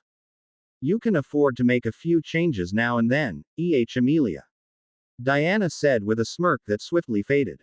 "The Queen is still trying to convince me to come back under a glamour and act as the magical bodyguard for Prince Andrew," she said, annoyed. "I love that woman, I really do, but she's determined I'm going to be her secret daughter-in-law forever." "Tell her to adopt Harry then," Bellatrix suggested with a chuckle. "Prince Harry the First, I could work with that." Diana rolled her eyes teasingly. "I'll bet you could. Maybe you could get him a little crown he could put over little Harry." They both laughed at that. Amelia smiled, but the smile faded as she penned a response to the French ministry. "Henrietta also has news from Peter and Genevieve. Apparently, there are more than a few repentant unmarked Death Eaters who want to trade information about Riddle's actions in Europe for their safety," she said, offering the paper to Bellatrix. Bellatrix read the note. "I see that. I wish she'd sent this to you while we were in France. I could have stayed back and met with Genevieve and Director Lemmel. I suppose you're going to want me to go and meet with her anyway, aren't you?" she asked Amelia, who nodded. "Take a portkey and have Kingsley Shacklebolt go with you. He speaks French. If you get a good lead, you have my permission to make any arrangements you feel necessary," Amelia told her. Bellatrix rose, with some difficulty, from her chair and nodded. "All right. I'll send word to Harry before I leave. If this doesn't pan out, I'll be back in 3 days' time." Lucretia Roll was glad of the silence in her home again. She used the time to study curses. She needed to perfect her Cruciatus. It was still shaky. "I know I'm drawing on my hate, so the curse should work perfectly. Why is it only operating at half strength?" A good question, and one Lucretia did not have an answer for yet. She growled softly as she continued to study. She didn't notice the dark-haired woman behind her. She didn't flinch as the woman leaned in beside her and began to whisper against Lucretia's ear. "You stupid girl. You hate, but you hate yourself more than anyone else. You feel guilt over everything you've done, everything you've become. The strange woman grinned. He always hated you. You never mattered to him. That's why you ran away from his home. He knew from the beginning that you were a miserable by.ch. You're going to die soon. When you do, you will be mine. Lucretia felt a tear prick at her eye. For some reason, she had begun thinking about a ghost from her past. She shook her head, banishing those thoughts from her mind, and continued to work. Behind her, the dark-haired woman looked over to the ghostly form of David Reese. She's still heading down the path that leads her to me. She grinned at the dead man. Claire thinks she'll redeem herself. David said, I trust my daughter, and even if she's wrong, the worst thing that happens is the woman who murdered me ends up being tormented by you. He leaned against the wall, then frowned in thought. So, who's he? Some guy she was with. It doesn't matter. He's just a handy way for me to put a sense of inferiority in her. As long as she keeps using self-hate to power her curses and not real hate, she'll never be able to hurt people the way she thinks she wants to. The woman watched as Lucretia rose and stormed into her bedroom. She pointed to the ghost. All right, Reese, your turn. With that, she vanished, leaving the ghost to perform his task of keeping Lucretia Roll from having a good night's sleep. Detention for Theodore Knott Jr. was best summed up when he was handed a filthy gray rag by Argus Filch and told to polish the school trophies. No magic. Good old-fashioned elbow grease. The caretaker had told him before going to perform a patrol. His cat, Mrs. Norris, watched as Knott began his work, muttering darkly the entire time. Stupid by.ch tonks, I am the lord of House Knott and she acts like I'm AF. King Firsty. Me. When I get my hands on her all, he grunted in anger as he half-heartedly scrubbed the first trophy. When he saw the name, James Potter, inscribed on it, he growled and threw the trophy to the ground with a clatter, causing Mrs. Norris to run off. Potter. That lousy little half-blood, if I could just get him alone I'd. You'd what? Came a voice from behind him. Rhiannon flicked her wand at the trophy, summoning it to her hands. She turned it over, checking for scuff marks before putting it back on the shelf. Come on then, what precisely would you do to Harry? Knott glared at her but said nothing. She grinned and leaned in close. You know your father got shipped through the veil because he thought he could take on the Potter Black family and win. Lucius Malfoy died because he thought he could beat Harry in a duel. I watched Harry put a sword through 2 Death Eaters myself. You're a third-rate bully at most. She moved back. If you ever try to hurt Harry or anyone he cares about, I will personally escort you into the Forbidden Forest and leave you for a werewolf to find, and I promise, I will find a werewolf for you. Her threat made, Rhiannon left Knott, making her way towards the quarters of Andromeda. The full moon was coming in a few days and she needed her wolfsbane potion. Why was she in the corridor anyway? Normally she's stuck up Potter's ass. He decided to investigate. Creeping along the corridor, Knott followed her, watching as she stopped at the doorway to Professor Tonk's quarters. Here you are. This should take care of your monthly problem, he heard Professor Tonks say. Cheers, Andy. This'll keep the little one from getting too banged up. Rhiannon replied. This intrigued Knott. Little one, is she pregnant? But according to Professor Tonks, she's got some sort of a monthly problem. It didn't make sense to him. How could a woman be pregnant and have a period? Knott wasn't the most aware student, but even he knew that those two things should be possible. I'll keep an eye on her and see what she does. Bellatrix's arrival in Paris was relatively uneventful. Her meeting with Director Lemmel and the Lalauries would be held within the hour. That gave her time to prepare. Kingsley, you've spent more time in the actual French ministry than I have. Where could I find a cafe? I would like to sit down and go over my instructions from Minister Potter Black. Kingsley chuckled. You're a sister wife with the minister. You can call her by her name. He thought for a moment. I believe the Café Devi is near their Goblin Liaison office. It's west of the main atrium. He led her down the path towards the cafe. Café Devi was in a small alcove within the building. Illuminated by a massive enchanted crystal chandelier, the cafe was a comfortable-looking place. The appeal of the chance to get away from the noise of the ministry was apparently a popular one, as Bellatrix saw a familiar couple sitting at a table beside a fountain.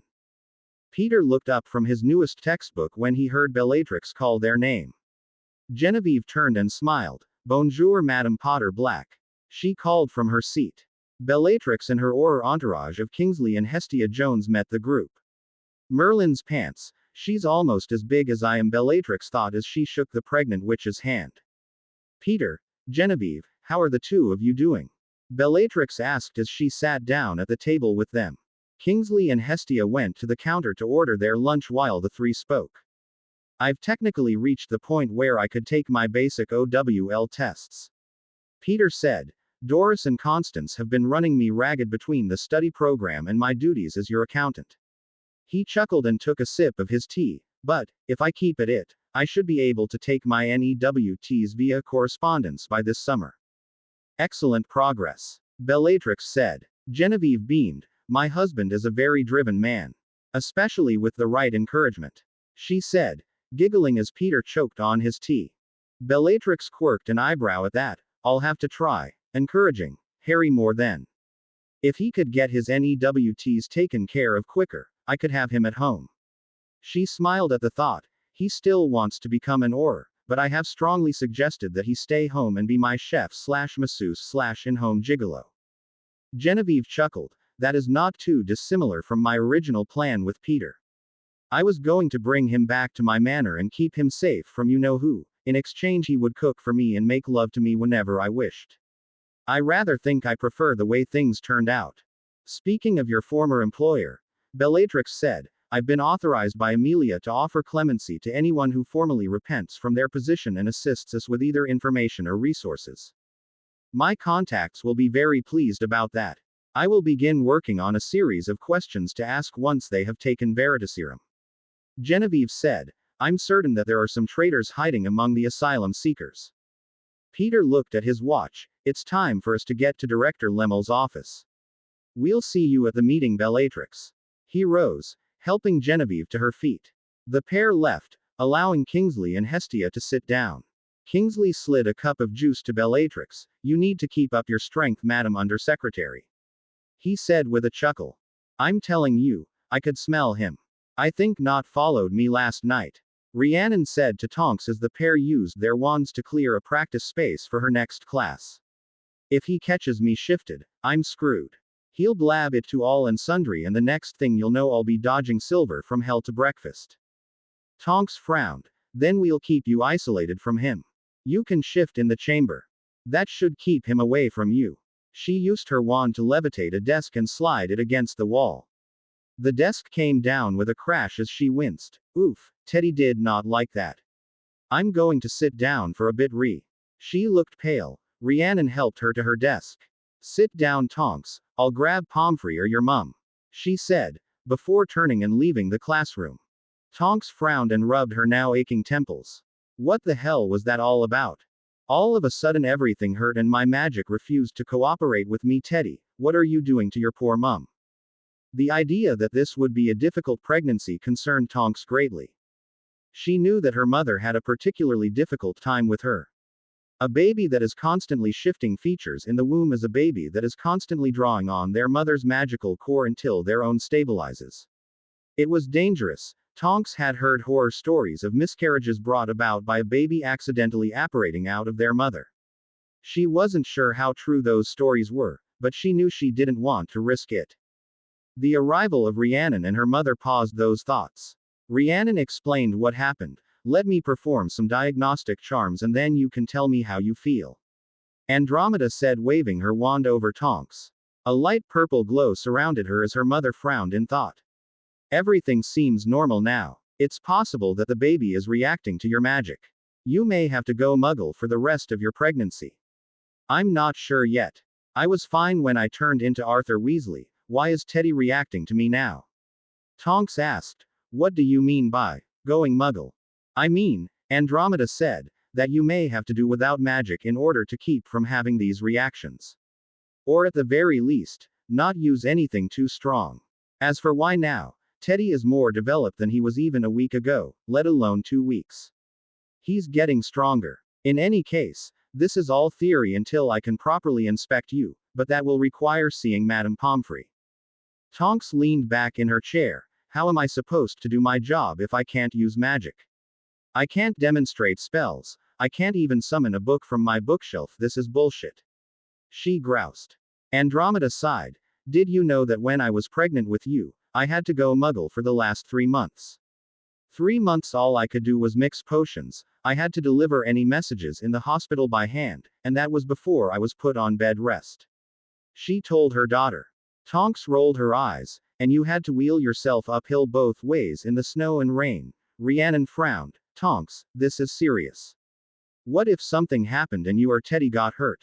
That stopped Tonks. I just don't like the idea of being helpless, she admitted. I've been an Auror and now I'm a professor. I'm the lady to one of the most important houses in Britain. But I'm just supposed to lay in bed like a good girl and let the house elves do all the work.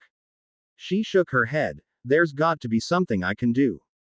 Andromeda placed a hand on her daughter's shoulder. We don't know that you'll be on bed rest. Let's just wait until we speak with Madame Pomfrey. We'll go from there. Lucretia tossed and turned, finally falling out of her bed. The impact of the floor woke her from the nightmare she'd had. I saw myself back at Hogwarts, in front of the Hufflepuff common room. I was arguing with Finn about going inside and killing the students. I didn't want to do it, he kept trying, so I killed my cousin. She lay on the floor, unwilling to move as she tried to make sense of the dream. Hufflepuff is the weakest house at Hogwarts. Why would I care if we slaughtered those duffers? Why would I care enough to murder Finn? He's my only friend. That hadn't always been true. Before the dark arts had taken her completely, she'd had one friend beside Thorfinn. Jordan Keyes had been a duffer, a Hufflepuff who she'd been partnered with in potions. He'd gone into the DMLE after Hogwarts, becoming an Auror Medi wizard. She had worked in the Department of Mysteries. They hadn't been close at first, but being on the end of his wand as he healed her various burns and cuts from research had brought them closer. Her arrest in 1980 had spelled the end of her time at the Ministry. She still remembered seeing him at the trial. He'd been so sure that she was innocent of the charges, he'd volunteered to act as a witness. Then, Barty Crouch Sr. had called for Veritaserum and forced her to confess everything she'd done. The antidote had been given and the last thing she saw had been his face before the hood was placed over her head and she'd been dragged away to begin her sentence at Azkaban. He'd looked so heartbroken. He trusted me to be the person I pretended to be. All those lunches we'd shared while I was plying him for information on the department and their plans. I was his date for the Ministry ball, specifically, so I could report back the security measures I found for when the Dark Lord wanted to capture the Ministry. He ed me that night, called me beautiful, and the last thing he heard from me was that I chose him because he couldn't keep his mouth shut. She grinned, but there was no mirth in her eyes as she rose from the floor. Looking back at her bed, she shook her head frowning. No more sleep tonight. If she slept, she would dream, and if she dreamed, she would see herself killing Thorfinn again. She would never harm her cousin. He was all she had in this world now. She didn't see the dark-haired woman again. The woman, Hecate, grinned as she watched Lucretia begin to brew a pot of tea. He hates you. He started drinking because of what you did to him. He met a nurse at St. Mungo's and she got him cleaned up. He loved you and now he hates you. Lucretia didn't know why the image of the ball kept dancing in her mind. She kept going back to that key. She'd done her best to act the part of a woman who was happy to be with a handsome wizard. That had been easy, almost too easy to do. She'd practically melted against him when he ed her.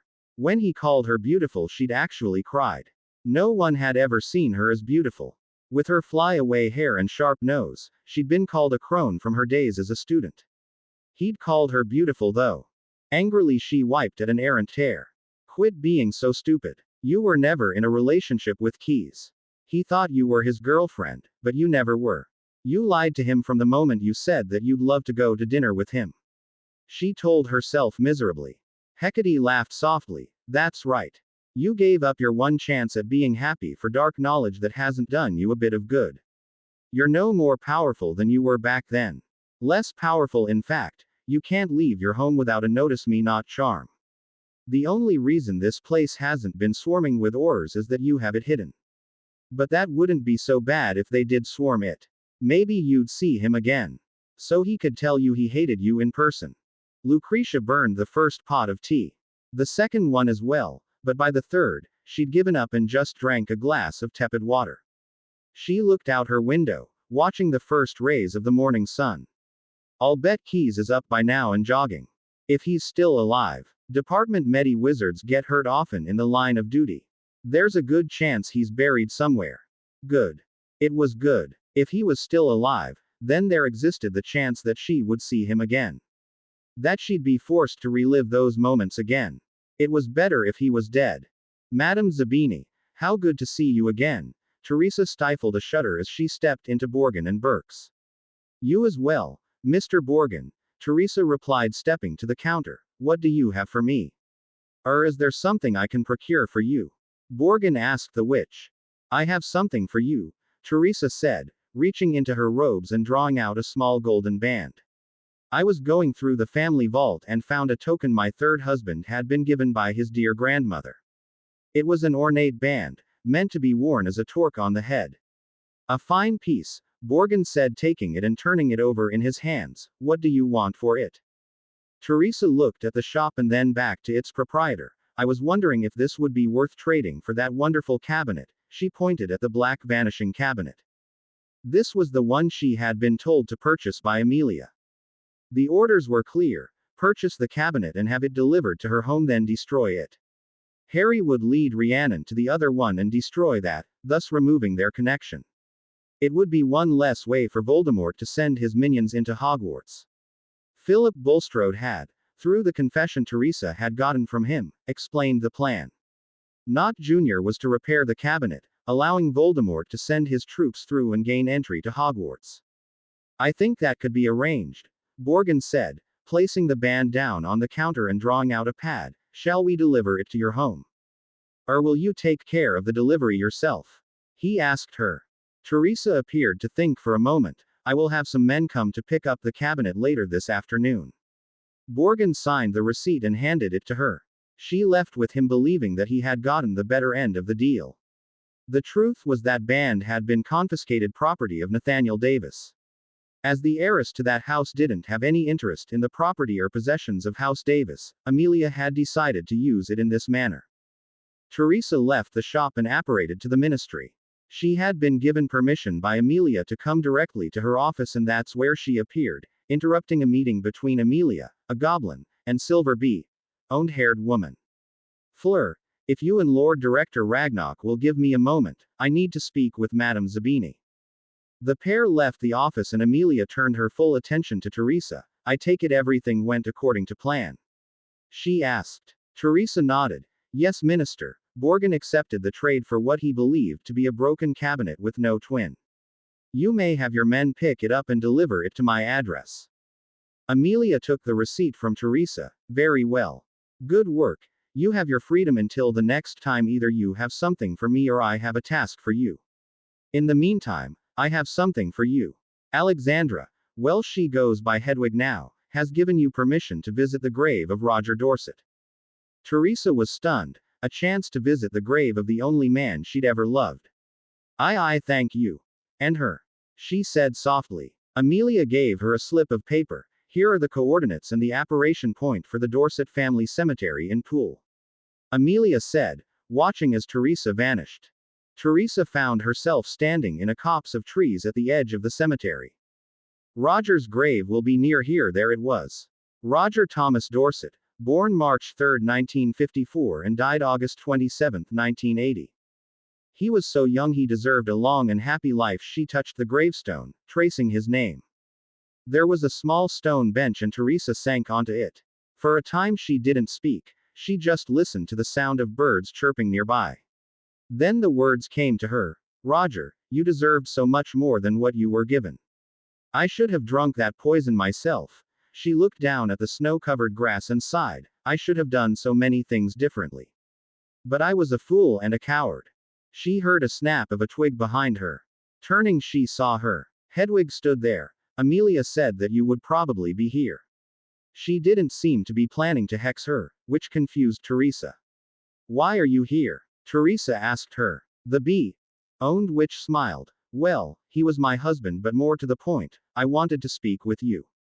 Why? Teresa asked quietly. The other woman sat down on the edge of the bench beside her. I thought, Hedwig told her, that since we both loved the same man, we should probably talk. Teresa sighed. I don't know if you could call what I felt love, obsession might have been more accurate. He was the first person I ever saw outside of my own family. I used to watch him play outside for hours, wishing my parents would let me go outside. She looked back at the gravestone. I would have been a terrible wife to him. I had so much anger inside of me. Hedwig nodded. I did too. Roger wasn't my first love. He was just my friend until the 5th year. Before that, I was certain I would end up being married to Peter Pruitt. He was my best friend. He was my first dance and my first key. Then he vanished. His family told me he died, but his cousin Fabian told me the truth.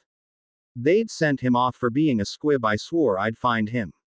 Hedwig looked at the gravestone with a sad smile. Roger was the only person who could pull me out of my depression. Even Jane couldn't. Honestly, I think she's the one who pushed him to ask me to be his girlfriend. I am sorry for what I did to your friend as well. I took her away from her daughter. She never got a chance to see Rhiannon grow up. Now I'm doing everything I can to keep Blaise from following in my footsteps. Teresa blinked back a tear. I've done so many things wrong. The pair didn't speak for a time. Finally Hedwig rose. There was a nearly silent flutter as she shifted back into her owl form and flew off, leaving Teresa to her thoughts. Fleur went back to Hogwarts through Amelia's flow. She had something important to tell Harry. She found her husband in the chamber sitting between Susan and Pansy and studying for their next test in charms. Avenue important news. Lord Director Ragnarok has offered me the position of chief liaison to the French ministry. She said, sitting across from Harry. That's amazing, he said, reaching over and taking her hand. That is amazing, isn't it? He asked, noticing the look on her face. Fleur sighed and squeezed his hand. I turned it down and, Avenue resigned from Gringotts. I suggested that he speak with Genevieve Lalaurie. The job would, Avenue required me to live in France full time.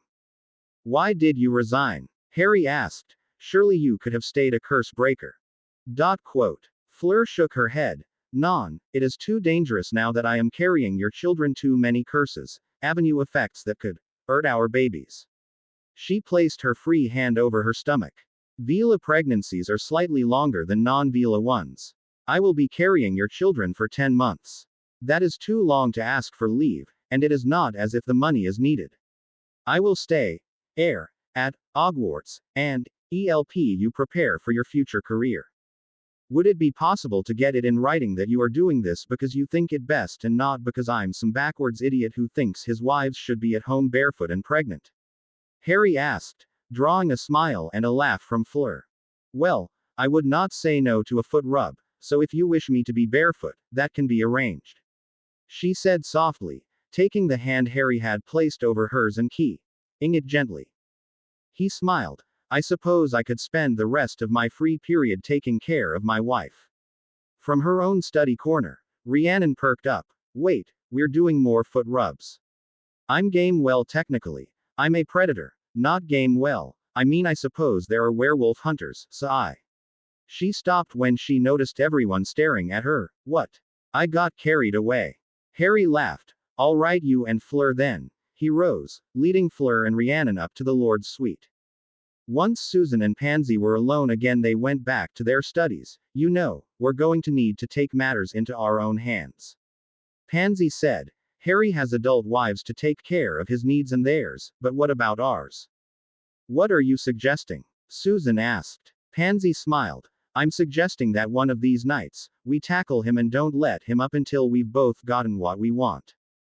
As Harry walked up to the Lord's suite with his 2 wives, he felt a chill go up his spine. I get the feeling I'm being discussed as if I was a piece of meat. Ron and Romilda were in the Gryffindor common room studying. This was Ron's second time with this material. He'd received a Troll in Charms last year and so he was retaking the course. That was what led him to studying with Romilda. Finding that he was actually very attracted to her was different. Remilda had given him his signed picture of the Chudley cannons upon his arrival after the end of Yule break. Ron had given some money by Mafalda and taken to Diagon Alley. She had helped him with his gift, a charmed pen that never needed to be refilled with ink. Remilda was using that pen now as she went over their notes. Ron was pleased to notice that when she wasn't writing with it, she kept it affixed to the neck of her shirt. "How was your break, Ronald?" Remilda asked. "I got hit by an unforgivable curse by a possessed Ginny, but other than that, it was wonderful." Ron thought, though he answered with, fine, pretty uneventful. Found out that my stepmother is pregnant and that my brother Fred proposed to Hermione. But beyond that not much. Remilda smirked. "Ronald, I'd say that a pregnancy and an engagement are fairly important topics. My quasi-cousin Terry came over. His aunt and my father have been together since after my mother died." Ron was puzzled. "When did your mother die?" Remilda looked to him. "She died giving birth to me." "Why?" "You told me she taught you a curse to turn all of my hair into snakes," he said. "Part of the reason I studied so hard was so I wouldn't end up looking like a ginger Medusa." Remilda actually giggled at that. "I do have her spell books, you know, Ronald, but tell me, if that was only part of the reason, then what was the rest?" Ron shrugged, a faint blush coming to his cheeks and traveling to his ears. I like you." That stunned Remilda. You like me?" He nodded. "I was being an idiot trying to get Hermione to notice me. She loves Fred. It's stupid to try and force someone to love you, you know." Remilda thought about the cauldron cakes in her trunk, and then thought about the wizard sitting in front of her. I do know what you mean. For what it's worth, I like you too." Ron reached over and took her hand. Remilda found that she very much enjoyed the feel of her hand in his. "Would you go with me to the Hogsmeade weekend?" he asked her. I would like that very much, Ron." Later that night, Remilda would toss the cauldron cakes into the fire. An act that, had she been more in tune with the spirit world, she would have found that her mother greatly approved of. As it was down in Potter Black House, Luna Lovegood found herself smiling as she felt the happiness of the spectral Mrs. Vane. The days passed quicker than Lucretia would have preferred. Each day meant a new night, and each night meant a new nightmare. Tonight was no different. Tonight found her watching her trial. She found herself standing beside a grim-faced Jordan Keyes. Across from him, sitting in a holding cell and looking at the floor, sat a 20-year-old Lucretia Roll. "I'm going to find some way to help you. I've already volunteered to act as a witness for your defense," Jordan said. From her place beside him, the real Lucretia watched the nearly imperceptible smirk of her younger self. "Jordan, there won't be a defense. I will go in there and Crouch will have me in Azkaban by the end of the morning. You'd be better off going to the cafeteria and getting a cup of tea." The echo Lucretia's voice was soft. 2 decades of screaming hadn't made it scratchy and rough. She finally looked up from the floor and into his eyes. "I'll die in that place," she told him simply. Jordan shook his head. "I'll get them to see that you're innocent. If I have to trade favors with every family in there, I will get you back out if you go in." He reached through the bars and took her hand. His touch was warm on her cold hands. The real Lucretia looked at her hand. She could almost feel his touch. She blinked and the scene changed. Now she was standing beside a seated Jordan watching her trial. Beside him sat Wallace Holmes, the Auror he worked with most often. "You know you're facing an inquiry, right? You're the boyfriend of a Death Eater. Head Auror Bones told me to keep you from leaving." Jordan scoffed slightly. "I'm not going anywhere, Wally. I'm going to be her witness if I have to hurl myself onto the floor," he said quietly, his eyes not leaving the chair that she would soon be seated in. Lucretia watched him. She hadn't seen him like this. From this position, she could see it. He still believed in her. He still truly thought she was innocent, that everything she was accused of was a lie. So many years of imprisonment and pain had nearly beaten the memory of his touch out of her mind. For a moment, just a moment, she thought she could hear the music at the Yule Ball in her ears. Then it happened. She was dragged into the chamber and thrown onto the chair. She didn't listen to her confession. She watched as little by little the faith he'd had in her shattered. The pit in her stomach grew deeper and deeper as she heard the final insult. The echo Lucretia, her voice in a dull monotone, had called him the easiest way to get the information I needed.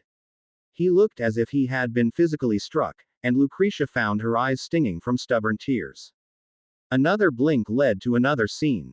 She knew this place. It was his home. He was laying on his back, staring up at the ceiling without really looking at it. Judging by the stubble, it was at least a week since her trial. He looked like a prisoner. He looked not dissimilar to how Thorfinn would look when they were freed from Azkaban. Lucretia stepped closer and saw the look in his eyes. Haunted, as if every moment awake was painful. Without meaning to, she reached down and stroked his cheek. Her hand passed through his cheek. "You can't affect anything here." The voice of David Reese, the muggle she had killed, came from behind her. She sighed and turned to face him. "Why are you showing me this? If you wanted me to see how I ruined his life, trust me, I was aware of it." She looked back to Jordan. His eyes were red-rimmed as if he'd cried for so long that he'd run out of tears. "You were aware, but now you know," David said softly, moving to stand by the window. "This is 2 weeks after your imprisonment began. An hour ago, he received a letter from Warden Sturbridge." She knew what that letter meant. Her hands went to her stomach without her control. It had become a habit of hers ever since that day. The day she'd learned 3 things. The first was that she had been pregnant. The second, that prolonged exposure to dementors caused miscarriages in witches. The third, no one, not even the healers assigned to Azkaban, had bothered to check to see if she had been pregnant. She had lain there bleeding and moaning until the guard assigned to bring her dinner had arrived. A half-hearted episky had been all she'd gotten. Not enough to save her baby, and almost not enough to save her. Jordan Keyes had learned that he'd been a father in the same letter that told him, with all the passion one uses to describe a change in cauldron thicknesses, that his baby was dead. That memory of the miscarriage, it replaced your mother's death as the favored moment for the dementors to use as your torment, didn't it? David asked her. For once, there was no scorn in his voice, no mockery. Lucretia supposed that it was because he had been a parent and had lost his children. Lost them at the hands of Thorfinn and Yaxley, but lost them regardless. She nodded miserably, not trusting herself to speak. She blinked again and the scene shifted. This time to something that should have been happy, but after the things she'd seen, it tore at what remained of her soul. The Ministry Yule Ball. The night she was sent to investigate the strength of security at a party like this. The night he'd called her beautiful. She was wearing a plain gray gown. She had refused to spend a lot of money on something she would never wear again. This dress had been reduced at Madame Malkin's. It would do. It had done well. If the look on Jordan's face was anything to go by. It was easy to play her role, to hold him close. To pretend that she was just his girlfriend, that she loved him.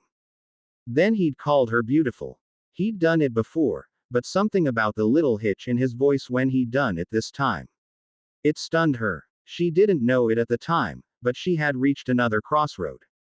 She could have confessed the truth to him and perhaps they would have left Britain. Perhaps he would have broken off their relationship. The other option, and the one she had chosen, had been to continue her plan. Their key. That night had led to her spending the night at his place. It was the first time they had ever made love, but it hadn't been the last. The last was 3 weeks before she'd been taken to Azkaban. The night before her arrest. Lucretia watched the pair dance forlornly. She was so much younger then. She didn't have the wrinkles or the graying hair she had now. There was still vitality in her eyes, especially, she noticed when she looked at him. The echo of Lucretia had been playing her role, or at least she thought she had. The real Lucretia knew better now. For all of her words that this was just the easiest way to get what she wanted, some part of her had loved the way he'd made her feel. Lucretia awoke with tears in her eyes. She rose from her bed and went to prepare her shower. The attack was coming soon. Her team's mission would be to sneak through the passageway at Honeydukes and get into the school. Their contact on the inside, Theodore Knott Jr., would be waiting to open the doorway on his side. Her job was to break through the wards keeping the castle from being breached from the front. The second part of her mission was to kill anyone and anything she came across. Including students, she thought, with none of the usual amusement she felt at the idea of killing. She was brought back to the dream she'd had a few days previous. killing Thorfinn in front of the Hufflepuff common room. There was no way she would kill her cousin. She couldn't do it, and she wouldn't. She would just learn to live with the feeling that everything she'd done in her life was one mistake snowballing larger and larger. I have a boyfriend, Romilda thought to herself as she watched Ron approach Harry. The two spoke quietly for a moment, and then Harry shook Ron's hand. Ron made his way back to her, a little smile on his face. He leaned in and kissed Romilda on the cheek. Harry accepted my apology for acting like a Burke during the summer break, he said, the grin still on his face. Burke was saying it nicely. Ron knew how he'd acted. He'd been a bastard to the bloke who was supposed to be his best friend. Neville is doing a better job of it than I did, he thought, the grin leaving his face as he thought about the things he'd lost due to his actions. Romilda smiled though and put her arm around him. I am very proud of you. It takes a smart person to know when they've made a mistake and a strong person to try to fix it. She giggled for a moment. Sirs, I sound like Professor Trelawney when she's mistaken her sherry glass for her teacup. Ron joined her in laughing at that. After their giggles stopped, he took her hand and squeezed it. I like when you sound all deep and mystical. It's much better than Trelawney. Romilda smiled and returned the gentle squeeze. Ron, would you be all right if I told my father about us? Not right away, but maybe after the Hogsmeade weekend. Romilda asked him, chewing her lower lip in a way that Ron quickly realized was the cutest thing he'd ever seen. Sure, I mean Mafalda already suspected something, that's why she helped me pick out your present. He said. Romilda smiled and touched the pen she'd been given, currently sitting on top of her charms textbook. I love my pen, Ron. I really do, she said softly, surprising both him and herself by leaning up and dotting him on the lips. When the key broke, both of them were flushed. I should warn you, Romilda said with a teasing grin, my father works in a butcher shop. Well, he owns the shop, so he could hire an assistant, but he prefers to do the work himself. When you meet him, you will want to be on your best behavior. He may be a muggle, but he can split the skull of a pig in one hit. Ron's eyes widened. I promise to keep on his good side then. He said, earning another giggle from Romilda. Meanwhile, Harry had gone back to the Lord's suite. Once inside, he was ambushed and pulled into his bedroom. He found himself pushed onto his bed by Pansy, while Susan used the momentary shock he was in to lean in and kiss him deeply. We've come to a decision, Pansy informed him. We've decided that while we understand your reasoning to keep us from sleeping with you, we don't like it. Luckily, Aunt Amelia understood and got us these. Susan said, drawing 2 small vials of green liquid from her pocket. These are contraception potions. Strong ones. Susan drank hers down, handing one to Pansy who did the same.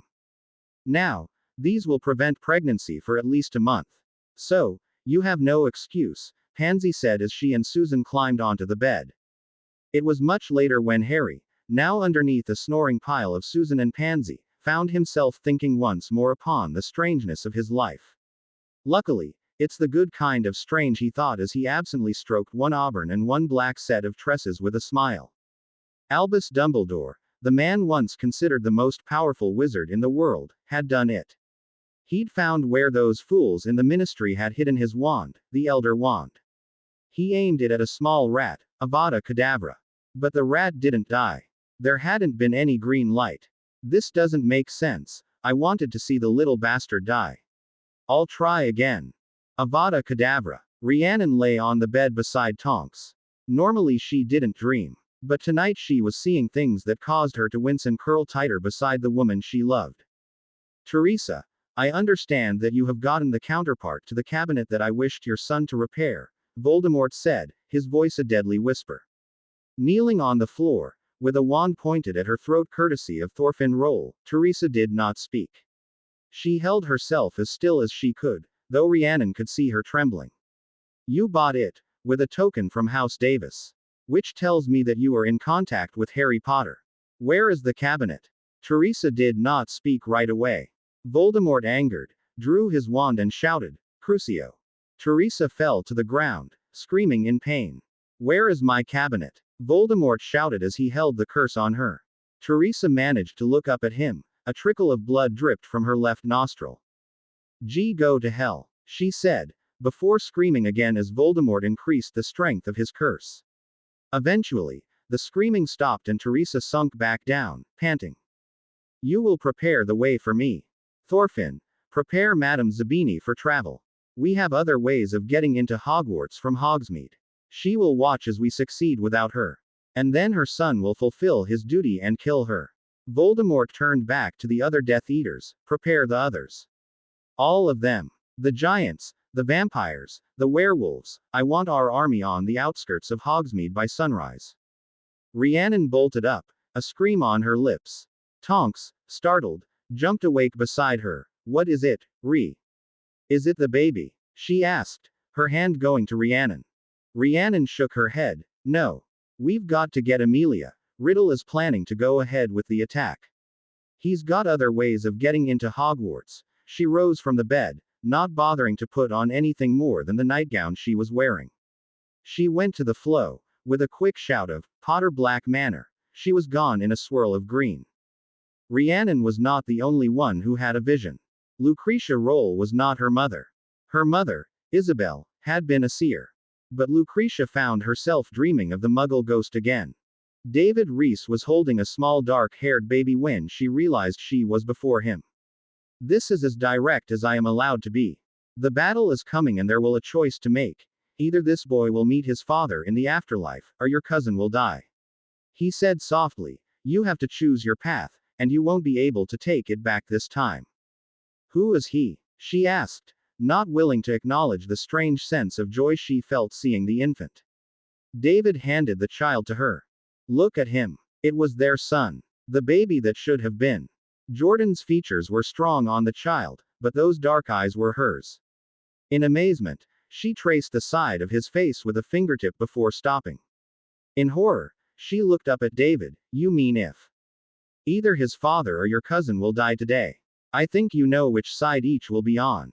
David looked at the child in her arms. You will have to choose. His life, or your cousin's. She awoke before she could give him an answer. It was a buzz from her wand that awoke her. That meant she had a visitor. Only one person could come to her home like this. She rose and made her way to the door. Thorfinn was standing there, dragging along an unconscious Teresa Zabini. He looked pleased as he tossed the woman into her home like a sack of flour. The Dark Lord wants us to take the blood traitor with us. She gets the privilege of watching us kill as many students as possible before her son kills her. Lucretia shook her head softly. Finn, I had a vision about the battle, she said softly. Thorfinn grinned. You saw our victory, didn't you? He asked his cousin. You saw the Dark Lord triumph over Potter and his whores. Lucretia held up a hand, stopping her cousin. I saw blood, Finn, ours. He dies at Potter's hand, and you die. She stopped herself. She wouldn't kill her cousin. Not now, not ever. Finn, let's leave. Toss Zabini in the alley and just go. Somewhere. Anywhere that isn't Britain. Remember when we were little and we talked about going to America? Let's do that, please. She blinked away the tears still left over from her dream. Thorfinn looked at her strangely. Lucretia, we can't just leave. We are Death Eaters, we have to serve our Lord. You were just having a bad dream, he said, trying to calm her. But she wouldn't be calm. She'd seen enough from her vision to know the truth. Finn. If you go to Hogwarts today, you will die. Please, you are my only family. Please don't do this. She pleaded with him, taking his hand. Thorfinn was conflicted. He loved his cousin. She was probably the only person that he cared for in this world. But he knew his place. We have to do this, he said. Now, get your things. We are apparating to the Hogsmeade safe house and then making our way into the school. A sick feeling settled into her stomach as she followed Thorfinn's directions. The only idea she had was that maybe she could still talk him out of it. But the dread pooling within her told her that it was not likely. This is the only way I can save Jordan. I owe him that much at least. Amelia had woken up quickly after being shaken awake by Rhiannon. The dream disturbed her greatly. Rhiannon and Teresa were connected now by the bonds of the oath. But normally that wouldn't have caused Rhiannon to have a vision. Still, Though, this was more than chance. It had to be. I will go to the ministry and put the Aurors on high alert. I don't care what other projects Rufus has them on, I will have every Auror and auxiliary Auror standing by. Amelia promised. Their voices awoke the other residents of the house, and one by one, each of the others arrived. It was decided that Rhiannon, Apolline, Celestine, Fleur, and Narcissa would go immediately to the cottage in Hogsmeade. Bellatrix, still in Paris, would be told of the situation by Flo and recalled using her portkey. Diana would go to the palace and ask the Queen to lend her the use of the Muggleborn and Squib security she had there. Amelia looked at the other witch. Hedwig, I am entrusting the safety of Jonathan and Gabrielle to you, she said as the others made their way through the flow. Hedwig blinked, and for a moment, the golden eyes she had since becoming human again were gone and the bright blue eyes of Alexandra had returned. She nodded. I'll do my best, Amelia. She looked up at the ceiling where the two children were still sleeping. I just hope I'm more Alexandra than Hedwig if I have to defend them. Amelia put a hand on her shoulder. Whichever you are, you will keep them safe. She squeezed gently and then departed for the ministry. Hedwig sat down in the study. She knew that she needed to prepare, to review the spells she'd relearned. Alexandra, if you're in my head anywhere, please. We need you tonight more than me, she thought as she began to go back over the list of spells used by Aurors. She was 10 minutes into her study when she heard a creak. Turning in her chair, she saw Jonathan and Gabrielle. Jonathan was still holding his stuffed dragon when he spoke. The wizard who hurt my parents is going to try and hurt Harry, isn't he? He asked her quietly. Hedwig nodded. He is. Amelia is gathering all the support she can. She looked back at her book. I am staying here in case something happens and they try to get in. She sighed. No matter what happens, Jonathan, Gabrielle, I swear I will keep them from ever coming near you. There was a popping sound as the 3 house elves of the Potter Black family appeared. Dobby looked to the children. We will help too, Harry Potter's Miss Hetty. Creature and Winky stood behind him nodding. Somehow, the addition of the 3 house elves made Hedwig feel better. More than that, she felt as if she was being watched. She blinked, and for just a moment in the dim light of the room, she thought she saw Roger and Jane standing in the shadows. Hedwig drew in a breath and smiled. I think we've got what we need here. Diana had to explain the situation to the Queen twice due to the older woman being half asleep the first time. Still, a chance to stop the wizard who had been responsible for the death of Charles and her own attempted murder was important enough to her that less than 20 minutes later Diana was explaining the situation to Alistair and Malcolm Price. She heard him say the entire army. Giants, werewolves, vampires, Death Eaters, the whole lot. Moody said, his false eye spinning madly as he began to make plans. He looked to Malcolm. Price, what's the biggest gun you can get hold of? Malcolm thought to himself, in North Scotland. I believe we have some Rheinmetall autocannons that weigh. They're anti-aircraft, so it should punch a decent hole through a large enough target. He nodded. How big is a giant? He asked Moody. A bit fatter than a Muggle fighter jet. Taller, but about the same weight more or less. He smiled. Is that a big enough target? Malcolm returned the smile and went to his phone. Who dares wins? He said by way of an answer. Celestine stopped as the others made ready to travel up to the Lord's suite. I am going to the Enclave. I will return with as many adult vila as can be spared. Narcissa looked confused. How will you do that? You need an international portkey to travel to France. The confusion grew as Celestine smiled, drawing her wand. Narcissa, you forget, I am the leader of my enclave. I don't need permission to travel there, or to bring my staff of bodyguards to a diplomatic meeting with the minister, Celestine replied, speaking in French as she cast a spell at the flow. I will meet you at Hogwarts within the hour, she said before disappearing through the flames. Traveling through the flow to the Lord's suite, Rhiannon went into the bedroom, to find Harry already awake. Tonks had gone to the chamber and had woken him. So, he's bringing an army? Harry asked. Rhiannon nodded. That's what I saw in my dream. Harry frowned. Hermione used the flow to get Fred and George and then Mr. Weasley. Dora is already speaking with Professor McGonagall to discuss how to protect the castle.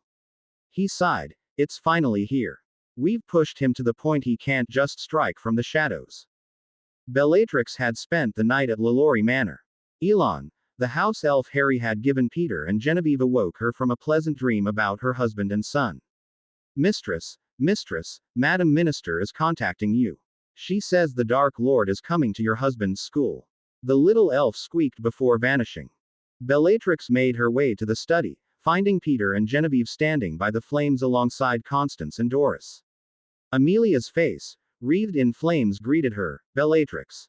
Riddle is finally attacking. Elon told me. What is the plan? Bellatrix asked, cutting her off. Use your portkey to return to Britain immediately. We need every wand we can get. Scrimgeour has tried to hold back some of the Aurors, in case the attack is a false flag. Amelia frowned. He's fired, by the way. Peter spoke up. What about the people we've been meeting with? Could they help? Bellatrix thought for a moment. The repentant Death Eaters. Possibly. Gather them and we will have them take an oath to not betray us to Riddle. They help. Then we'll clear them of any charges from our side. She looked at Amelia. That's not going over my authority, is it, Minister? Amelia shook her head. No, that will work. We need everyone you can get here by 5 in the morning our time. You've got 3 hours. With that, her face vanished in the flames. Genevieve looked at Bellatrix. I wish to help. I know these people. They will be more comfortable if I am at Hogwarts with them. Peter put his hand on her shoulder. Genevieve, it's too dangerous. What about the baby? He looked down from her eyes to her swollen stomach. If you're taking Evangeline, then I'm coming. I'm competent enough with my healing spells that I could assist with injuries. Beyond that, I am skilled with Muggle first aid. If you're going, we're going. Constance said, earning a nod from Doris. You're our friends and our meal tickets. So, where are we? Plus, we are technically your bodyguards still. Doris added, someone has to keep you from getting killed. Bellatrix nodded. All right, Genevieve, summon everyone here. Give them one chance. If they don't agree to the oath, stun them and we'll give them to the French Aurors. It wasn't just the minions that Voldemort had instructed the Death Eaters to summon to the edge of the Forbidden Forest. He stood in the middle of a muddy field. He raised his wand and began to chant lowly. There was a shudder as the ground broke away and hundreds of hands began to claw their way out of the ground. In fury, 100 of them. Soldiers who had fallen in nameless battles in this spot. Most reduced to nothing but bones held together by his hatred of Harry Potter. They would be shock troops, good for frightening whatever defenders Hogwarts could offer. Nagini coiled herself at his feet. Voldemort looked down and smiled at her before turning back to his army of the dead. Travel through the shadows to Hogsmeade. He commanded, flicking his wand at the ground. A massive black spot marred the ground. The Inferi traveled through it. By the time they were done, there were hundreds of dull lights watching the town and waiting for their signal. Rhiannon watched from the astronomy tower as Tonks coordinated with the Aurors and reformed Death Eaters. Her task was to watch the grounds, using her superior senses, and the omnioculars given to her by the Weasley twins to try and spot incoming threats. I see. Shit. Death Eaters on broomsticks, due east. She said to a house elf who vanished, reappearing at Minerva and Tonks' side. Headmistress. Lady Wolfie is seeing bad wizards on brooms coming this way. The little creature said to Minerva. How can we defend against flying targets? Minerva wondered aloud. Just then 2 voices came from behind her. Fred and George Weasley had arrived with Hermione. We have an idea about that, said one of them. Well, it's actually my own idea, finished the other one. Hermione looked from one twin to the other. My idea. Fred, are you talking about? The twin on the left nodded with a smile. He Ed her, just watch the skies. He said before Fred and George made their way to the side of Madame Hooch. Hermione saw them whisper something that made the silver-haired professor cackle and follow them towards the Quidditch pitch. Hermione, what idea did you have? Tonks asked the younger witch. The look on their faces was practically evil. Tonks did not get much comfort at the smile that came to Hermione's lips. Tonks, if you hear Scotland the Brave louder than you've ever heard anything else in your life, then you'll see my idea in action. Hermione replied. She went to expound on that but stopped stunned. From the Quidditch pitch, suddenly there were 40 wizards on the school broomsticks, zipping from place to place. The inflatable wizards, she said softly. They got them to work after all. The inflatable what? Tonks asked her, turning and staring at the weaving wizards in the sky. Hermione pointed. Inflatable wizards, there's an animation charm on rubber bodies. Fred must have shrunk some and brought them with us. They'll serve as a distraction, but since they can't perform magic, I'm not sure what else they will do. On the Quidditch pitch, Fred and George watched their creations move about in the air, still a bit stiff. Fred noticed, they should be able to dive more. But I suppose the circles will do. George nodded. In any case, they should lure the Death Munchers towards the pitch. That was when Madame Hooch returned from the task the twins had asked her to perform. Right, boys, this is every bludger we have. Who are they? She asked, looking up at the circling flyers. Bait. Both twins replied with a grin. Fred looked at the box. Now all we need to do is remove the cushioning charms from the ground of the pitch and we'll be ready to welcome our guests. Voldemort stood at the edge of the ward boundary of Hogwarts. Prepare the wards, I don't want anyone or anything coming into Hogwarts. He said to the closest Death Eater, who bowed and scurried away. A pale woman stepped close to him, carrying a black lacy parasol umbrella. She frowned at the swiftly rising sun. My kith will not be able to fight at our full strength, my lord, with that accursed thing in the sky. She said softly. Voldemort didn't turn. Instead he raised his wand and began to chant. From the tip of his wand a great billowing cloud of black mist rose and began to fill the sky. This should keep the sun from becoming too much of a hassle for your fellows, he said once the sky had turned black again. He watched as the rolls, along with a bound and gagged Teresa Zabini, entered Honeydukes. He smiled to himself. They will open the wards for us. My scouts will stay high enough overhead that they will be able to report the moment the wards fall. Lucretia felt as if each step she took was making the pit in her stomach deeper and deeper. She led the trio, as Thorfinn was busy keeping Teresa moving. He had only stopped them once, to quickly kill the shopkeeper who had come from his upstairs flat to see what had caused his alarm wards to trigger. Lucretia spared a glance at the fallen man. As she turned back around, her eyes met Teresa's. Both women seemed sickened by where they were going. The only difference is Zabini was strong enough to fight back, Lucretia thought miserably. The trip through the tunnel to Hogwarts was silent. Lucretia was consumed by her thoughts. The dream of that dark-haired baby boy in her arms. The dream of Thorfinn dying at her wand. She was miserable as they stood at the entrance to the school. Slowly she moved the portrait, giving them entry. The nearest wardstone will be by the Hufflepuff common room, Thorfinn said, nudging Teresa forward. Not should be here, he said, frowning. They didn't see the Slytherin student. But they had their mission. Pushing Teresa onward, the three continued their trip through the silent halls of the castle. Inside the castle, the Aurors were taking their positions in the Great Hall. Kingsley looked at the available Aurors and pointed to two of them, Aurors Keys and Holmes. Go check on the lower floors. If you see anything, send a Patronus to me and I'll send back up. He instructed them. The two saluted and made their way to the stairwell. I can't believe this is it. Wallace said to Jordan. We finished this thing properly and you know who is DOA, he grinned. Jordan for his part nodded but said nothing.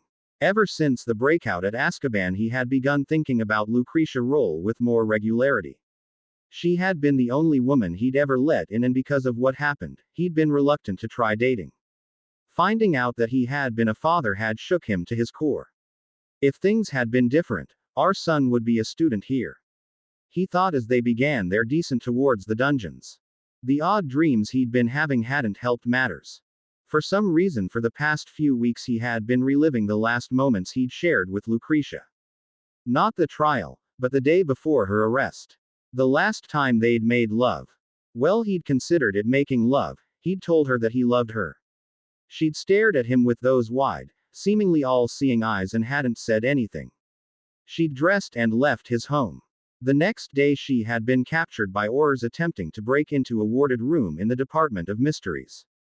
Ordinarily, an unspeakable going into a locked room in their own department wouldn't have garnered much interest.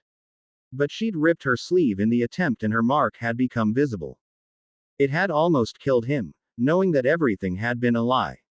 Inside his nightstand there was still a dusty velvet box containing the ring he'd wanted to give her. For all his hurt, he'd still been unwilling to sell the ring. He shook his head to clear his mental cobwebs and pointed, gaining Wallace's attention. "Look, there's a student ahead of us," he whispered. "One of the Slytherins is out of bed, but why?" Theodore Nott Jr. was silently fuming as he made his way down towards the portrait. He'd overslept, the charm he'd cast to wake himself had failed. He rounded the corner and spotted the Death Eaters just as he heard a voice behind him. "You there, student? Stop. This is it, Theo. Time to see if your practice makes perfect." He spun and held his wand out. Avada Kedavra. A sickly green burst of light shot out towards the two men who had been following him. They dodged it, one of them sending a red stunner towards the teenager. The stunner struck him. Theodore dropped just as another green light traveled towards the two men. Jordan spun out of the way, but Wallace had been too slow. Jordan watched as his partner and best friend died before his eyes. "Well, if it isn't the idiot," a painfully familiar voice said. Jordan turned and saw Thorfinn Roll standing there, holding his wand on the wizard. Lucretia knew this moment. This was the one from her first dream. "Thorfinn, wait please," she said, putting her hand on her cousin's arm and trying to push his wand down. She looked at Jordan. Please just walk away, Jordan," she pleaded, feeling the now familiar sting in her eyes as tears began to form. Jordan held his wand, but Lucretia noticed that he was pointing it at Thorfinn, but much lower than the wand Thorfinn held on him. "I can't do that, Lucretia," he said softly, his voice sounding pained as he finally saw the woman he'd loved for the first time since her imprisonment. "Thorfinn and Lucretia Roll, you are under arrest." He didn't get a chance to finish as Thorfinn shot a purple curse at him. It struck his wand arm. Lucretia gasped as she heard the bones cracking as they shattered from the curse. "Thorfinn, please," she shouted, trying to stop this. Thorfinn ignored her. "I'm going to enjoy killing you. You blood traitor. I can't believe you were stupid enough to think Lucretia ever loved you," he said, raising his wand. "She used to laugh about how gullible you were. She told me that you said you loved her." He laughed. "She never loved you. No one did. Now you'll die alone. A.V. Avada Kedavra." A jet of green light struck Thorfinn from behind. He crumpled to the ground. For a moment no one said anything. Lucretia looked in horror at the corpse of her cousin.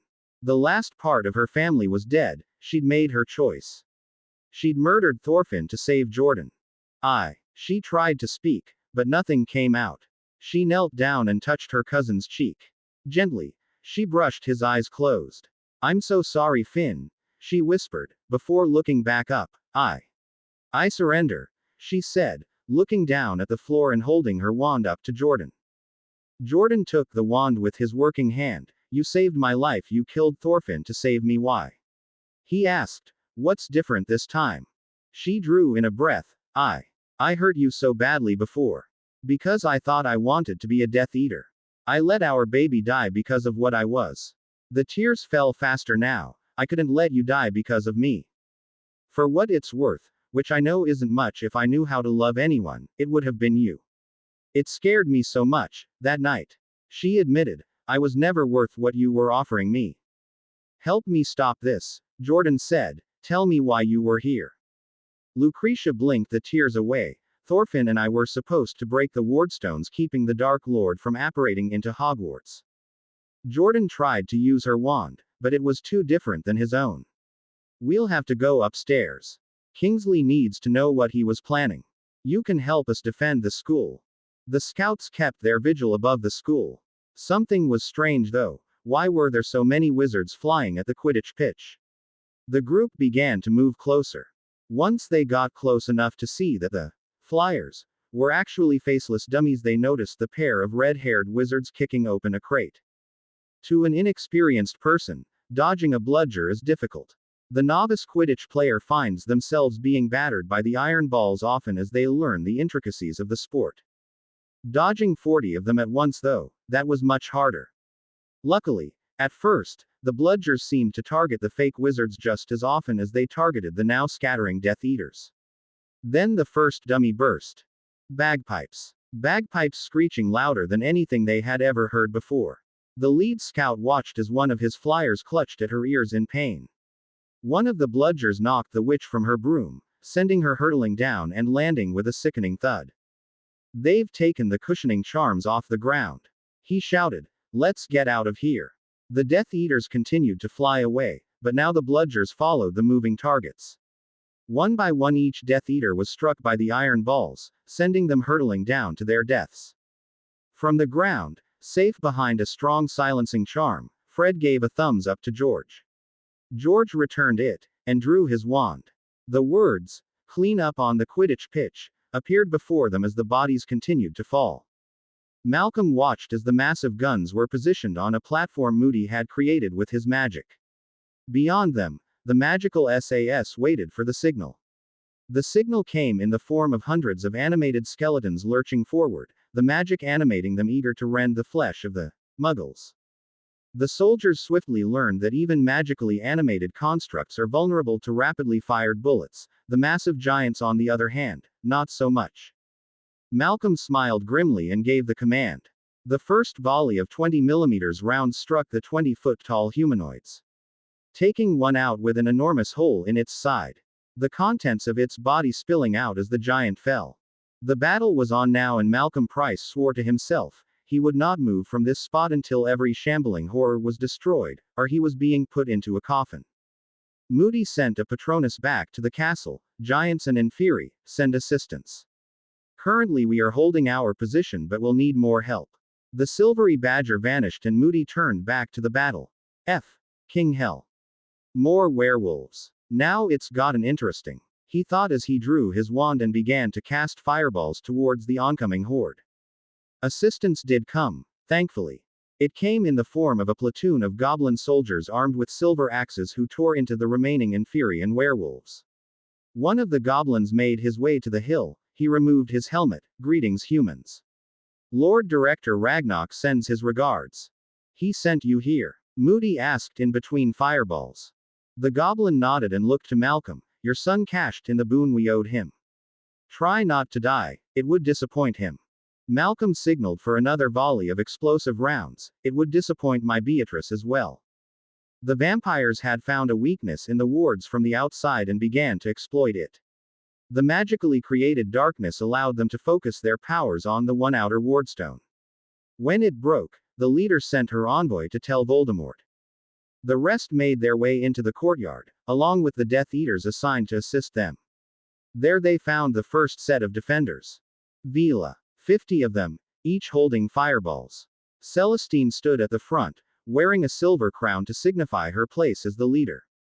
"Leave now. This is your one warning. We are not afraid of harpies," the matriarch of the vampires said, deliberately choosing the term to most insult the women before her. Fleur moved to stand beside her grandmother. Apolline took the spot on her other side. "If you do not leave, we will be forced to, as my US band termed it, Foomph, you," Fleur said, bouncing the fireball from hand to hand. "Foomph." The matriarch rolled her eyes. "Kith." At.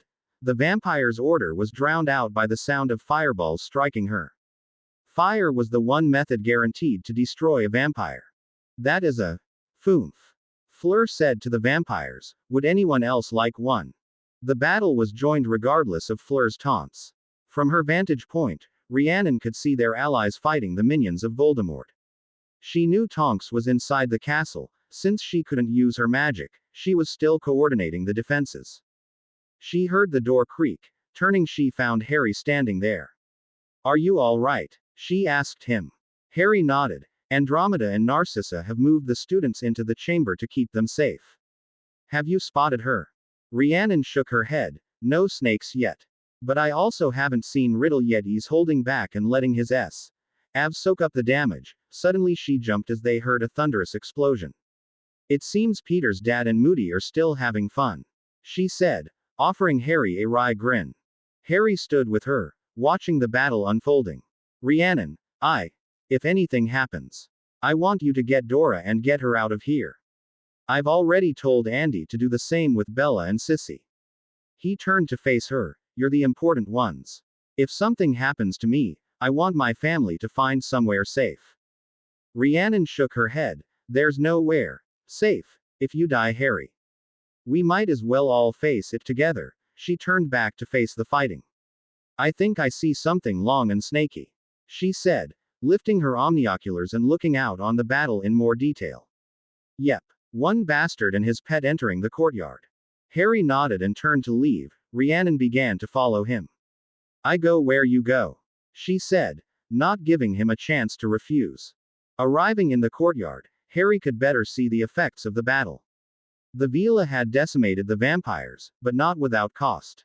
A quarter of the assembled Vila lay on the ground bleeding from wounds. Bellatrix found him, leaving her place with the French wizards. Harry, get back up to the castle if something happens. Harry held up his hand. No. I'm finishing this fight today. Nagini is here. Riddle is here. It's time to stop this. Voldemort stood in the center of the carnage. Lifting his wand, he began to summon Inferi from the corpses. Kill them all, he commanded his shambling warriors.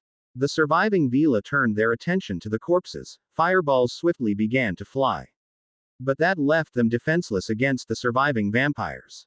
No matter how many of my servants you kill, I will just bring them back and fight with them again. Voldemort shouted at Harry. Harry's response was to draw upon the power he shared with his wives through they bond and sent a blasting hex towards Voldemort. He dodged, but Nagini was unable to. While normally it takes fiendfire or basilisk venom to destroy a Horcrux, a living one can be destroyed by normal means. In this case, it was being blasted apart. No. Avada Kedavra. Voldemort sent a killing curse at Harry. Harry dodged it, hearing it strike someone behind him. Taking a split second to look, he saw that the curse had struck one of the vampires. Voldemort snarled and sent another one at him. This was the true battle for Hogwarts, no matter what else was going on around them. The two wizards ignored everything else around them. There was no banter, no witty repartee. Instead, it was silence and curses. Rhiannon joined Fleur and the Vila fighting off the Inferi and vampires. Being a werewolf, she was immune to their curse, so she stuck close to her sister wives. She would keep her pack, know her family safe. Ron had gotten out of the Gryffindor common room before the others were moved to the chamber. He made his way into the great hall where he saw his father and Mafalda talking with Andromeda Tonks. Ron, why are you here? You should be down with Ginny, Arthur said to his youngest son. Ron looked at them. Why are you two here? What about the baby? He asked, looking at Mafalda, who placed her hand on his shoulder. Ron, my family is here. I am here. I'm not much with defense, but I know how to cast a few healing charms. She looked at Arthur. There was no way I was going to let my husband and our kids face this while I sat at home like a lemo. Andromeda was finally face to face with Ron. She embraced him. Thank you for saving my girl. But if you're going to be in my makeshift infirmary, you are either going to help clean wounds or you're going to make sure the potions of maid are being drunk. As he turned to begin his task, he saw a familiar and welcome sight. Romilda had followed him. Romilda, why? The same as you, Ron. As your stepmother said, I'm not letting you face this while I sit in that chamber. Romilda leaned in and keyed him. Come on, we'll work together. Arthur watched the two begin work. He smiled and nudged Mafalda. Romilda Weasley has a nice ring to it, he said softly. Mafalda nodded. I don't think the poor boy has much choice in the matter. She smiled and looked up at her husband. You certainly didn't. Arthur went to reply, but suddenly the castle shook with an impact. From outside they heard a great cry go up. Harry Potter is dead. You will bow before your master. Harry lay on the grass bleeding. Just like the dream he'd had, Bellatrix was crying over his chest, pleading with him not to go. He blinked and saw the world around him frozen in place. You did a good dodging everything, except that last killing curse. That was a doozy. An unfamiliar voice said. Harry turned and saw a woman with long curly black hair and solid white eyes watching him. She reached down and helped him off the ground. Harry watched as he seemed to float through Bellatrix as he stood. I'm dead, he said quietly. I failed. Half right, you died. But you haven't failed yet. We just have to figure out what part of you goes with me and what part stays behind. She said, waving her hand, and suddenly the battleground was replaced with what looked for all the world like a living room similar to what the Dursleys had at Privet Drive. Some introduction. My name is Hecate. I'm your Reaper. Technically I'm the Potter Reaper, but now I'm reaping for all of your families. I think you know most of the others here, she said, pointing out the others sitting in the room. It was everyone. Lily, James, Sirius, Ted Tonks, Remus, Jean-Luc. Rhiannon's mother stood there beside Remus. He didn't recognize the other wizards or the two other witches. The unfamiliar ones are Mr. Roger Dorset, Madame Yvette Evangeline LaLaurie, Miss Sarah Miller, and finally Harry Fox. She vanished, but her voice lingered. I'll let you talk with one another when you're ready to discuss your price. Just say my name. Harry. Lily began but chose to embrace her son rather than speak. For a moment Harry wanted nothing more than to stay here, in his mother's arms. But he knew what he had to do. I have to go back and finish this. James nodded. You do. You shouldn't have to, but you do. Sirius grinned. Look on the bright side. With all the interference we've been running to keep fate and destiny at bay, you've got a huge family that loves you. So, go back and kill Voldy for us. Remus spoke next. Harry, seeing you and Rhiannon, he stopped but winced as Jane nudged him sharply. I was about to say, thank you for showing her that she's more than a werewolf. She was losing herself to the same malaise that gripped me for so long. But you've given her life back. Jane nodded. You've saved my baby and given her a path she can be proud of. Thank you so much for that. Ted came up and clapped Harry on the shoulder. You never did come and have dinner with Andy and I. But given how things have worked out, I'm all right with that. Keep my girls happy. Just as a warning though, Andy gets cravings for salty snacks when she's pregnant. Harry paled. You mean she's? Ted nodded, thoroughly enjoying the look on Harry's face. You've got her too. All three Black sisters are pregnant at once. Be afraid, kiddo. Jean-Luc rose, with Sarah and Yvette by his side. My son, you have done so much. I am so proud of you, as my heir and as my son. You are going to be an amazing force in this world because you already are.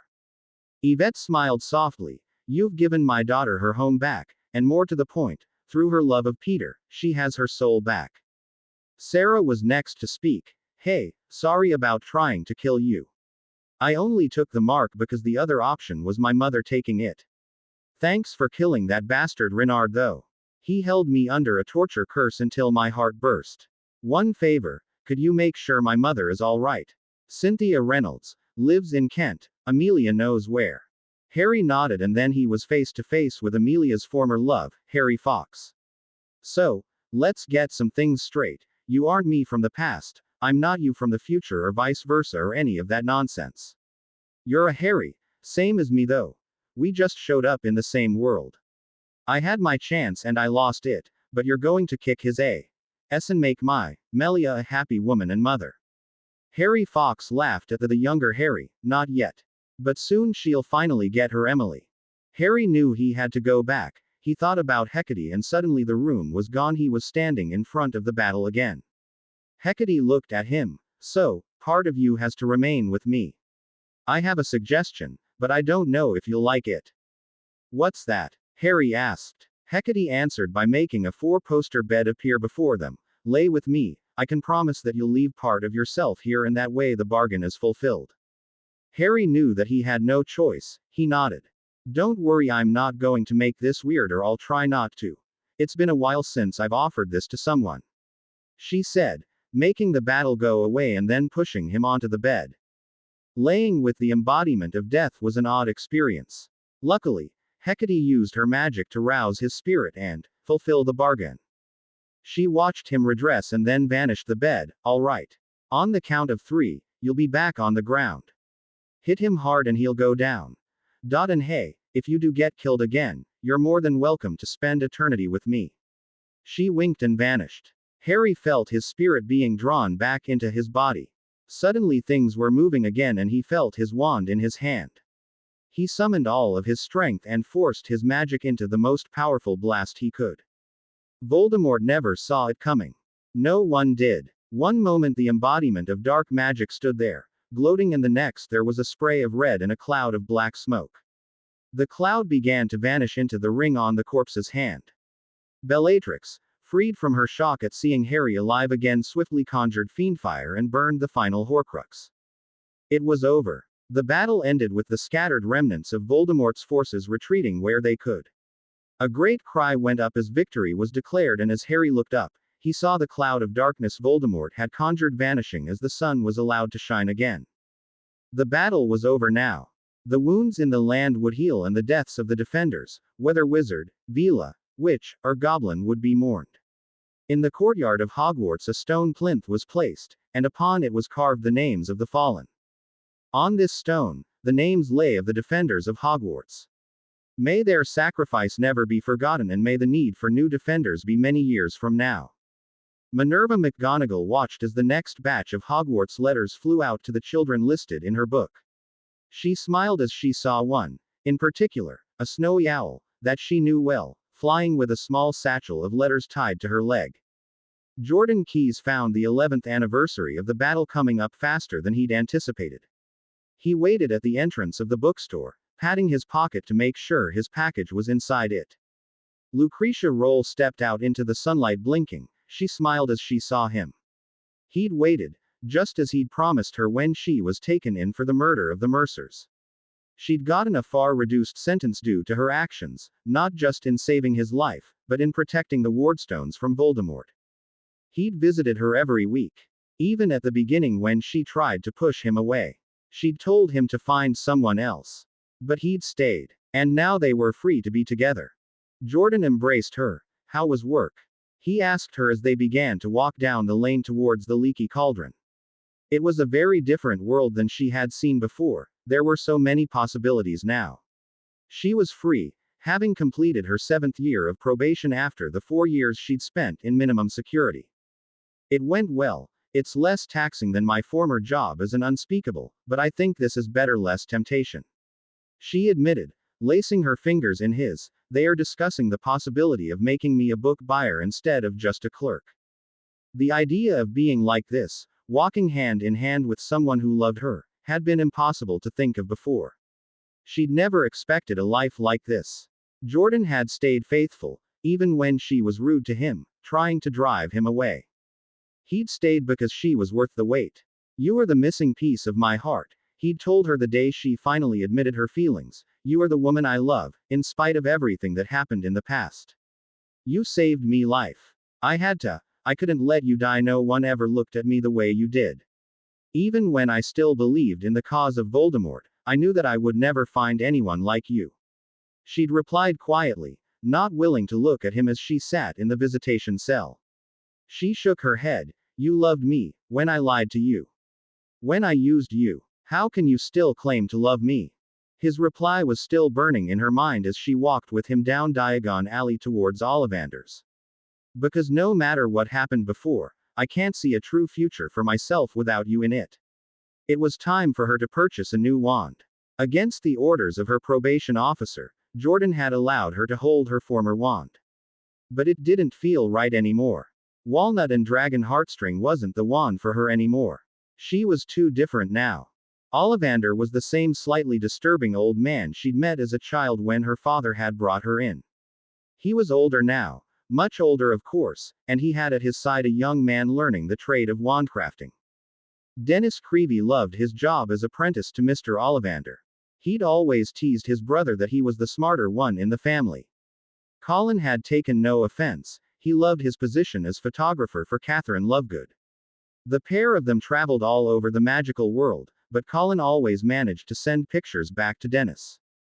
Dennis was given his first task, feeling the magic of the woman before him and offering her wands to try. Box after box was opened and their contents tested and rejected, until finally a 9 1/8 inch holly and unicorn hair wand was found. Well done, Dennis. Ollivander had said quietly as the couple paid for the wand and left the shop. Only 10 tries to find an ideal match. It took me 24 my first time out. Jordan and Lucretia were happy, and once they had returned home and he made his proposal of marriage, the only response she could give was to embrace him and whisper yes in between Key's. Ginny Creevey held the picture her husband had owled her close to her heart. He had taken a picture of a pile of stones he had moved to spell out the phrase, "I love you." "He's such a ham, but he's mine and I wouldn't have it any other way." She put the photo inside her locker and made her way out to the Quidditch pitch. Captain of the Ballycastle Bats, Ginny had led her team to the English Nationals against the Wimborne Wasps. It was so strange to think about today and what the anniversary of that day had meant for her life. She, like most of the other students, were in the chamber while the battle raged. Colin had sat with her the entire battle, constantly talking to keep her mind off of the tremors that shook the castle. He told her everything that came to his mind. Strangely, the more he'd spoken to her, the more she wanted him to keep talking. That was the spark that began their relationship through the rest of their time at Hogwarts. They'd married shortly after graduation, when he'd gotten his job from Xenophilius and Catherine Lovegood. It hadn't been easy at first. She was hired by Ballycastle only a few days after Colin went on his first assignment. But they'd made it work. He wanted the pair of them to stay home more. They had been talking about adoption. Ginny would never have a daughter of her own due to the after effects of the possession by Riddle's soul fragment. She'd made him a promise: if Ballycastle won the Nationals, this would be her last season, provided he got the Quibbler to give him assignments closer to home. She saw the opposing captain and smiled. Walking out, she shook the hand of her opponent. "Hello, Astoria." Astoria Potter Black, second youngest wife to Harry Potter Black, had been scouted the year after Ginny. She'd rose through the ranks of Wimborne just as quickly as Ginny though. "Ginny, how's Colin?" she asked, shaking Ginny's hand. She took note of the smile that came to the face of the Bats captain. "Judging by that smile, I'd say he's also doing well." The pair spoke briefly before they retreated to their corners of the pitch. In the stands, she saw Arthur, Mafalda, and the youngest Weasley, Madeline. Each Weasley was dressed in the bright red and black representing Ginny's team. She waved to them before taking her broom and rising. As she reached the halfway point to her spot at the top, she noticed a small B-owned man moving to sit beside Madeline. Colin made it, she thought with a grin. Colin held up a sign. As Ginny read it, she felt her heart leap. "I quit my job, Ginny, let's have a family." Colin still had a lot to learn about how to prepare for bringing a child into their lives, but Ginny had to admit, her husband knew how to forge ahead with a decision: must be the Gryffindor in him and me. She thought as she prepared to whip Astoria Potter Black soundly. The match ended with Ballycastle winning 170 to 140. When Ginny landed and shook Astoria's hand, Colin rushed from the stands and embraced his wife. "We're going to talk about how you quit your job," she said quietly, holding him close, "but for now I'm just happy to see you again." "Well, I do have something lined up. Zeno has purchased the rights to the Daily Prophet from Lord Greengrass. I'm going to work as the official photographer for events at the ministry. I just thought that was too much to put on a sign," he said, grinning as he keyed his wife. "Lord Greengrass must have told his daughters. Before I got to the stands, I was given a note from Astoria." Ginny looked at the note. "Congratulations, Mr. and Mrs. Creevy. P.S. Ginny, if you adopt a baby girl, she'd better be named Astoria." Hermione Weasley finished her first draft of the notes she'd been compiling. Becoming the Transfiguration professor after Minerva retired to focus solely on her position of headmistress had been difficult, to say the least. She was happy that the headmistress had stayed on long enough for Hermione to complete her mastery program though. Otherwise, she'd have never gotten the job. Now she was the Transfiguration professor and the new head of Gryffindor. She rose from her chair. She'd earned a break and she knew exactly where she wanted to go to have that break. She went to the flow in her office and spoke her destination. Stepping into the Hogsmeade branch of Potter's Prank Palace, she found Fred working on an experiment. "George, did you bring the Doxy wings from the alley store?" he asked, not looking back. Hermione grinned and silently cast a charm to sound like George. "No, but I think Myone was confused about which of us is her husband.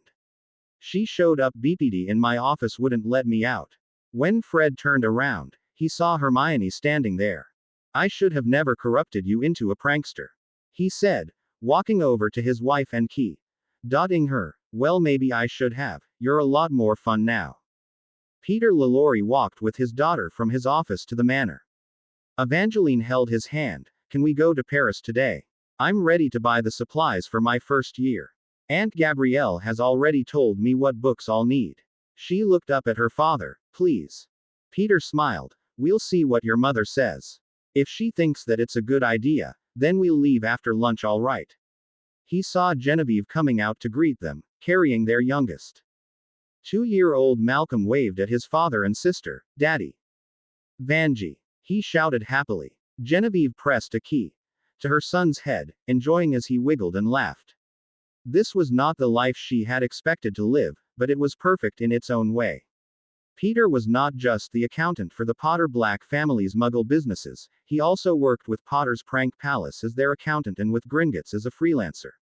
When the goblins needed a second, third, or fourth eye to go over and account for irregularities, he was the one they called.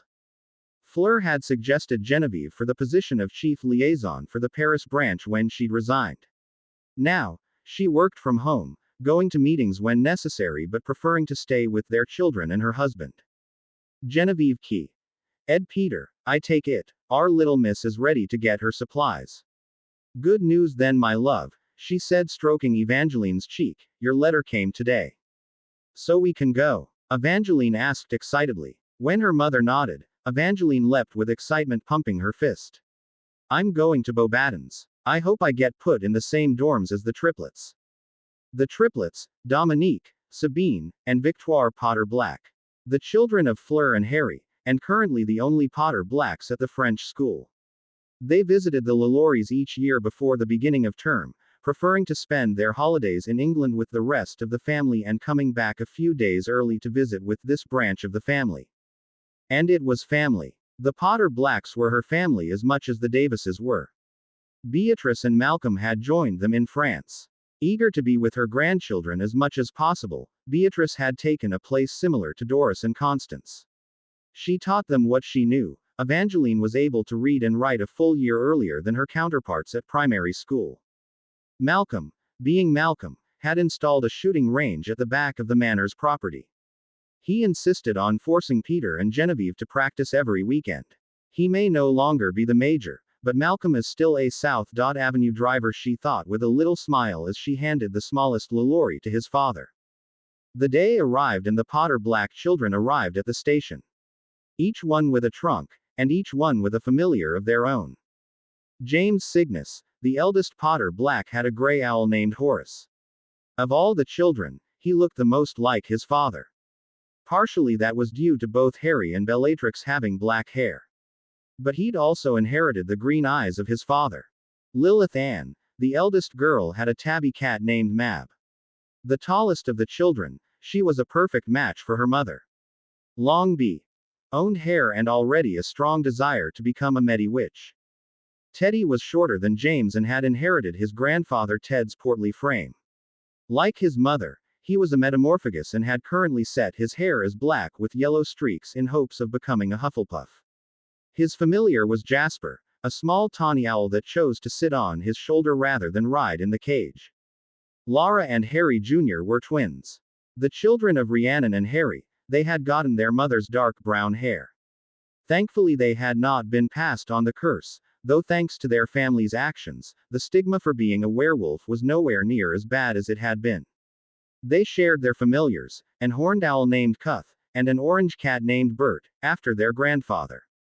Phoebe, the youngest daughter of Andromeda Potter Black, was paying less attention to the murmuring of the crowd and more to her owl Gert. The barred owl shook himself in irritation at the crowd but accepted a treat from his owner's fingers. Phoebe had warm brown hair tied into a tight ponytail, similar to the one Andromeda preferred when she was working on a project. Next came Amelia's daughter Emily. Emily was sitting on her trunk stroking her cat Nyx. Nyx was a small black cat who was currently a boneless puddle in her mistress's lap. Emily had short red hair, similar to her mother's, though Amelia these days preferred her hair to rest on her shoulders. Emily took after her Aunt Rhiannon and kept hers off her shoulders. Apolline watched her son, Louis, talking with the son of Neville and Luna. Frank, or Frankie as he was called by his best friend Louis, wasn't quite old enough to attend Hogwarts. His familiar was Luke, a white cat that was sitting on Louis's shoulder rubbing his head against his master's. Lewis took the hint and began to stroke the cat's head as he continued to talk. Hedwig and Diana stood together talking as their children did the same. William says he's going to be the first of his year to learn to become an animagus. Diana said, watching her son. He wants to be an owl like you. Hedwig grinned. Jane is certain that she'll follow our footsteps and become an oar, but given how she moons over Jonathan when he's home from school, I think it's more likely she'll go wherever he does. The two children, each with a screech owl sitting in their cages, were best friends. The screech owls, however, were not. Each one glared at the other. Jane had her mother's short white bee-owned hair. She had Alexandra's blue eyes instead of Hedwig's golden ones. William had his mother's bee-owned hair, but it was messy like his father's. Emma stood beside Harry as he spoke with Bellatrix and Narcissa. With Andy and Dora already at the school and Rhiannon at the ministry, it's been lonely at the manor when you're all away. I was thinking I might. Nope. We've had this conversation, Harry, said Bellatrix with a teasing gleam. You're staying home to make sure your wives have a delicious dinner waiting on them. We bring home the bacon, you cook it. She softened the blow with a key, pulling him against her. Narcissa nodded. You are always welcome to come with me when I'm not in a committee meeting. You could keep me company while I'm going through requests from the other members of the alliance, she said, straightening his robes. In fact, once the children are off, why don't you come with me? I've been meaning to redecorate and I want your opinion on if I should keep the couch. She means she's ready for another daughter, Bellatrix said, rolling her eyes. Narcissa, to her credit, only looked mildly annoyed with her sister. I would also welcome a son, Bella. Emma laughed softly. Looks like the missing Potter Blacks made it after all. Sure enough, Tonks and Rhiannon walked off the train hand in hand. Andromeda came behind them. Phoebe rushed to her mother, embracing her. Emma looked down at her own swelling stomach. This one is nearly ready to meet his family. Emma had not set out to become the only Muggle wife to Harry.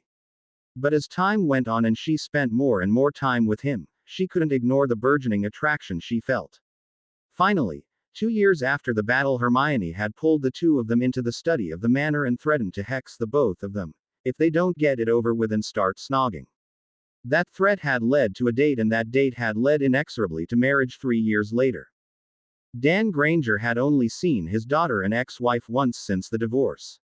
Finding out she had remarried to Harry Potter had infuriated him. He'd swung at her, only to find himself blasted into a wall by a furious Harry.